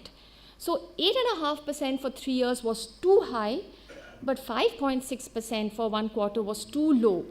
Since then, a lot of changes have happened, and I think growth has sort of come up to about the 6.5% ballpark, which I think is safe growth at this point of time. And my sense is that over the next couple of quarters, we are going to see growth of about 6.5%. So this is where I think growth is right now. But the big question is 6.5% growth enough for India? And my answer is no, it's not enough. It's not going to get us the kind of jobs India needs. India, by conservative estimates, needs to produce about 70 million jobs over the next 10 years. That's a very, very big challenge. It's our demographic challenge that we are facing. Is 6.5% growth good enough for that? My sense is not. We really need to get back to this 7.5%, 8% growth. But it needs to be sustainable growth. It needs to be growth which is coming without creating all of these bubbles that we were starting to see last year. But how do you get to responsible 7.5%, 8% growth? And the only answer is reforms. There are a lot of possibilities of reforms in India, domestic reforms, external facing reforms. And there is one reform I want to just touch upon today, which is one external facing reform. Can India do something right so that at a time when there is so much of global uncertainty with trade, tariffs, Trump policies, can India actually benefit from this? And can it come out in the right side of all of this? And my sense is yes, it can. Now I'm going to take you back to the first Trump administration when we were seeing the same things. Lots of new tariffs were being announced, and everybody started thinking that global supply, manufacturing, and export chains were getting rejigged, and India will be a beneficiary. India will be what we called China +1. China is such a big manufacturer, India probably could be the next big manufacturer. And on the back of that, India could get, lots of growth and lots of new jobs, higher wages. But, did we really see that? And my sense is not fully. India did benefit. For instance, it has ramped up in electronics and mobile phones production and exports, but did it really see a lot of jobs getting created? And most importantly, did it see the share of manufacturing in GDP rise in a major way? And my answer is no. There was a bit of disappointment out there. And then when I look around and look at some other countries, for example, ASEAN. ASEAN is a block of countries which I also study. For instance, it's got Indonesia, Malaysia, Thailand, Vietnam. When I look at something like Vietnam, I think the real China +1 story was Vietnam.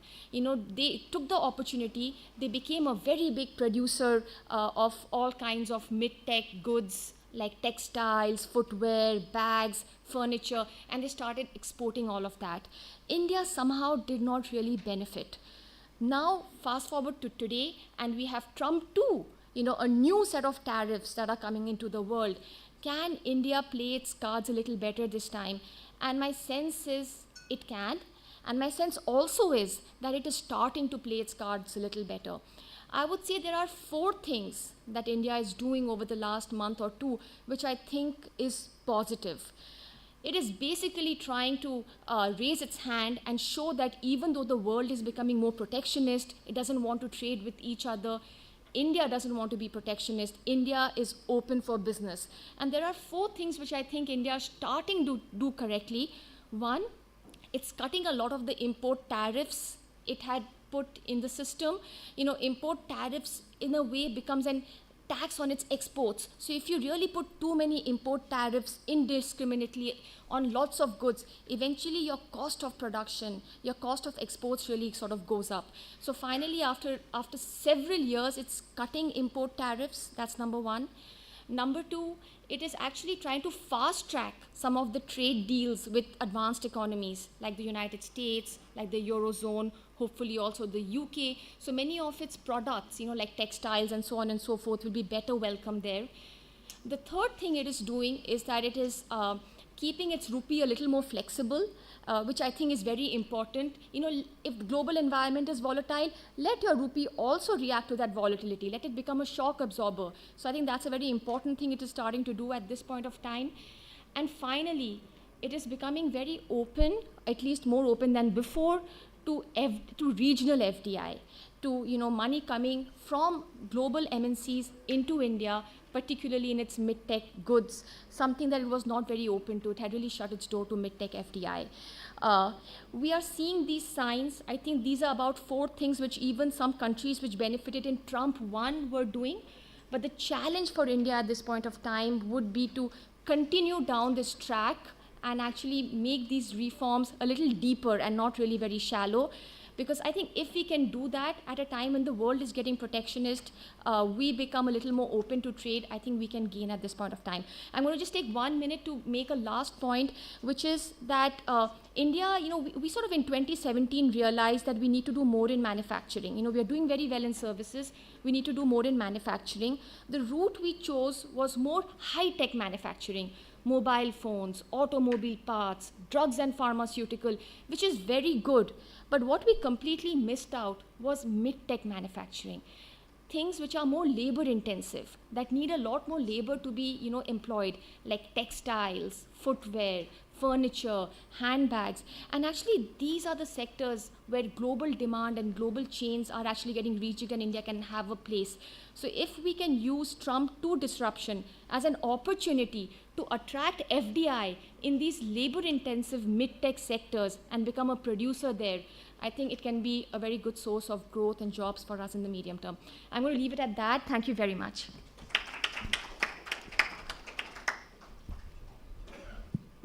Thank you, Pranjal. I think you have covered that possible scenario, and you have flagged what needs to be addressed. Let me now move on to the next speaker, Dr. Ram Singh, Director of the Delhi School of Economics, please.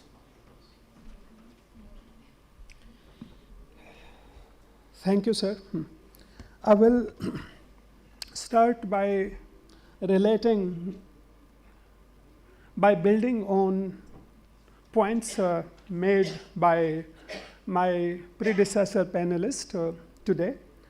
Professor Govinda Rao highlighted a concern, which is inequality, and Dr. Pranjal Bhandari emphasized the importance of India growing very fast. I will share my thoughts on how we can contribute, how we can expand our growth horizon, and in the process make the growth more inclusive.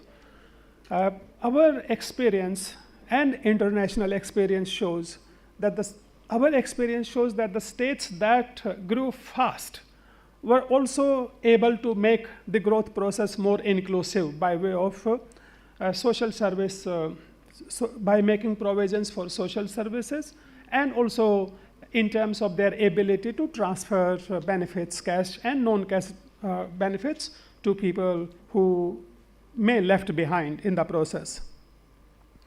As to the growth potential, whether we can grow only at an average of 6.5% or not, or we can hope to grow at 8%, it will depend on two, if I have to put it in extremely simple terms, it's going to depend on two factors. One, how much we invest, what proportion of GDP we invest, and what is our capital output, incremental capital output ratio. So it turns out that there is a regulatory infrastructure apparatus. There is a legal governance dimension that is holding both our progress on both the fronts. It is acting as a deterrent to the investment by investors, and also holding back our incremental capital output ratio, our ability to produce output from the investment. I take first example in terms of the way we are permitted to use land in urban areas. So land, capital, labor, these are major factors of production. Our capital is fairly, by now our capital investment, it is fairly unregulated. Labor is effectively unregulated. But the land, it may come as a surprise, is most regulated factor of production, and it pinches, it bites. Land is, so our intuition would be that land as a factor of production is in finite supply, it is. But its supply effectively depends on how much, whether it is regulated badly, poorly, or it is regulated wisely. Land use regulations come in the form of what we describe as floor area ratio related rules. Land use regulation and change in land use when agricultural land or residential properties have to be used subjected to mixed use, or agricultural land has to be transferred for industrial and infrastructure related proper.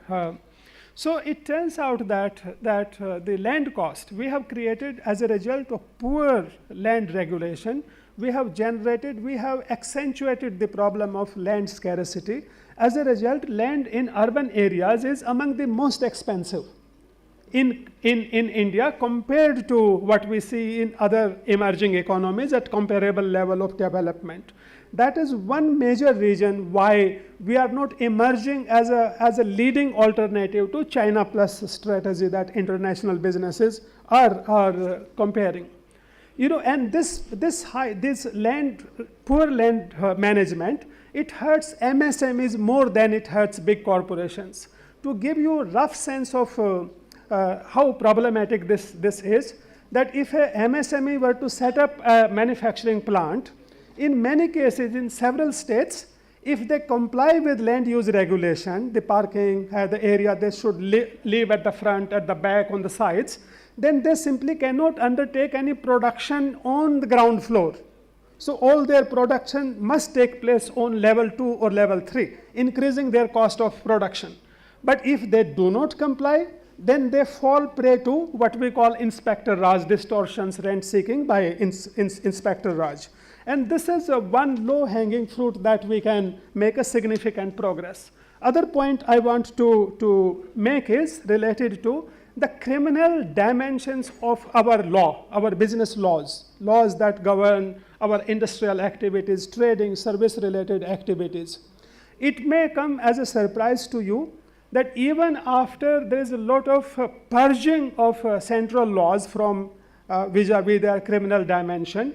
So according to economic survey, 370 central laws have criminal dimensions, meaning thereby by the business people can be charged and they can be penalized under provisions of criminal law. And these 370 laws, they have more than 1,000 provisions, more than 1,000 ways of penalizing, sending someone to jail and prosecuting criminally. It seems to me that this is a process of our mindset, our lawmakers and rule makers. All along we have been feeling that we lack capacity in enforcement. If we lack capacity in enforcement and we want our laws to be effective, then alternative is to increase the fine and through that process bring criminal dimension also. But the outcome is not increased compliance with the law. Again, outcome is the distortion, extortion that happens, and businesses become more and more vulnerable to rent seeking by Inspector Permit Raj, what Mr. Saxena pointed out this morning. Now, my final point, 1.5 minutes, I want to use to emphasize the need of sensitizing our legal processes, including our judges and other officials who work with the court system.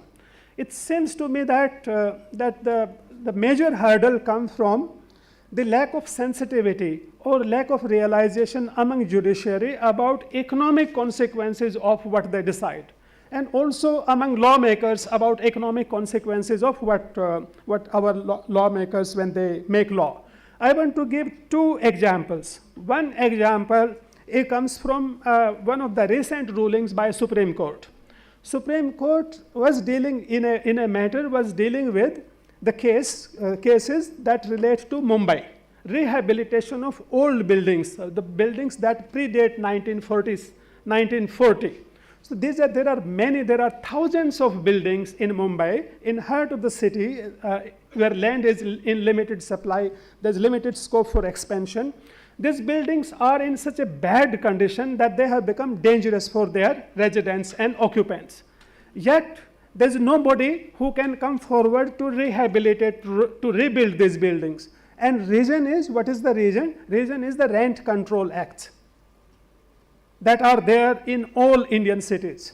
As a result of Rent Control Acts, the situation is that I could be the owner of the building, and if you are occupant as a tenant, then I have de jure legal right, ownership right, but I have no control. I cannot decide how to use, when to rebuild, renovate these buildings. Whereas you have effective right, you occupy, you use these buildings, but you do not have de jure right, and therefore you are also not in a position to develop it. As a result, lot of resources, there is several, square kilometer of land that remains unutilized and risky.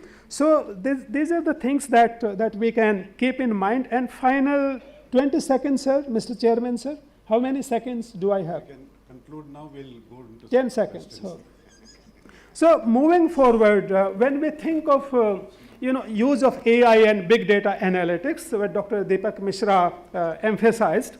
So when we build tangible infrastructure, we would also need to put regulatory apparatus, legal entitlements in place to make sure that the data gets generated, to facilitate big data generation processes through big tech platforms, and also granting controlled, anonymized, security safe access to this data for analytical purposes. Through these measures, I believe we will be able to expand our growth horizon and growth frontier. Thank you so much. Thank you. Thank you, Dr. Ram Singh. I know this sudden imposition of time control has lots of adverse effects also, but the point is, what you think needs to be conveyed to this audience, and time permitting, we'll think of continuing further. Now, may I request Dr. V.N. Alok. Thank you, sir. Thanks, SKOCH, for having invited me here. The 2 points that has been mentioned, one is growth and another is inequality. When we talk about growth, we can aim for the 3rd largest economy in the world. When we talk about inequality, then we are nowhere. Income distribution is highly skewed. We do have the richest person on earth here in India, like the number of billionaires, the super rich, those are here. So if those super rich keep on becoming richer and richer, then per capita income can also increase. Let's say by 2047, we may attain $14,000 mark, but that does not really mean the poor, what the Gandhi used to talk about Antyodaya, is getting those kind of services, what that person deserves. I mean, all of you, those who are sitting here in this room, to me, and I was just sitting here thinking, what is Viksit Bharat? Okay? Because in the morning, we did talk about Viksit Bharat. Okay, the Secretary Economic Affairs was here. Yes, one can say this per capita income will go up and this will go up. To me, if you are able to drink water directly from the tap, okay, that is Viksit Bharat. If a woman can walk freely at night, that is Viksit Bharat. That is about security. That is about confidence. A rich prefer to travel in public transport systems. I mean, I'm not talking about something which is there in Mars or in Moon. This happens in many of the countries in the world. So the amount of security, the amount of entitlement, the public service delivery, you can tune in such a fashion that gives you the amount of confidence. Now, I was asked, Samir asked me to talk about local governments, because I did some work, so he asked me to talk about local government. Now, when we talk about these services, which level of government actually renders these kind of services? It is the local government. In the rural areas, panchayat; in the urban areas, municipalities. It's not about the union government or the state government. I don't know how many people sitting here in this room, they know about the Gandhian constitution. It sounds very strange that Gandhi has written a constitution. A person like Shriman Narayan Agarwal, who was a true Gandhian, in 1946, he wrote a constitution and Gandhi wrote a foreword of that. And Gandhi never liked this 1935 Act, which we copied completely. That's a British Act. Okay. And it's the lengthiest constitution in the world, and many of the provisions have not been invoked so far. So the Gandhi used to talk about, Antyodaya used to talk about panchayats. That we have to have those panchayats, that need to be strengthened. Whenever we talk about inclusive growth, we should also talk about inclusive governance. When we talk about inclusive governance, then certainly the institution down the line, that is panchayat and municipalities, that need to be strengthened. After 40 years of the constitution, we had an amendment called the 73rd and 74th, and Part 9 was inserted there in the Constitution. 16 odd clauses are there. Now, this is what the legal framework, what the title of this, this conference is all about. Now, those 16 odd articles there in the Constitution, it is the responsibility of the state to assign those powers to panchayat and municipalities. Okay? How many states were doing it? Karnataka is different from Uttar Pradesh. Himachal is different from Kerala. Okay? So all kinds of stories that we get it. It is the responsibility of the Government of India to see that whatever is mentioned there in the Constitution, and this Part 9 and 9A, it just talk about decentralized democracy, that is one, which means the people can find out the local solutions for the local problems politically. Second is the service delivery. Service delivery related to economic development and social justice. And those service deliveries, there are 2 schedules which have been mentioned there in the Constitution, and it's all about primary education, health and other things. So it's important for the states to empower these local governments. First of all, they assign them certain responsibility. They also assign them certain taxation powers. They also give them certain kind of offices. I just give you one statistic, then I'll finish it up. So, China, 60% of their offices are in the local government. In China, more than 50% of the revenue is collected by the local government. The same case is there in US. More than 60% of the officers are there in the local government. But here the pyramid is just the reverse. So we need to think afresh and empower the local government. Thank you very much. Thank you, Dr. Alok. Now we move on to our final panelist, Dr. Hindol Sengupta.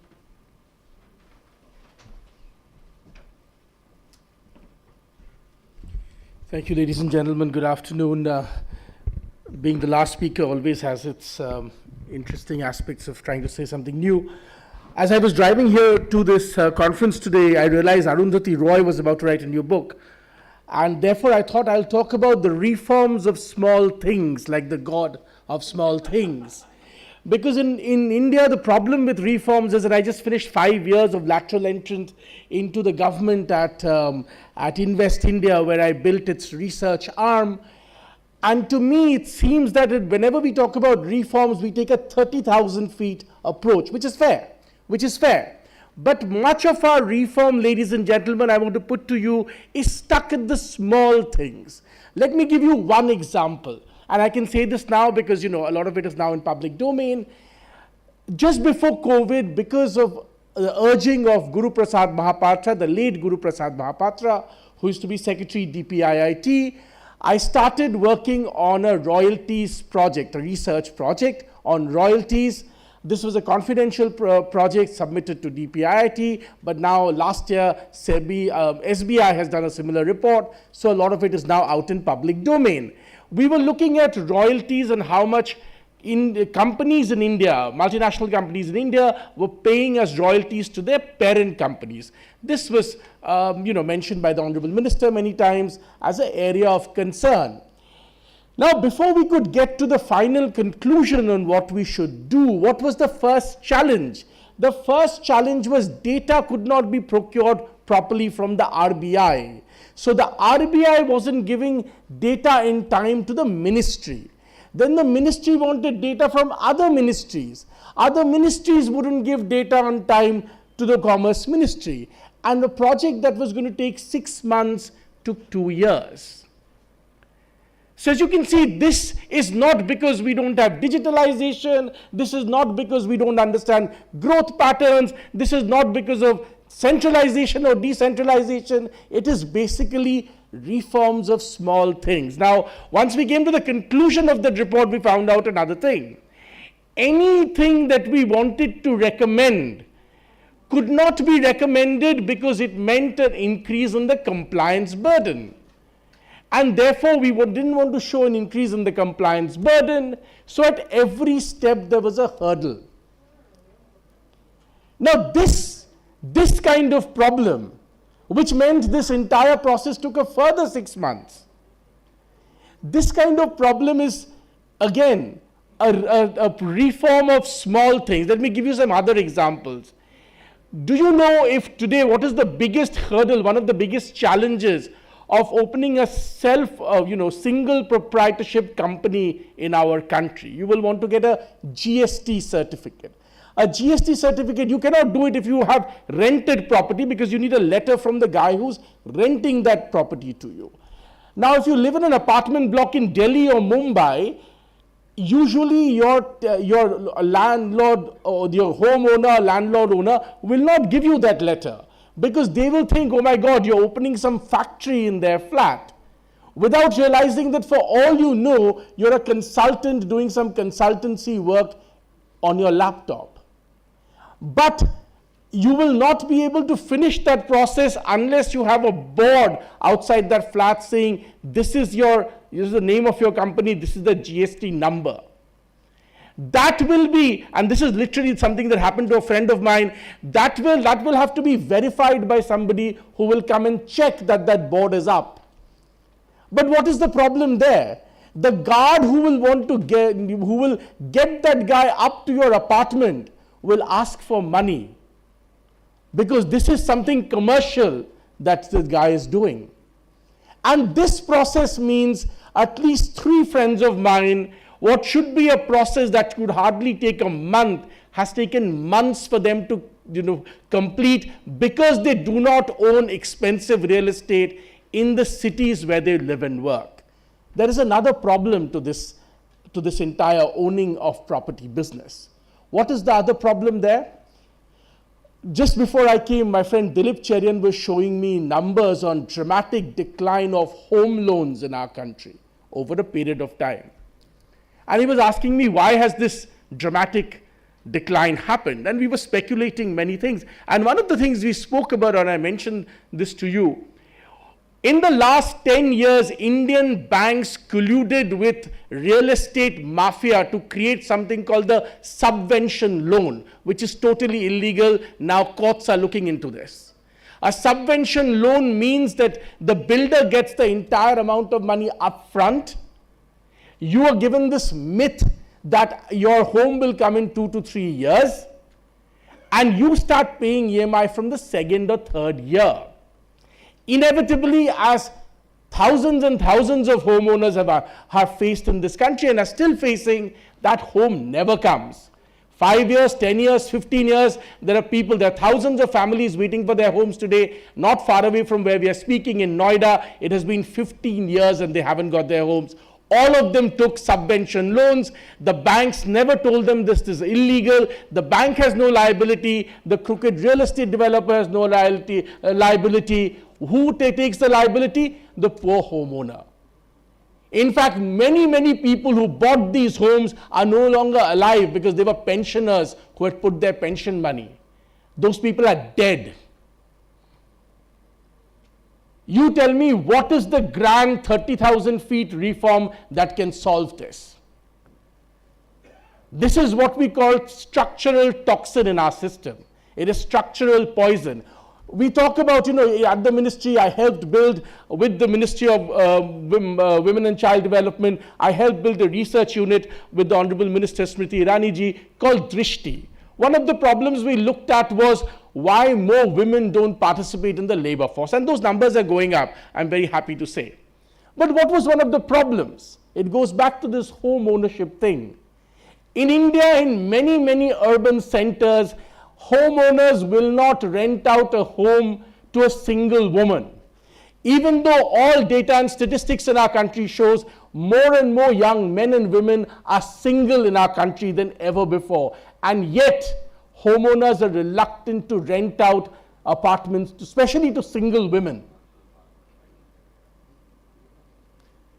What 30,000 feet reform will solve this? So unless you have the ability today to buy a very expensive home in a place like Delhi or Mumbai, these are the problems you would face as a young ambitious single woman wanting to make your life, wanting to build a career. These are the the reforms of small things. We are stuck by the devil in the details, so to speak. I want to conclude by saying, and since my role as a historian was mentioned, I want to conclude by saying something that Zhang Weiwei at the Fudan University told me recently, because we were doing a conference on civilizational states. India calls itself a civilizational state. I'm writing a book on it. He, of course, wrote the big book on it a few years ago. He said, do you know Deng Xiaoping studied in France for many years, and yet he barely ever spoke. He didn't know very well to speak in French, and never really quoted any French thinker when he thought how to change China. And he said the difference between that and India is, if you look at after independence, many of India's great thinkers, their ideas, the Constitution and the 1935 Act was mentioned earlier, many of India's thinkers were borrowing straight from what they had learned. Very recently, I saw on Barkha Dutt's show 1% lamenting that Prime Minister Narendra Modi does not have textual references. What is a textual reference? He doesn't quote Bertrand Russell. In 2025, these are our ridiculous measures of judging what is good governance. God forbid that Prime Minister Narendra Modi fluently quotes Swami Vivekananda as good enough as a textual reference.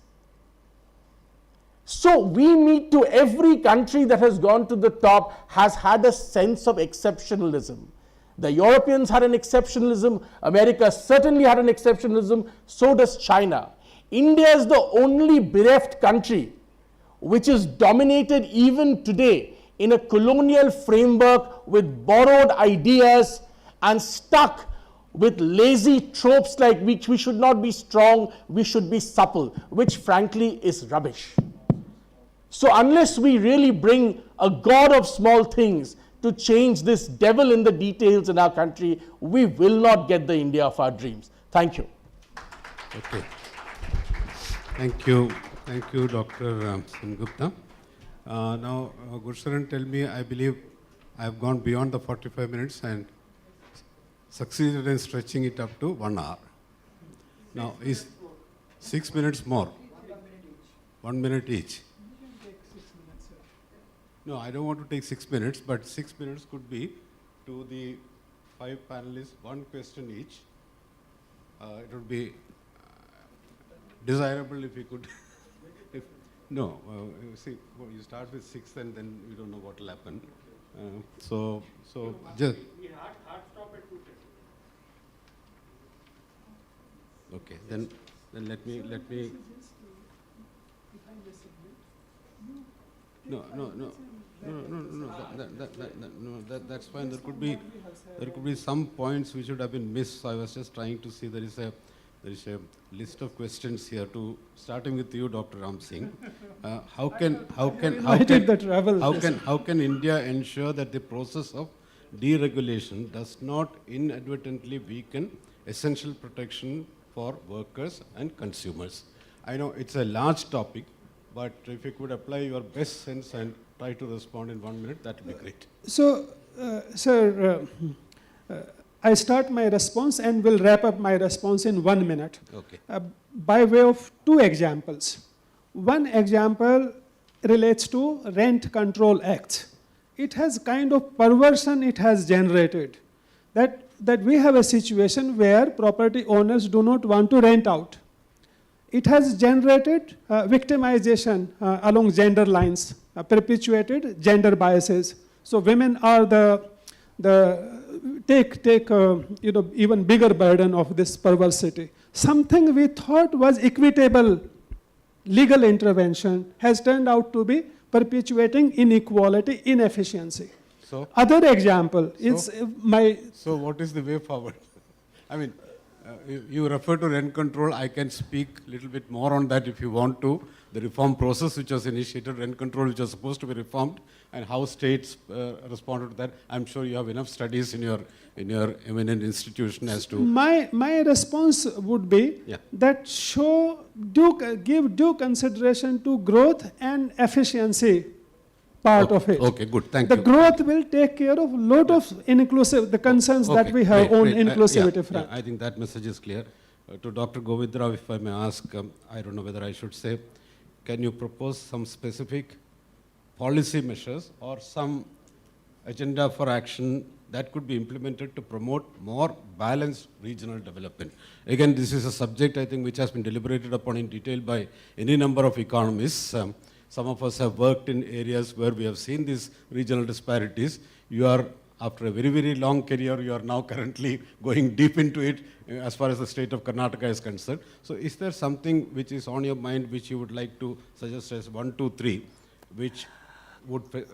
I think the most important thing that has to be done is to strengthen the education system across the state. Education, skill development, at all levels, in fact, starting from primary education, the higher education, because that helps, not only that, it helps in the mobility of the people apart from this thing and increasing productivity. Connectivity and urbanization is another important area where things have to be done. Urban services and infrastructure are the most important things because they are the engines of growth, and connectivity, so that from urban areas to the rural areas you can move about and then get your spillover from the growth. Thank you. Ms. Pranjal, if I may ask you, which sectors in India could be a long-term source of growth and jobs, and can we think of some policies in this direction? So I've taken his mic, he can't stop me. Okay, so, yeah, but it'll give me 10 seconds extra until you reach out to that mic. Okay.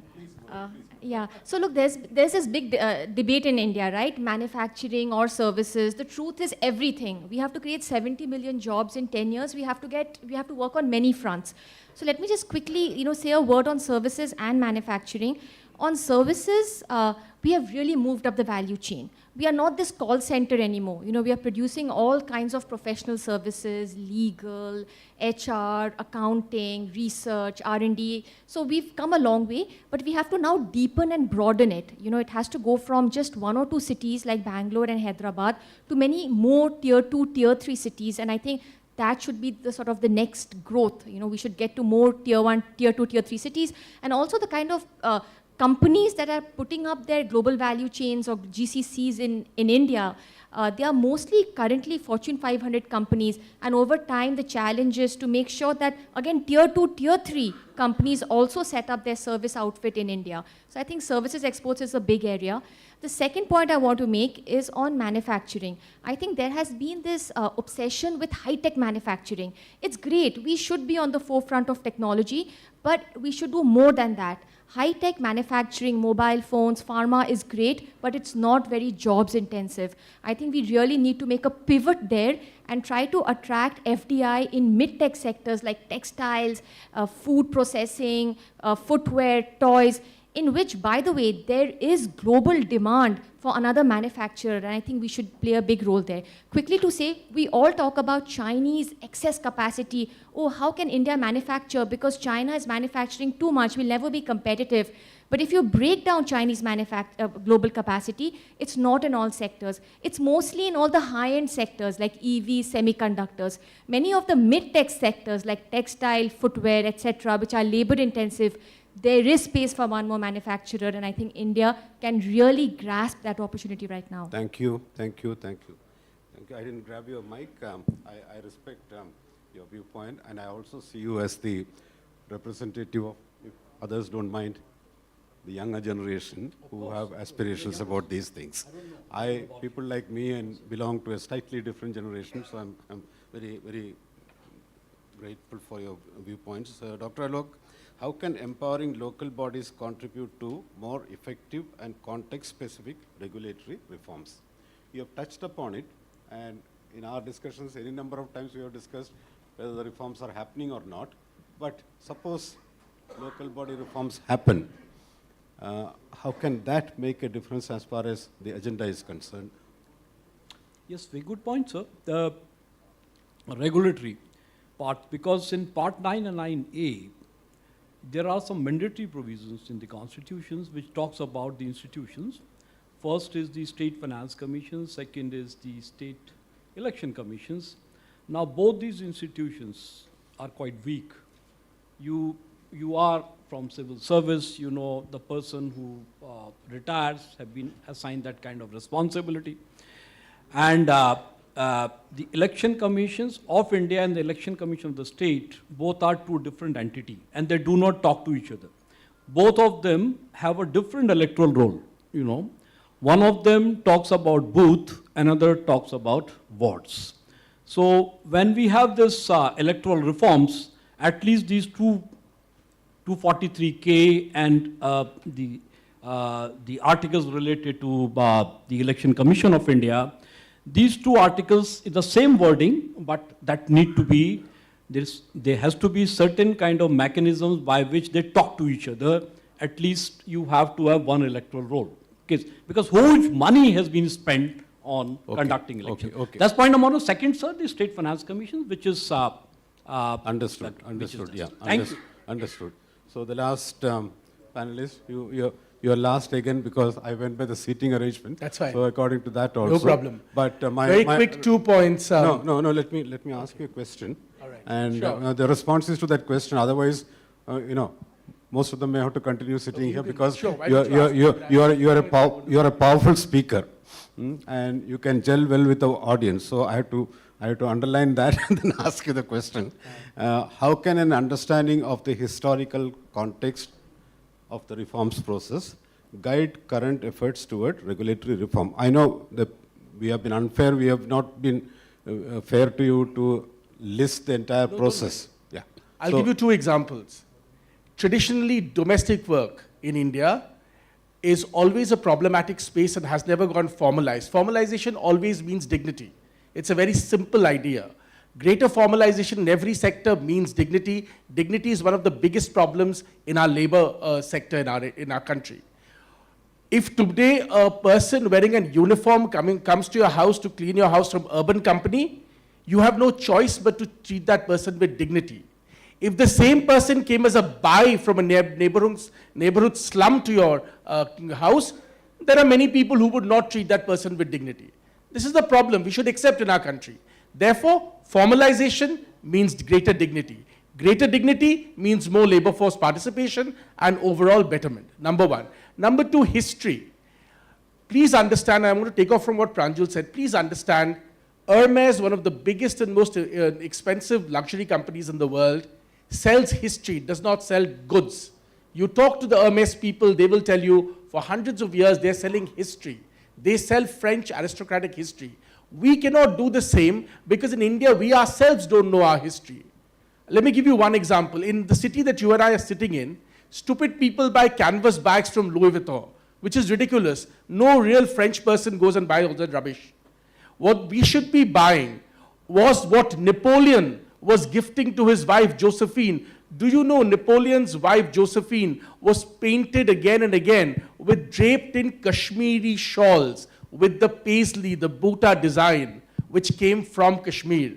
And from the Empress Josephine, it spread across the aristocracy in France. And what else was she wearing? She was wearing muslin from India. Muslin, cloth that was so fine that Pliny the Elder from Rome said this is like a wisp of smoke. We have no idea of any of this history, and therefore we can never sell, we can never upsell to ourselves or to the world our own historical heritage because we're historically illiterate. If we can change that, we can fix this. Very good, very good. Thank you for that. Yeah, I may not be still within my limit, but let me conclude this session. I don't want to repeat all that has been stated here, but I think there has been enough mentioned as far as the reform process is concerned, what could be taken care of. The gist of all that would be a very good input to the process. Thank you, Dr. Govindra. Thank you, Dr. Ram Singh. Thank you, Ms. Pranjul. Thank you, Dr. Alok. And thank you, Dr. Hindor. That's it. With that, we come to the conclusion of this session. Sorry, I cannot do a summing up. So you all do your summing up. And if the panelists are available during lunchtime, you can pose further questions. and cut down on the lunch and enjoy the responses of the eminent panelists. Thank you very much. Thank you, Samir. Thank you everyone for that comprehensive discussion. I request you to kindly gather for a group photograph.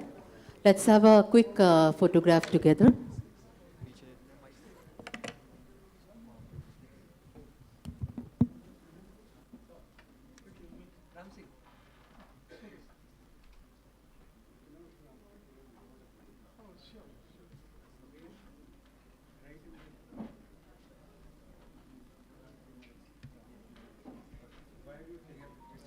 Ladies and gentlemen, let's put our hands together for our esteemed panelists.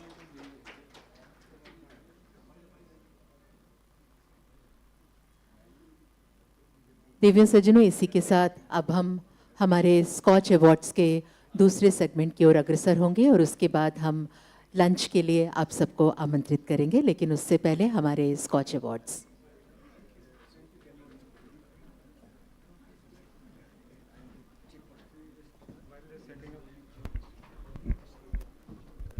So while they're setting up the stage for awards, we had done a quick survey while all this was going on, and the consensus was that late lunch is better than a late award. So we considered, we'll now very quickly try to do awards, but I promise you that the lunch is outstanding because I personally curated and tasted everything.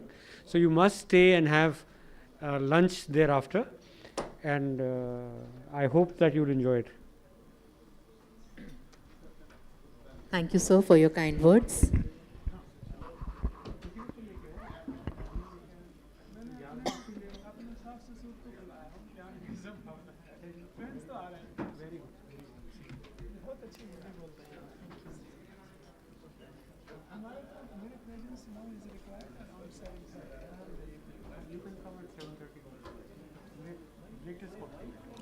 Ladies and gentlemen, with this we are heading towards the Scotch Awards.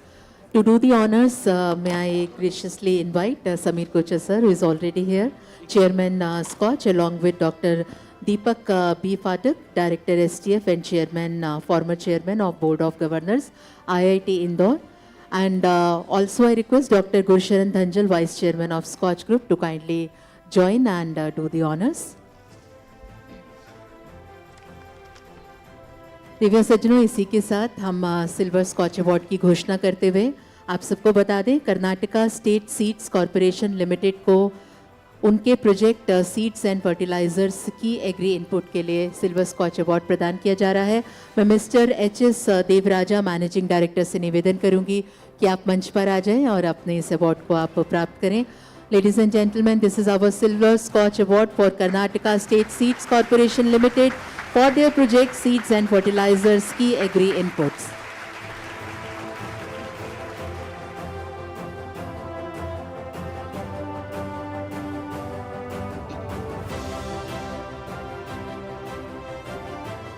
और इसी के साथ Rajasthan state seeds corporation limited को भी award प्रदान किया जा रहा है. मैं miss Nimisha Gupta, managing director से निवेदन करूंगी कि आप मंच पर आ जाएं. देवियों सज्जनों, Rajasthan state seeds corporation limited को उनके प्रोजेक्ट सीड प्रोडक्शन के लिए सिल्वर स्कॉच अवार्ड से सम्मानित किया जा रहा है. Miss Nimisha Gupta, managing director, is here to receive the award.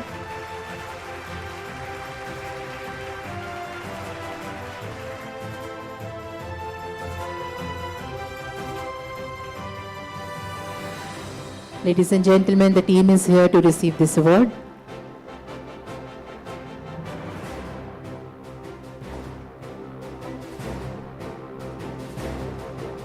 और इसी के साथ जिला परिषद जोधपुर को सिल्वर स्कॉच अवार्ड प्रदान कर रहे हैं mister Ganpat Lal Suthar, additional chief executive officer से हम निवेदन करेंगे कि वो मंच पर आएं और इस अवार्ड को आप प्राप्त करें.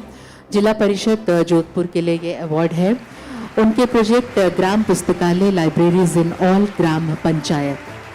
Ladies and gentlemen, this is wonderful project. Let's put our hands together for जिला परिषद Jodhpur. Directorate of biotechnology government of Tripura को सिल्वर स्कॉच अवार्ड प्रदान किया जा रहा है। मिस्टर अंजन सेन गुप्ता जॉइंट डायरेक्टर हमारे बीच में है, निवेदन करेंगे कि आप मंच पर आएं, आप इस अवार्ड को प्राप्त करें for directorate of biotechnology government of Tripura for their project college biotech club.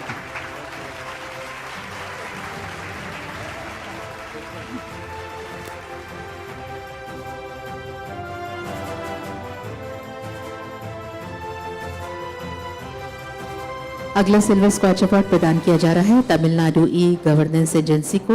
मैं mister M Govinda Rao director of e governance chief executive officer से निवेदन करूंगी कि वो मंच पर आएं।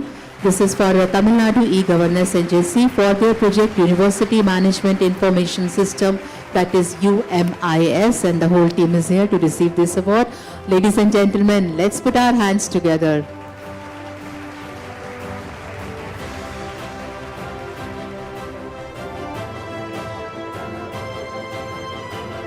Tamil Nadu E-Governance Agency, ladies and gentlemen, for their project University Management Information System, that is UMIS.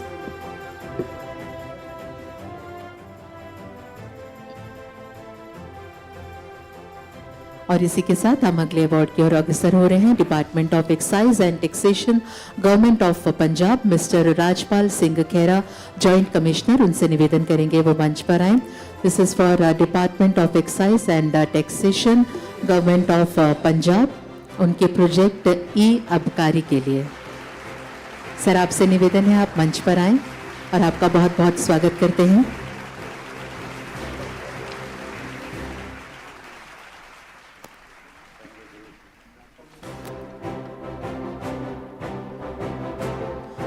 प्रिय सज्जनों, ये समय है कि हम सब तालियों के माध्यम से इस पूरी प्रक्रिया में जुड़े रहें।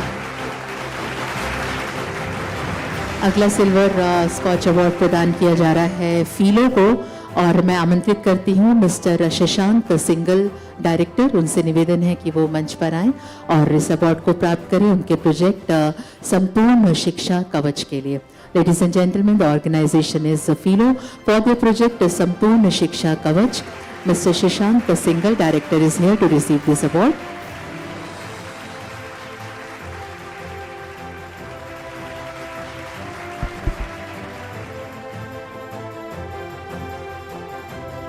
सिल्वर स्कॉच अवार्ड प्रदान किया जा रहा है ESAF स्मॉल फाइनेंस बैंक को। मैं mister Hemant Tamta executive vice president से निवेदन करूंगी कि वो मंच पर आएं।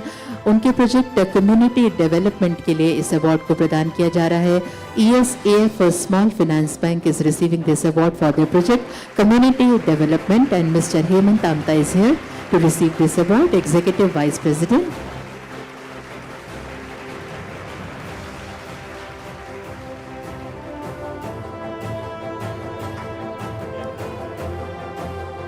हम सिल्वर स्कॉच अवार्ड की घोषणा करते हैं बगनान 1 या बगनान आई महिला विकास कॉर्प क्रेडिट सोसाइटी लिमिटेड और मैं मिस्टर विप्लव घोष CEO से निवेदन करूंगी कि आप मंच पर आएं।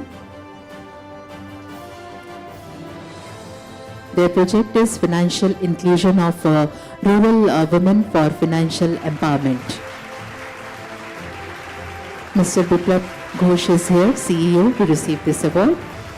Pagnan I Mahila Vikas Cooperative Credit Society Limited.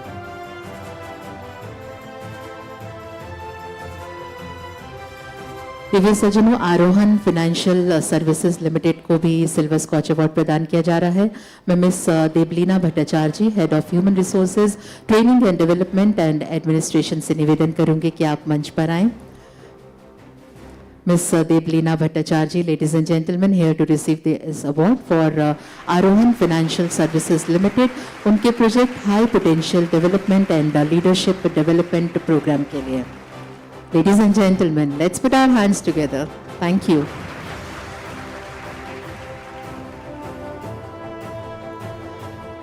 Award प्रदान किया जा रहा है cultivator natural products private limited को। मैं mister Tarun Prajapati managing director से निवेदन करूंगी कि वो मंच पर आए। Mister Tarun Prajapati, if you are here among us.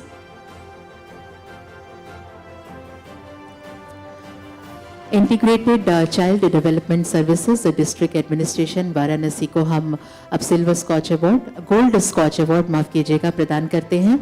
Mister D K. Singh DPO ICDS से निवेदन करेंगे कि वो मंच पर आएं। Ladies and gentleman, this is our gold scotch award for integrated child development services district administration Varanasi for their project 10 point Kashi strategy against malnourishment.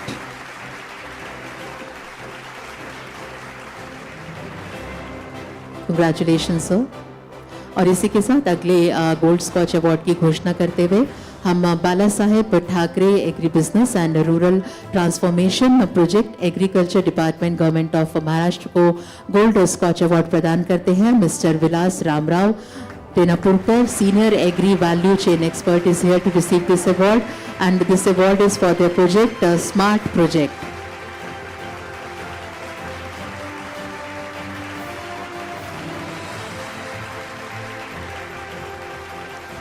Congratulation sir. और इसी के साथ अगला गोल्ड स्कॉच अवार्ड प्रदान किया जा रहा है Hindu religious and charitable endowments department, that is HR and CE, government of Tamil Nadu. मैं मिस्टर श्रीधर PN कमिश्नर से निवेदन करूंगी कि वो मंच पर आए। We have the valuable presence of mister Shridhar PN commissioner to receive this award for Hindu Religious and Charitable Endowments Department, Government of Tamil Nadu, for their project Integrated Temple Management System, that is ITMS. Ladies and gentlemen, let's put our hands together for the team.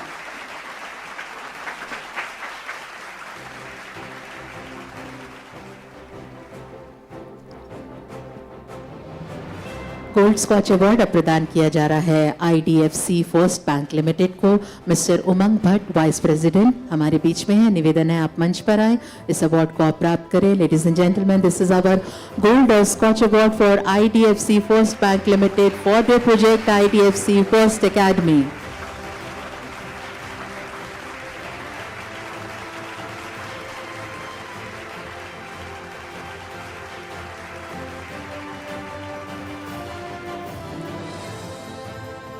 Directorate of e-governance Tamil Nadu e-governance agency को gold scotch award प्रदान करते हुए हम आमंत्रित करते हैं mister M. Govinda Rao, directorate of e-governance chief executive officer. आप मंच पर आएं और आपकी पूरी टीम भी साथ है, ये अपने आप में बहुत खुशी की बात है। आप आएं और इस अवार्ड को आप प्रदान करें, आप प्राप्त करें। Directorate of e-governance Tamil Nadu e-governance agency उनके प्रोजेक्ट तमीज़ पुद्दालवन स्कीम के लिए।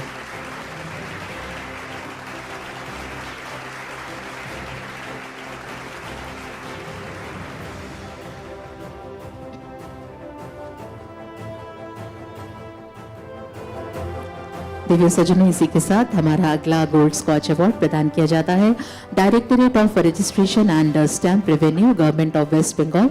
मैं mister Vibhu Goyal, director of land records and survey से निवेदन करूंगी अगर वो हमारे बीच में हैं। मिस्टर विभू गोयल, हम अगले स्कॉच अवार्ड की घोषणा करते हैं। District medical and public health office Nabarangpur, mister Rajiv Kumar Sahu, Mr. Rajiv Kumar Sahu, Project Administrator, and Mr. Govind Kumar, Project Manager, is here to receive this award for District Medical and Public Health Office, Nabarangpur. उनके project malaria control, a journey from API 17 to API less than 1.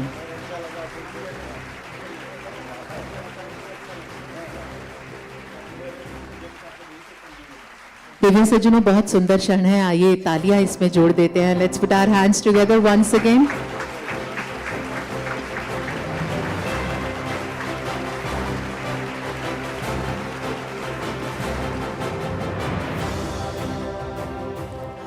With this, we end up this session. We thank Samir sir, Dhanjal sir, and Fatik sir for doing the honors. Thank you, ladies and gentlemen. Before we wind up and we invite you for the lunch, I would like to tell you that a few complimentary personally signed copies of Dr. Sajan Yadav's book are available outside. Just kindly feel free to take one on a first come and a first serve basis. Ladies and gentlemen, with this I request you to kindly proceed for lunch now. Lunch is served at Silver Oak downstairs, which is the same venue where you were having the breakfast and where we warmly welcomed you. And it's Samir sir, would you like to say something? Yeah, so if you're wondering when are you going to get your awards finally, they'll check if you ate. If you ate, then you'll get your award on the way back. बिल्कुल sir, birthday party है और ये पूरा lunch जो है specially curate किया गया है, डिज़ाइन किया गया है समीर सर की तरफ से. सो आप सब सर के ही अंदाज में प्रीति भोज का आनंद लें. नमस्कार.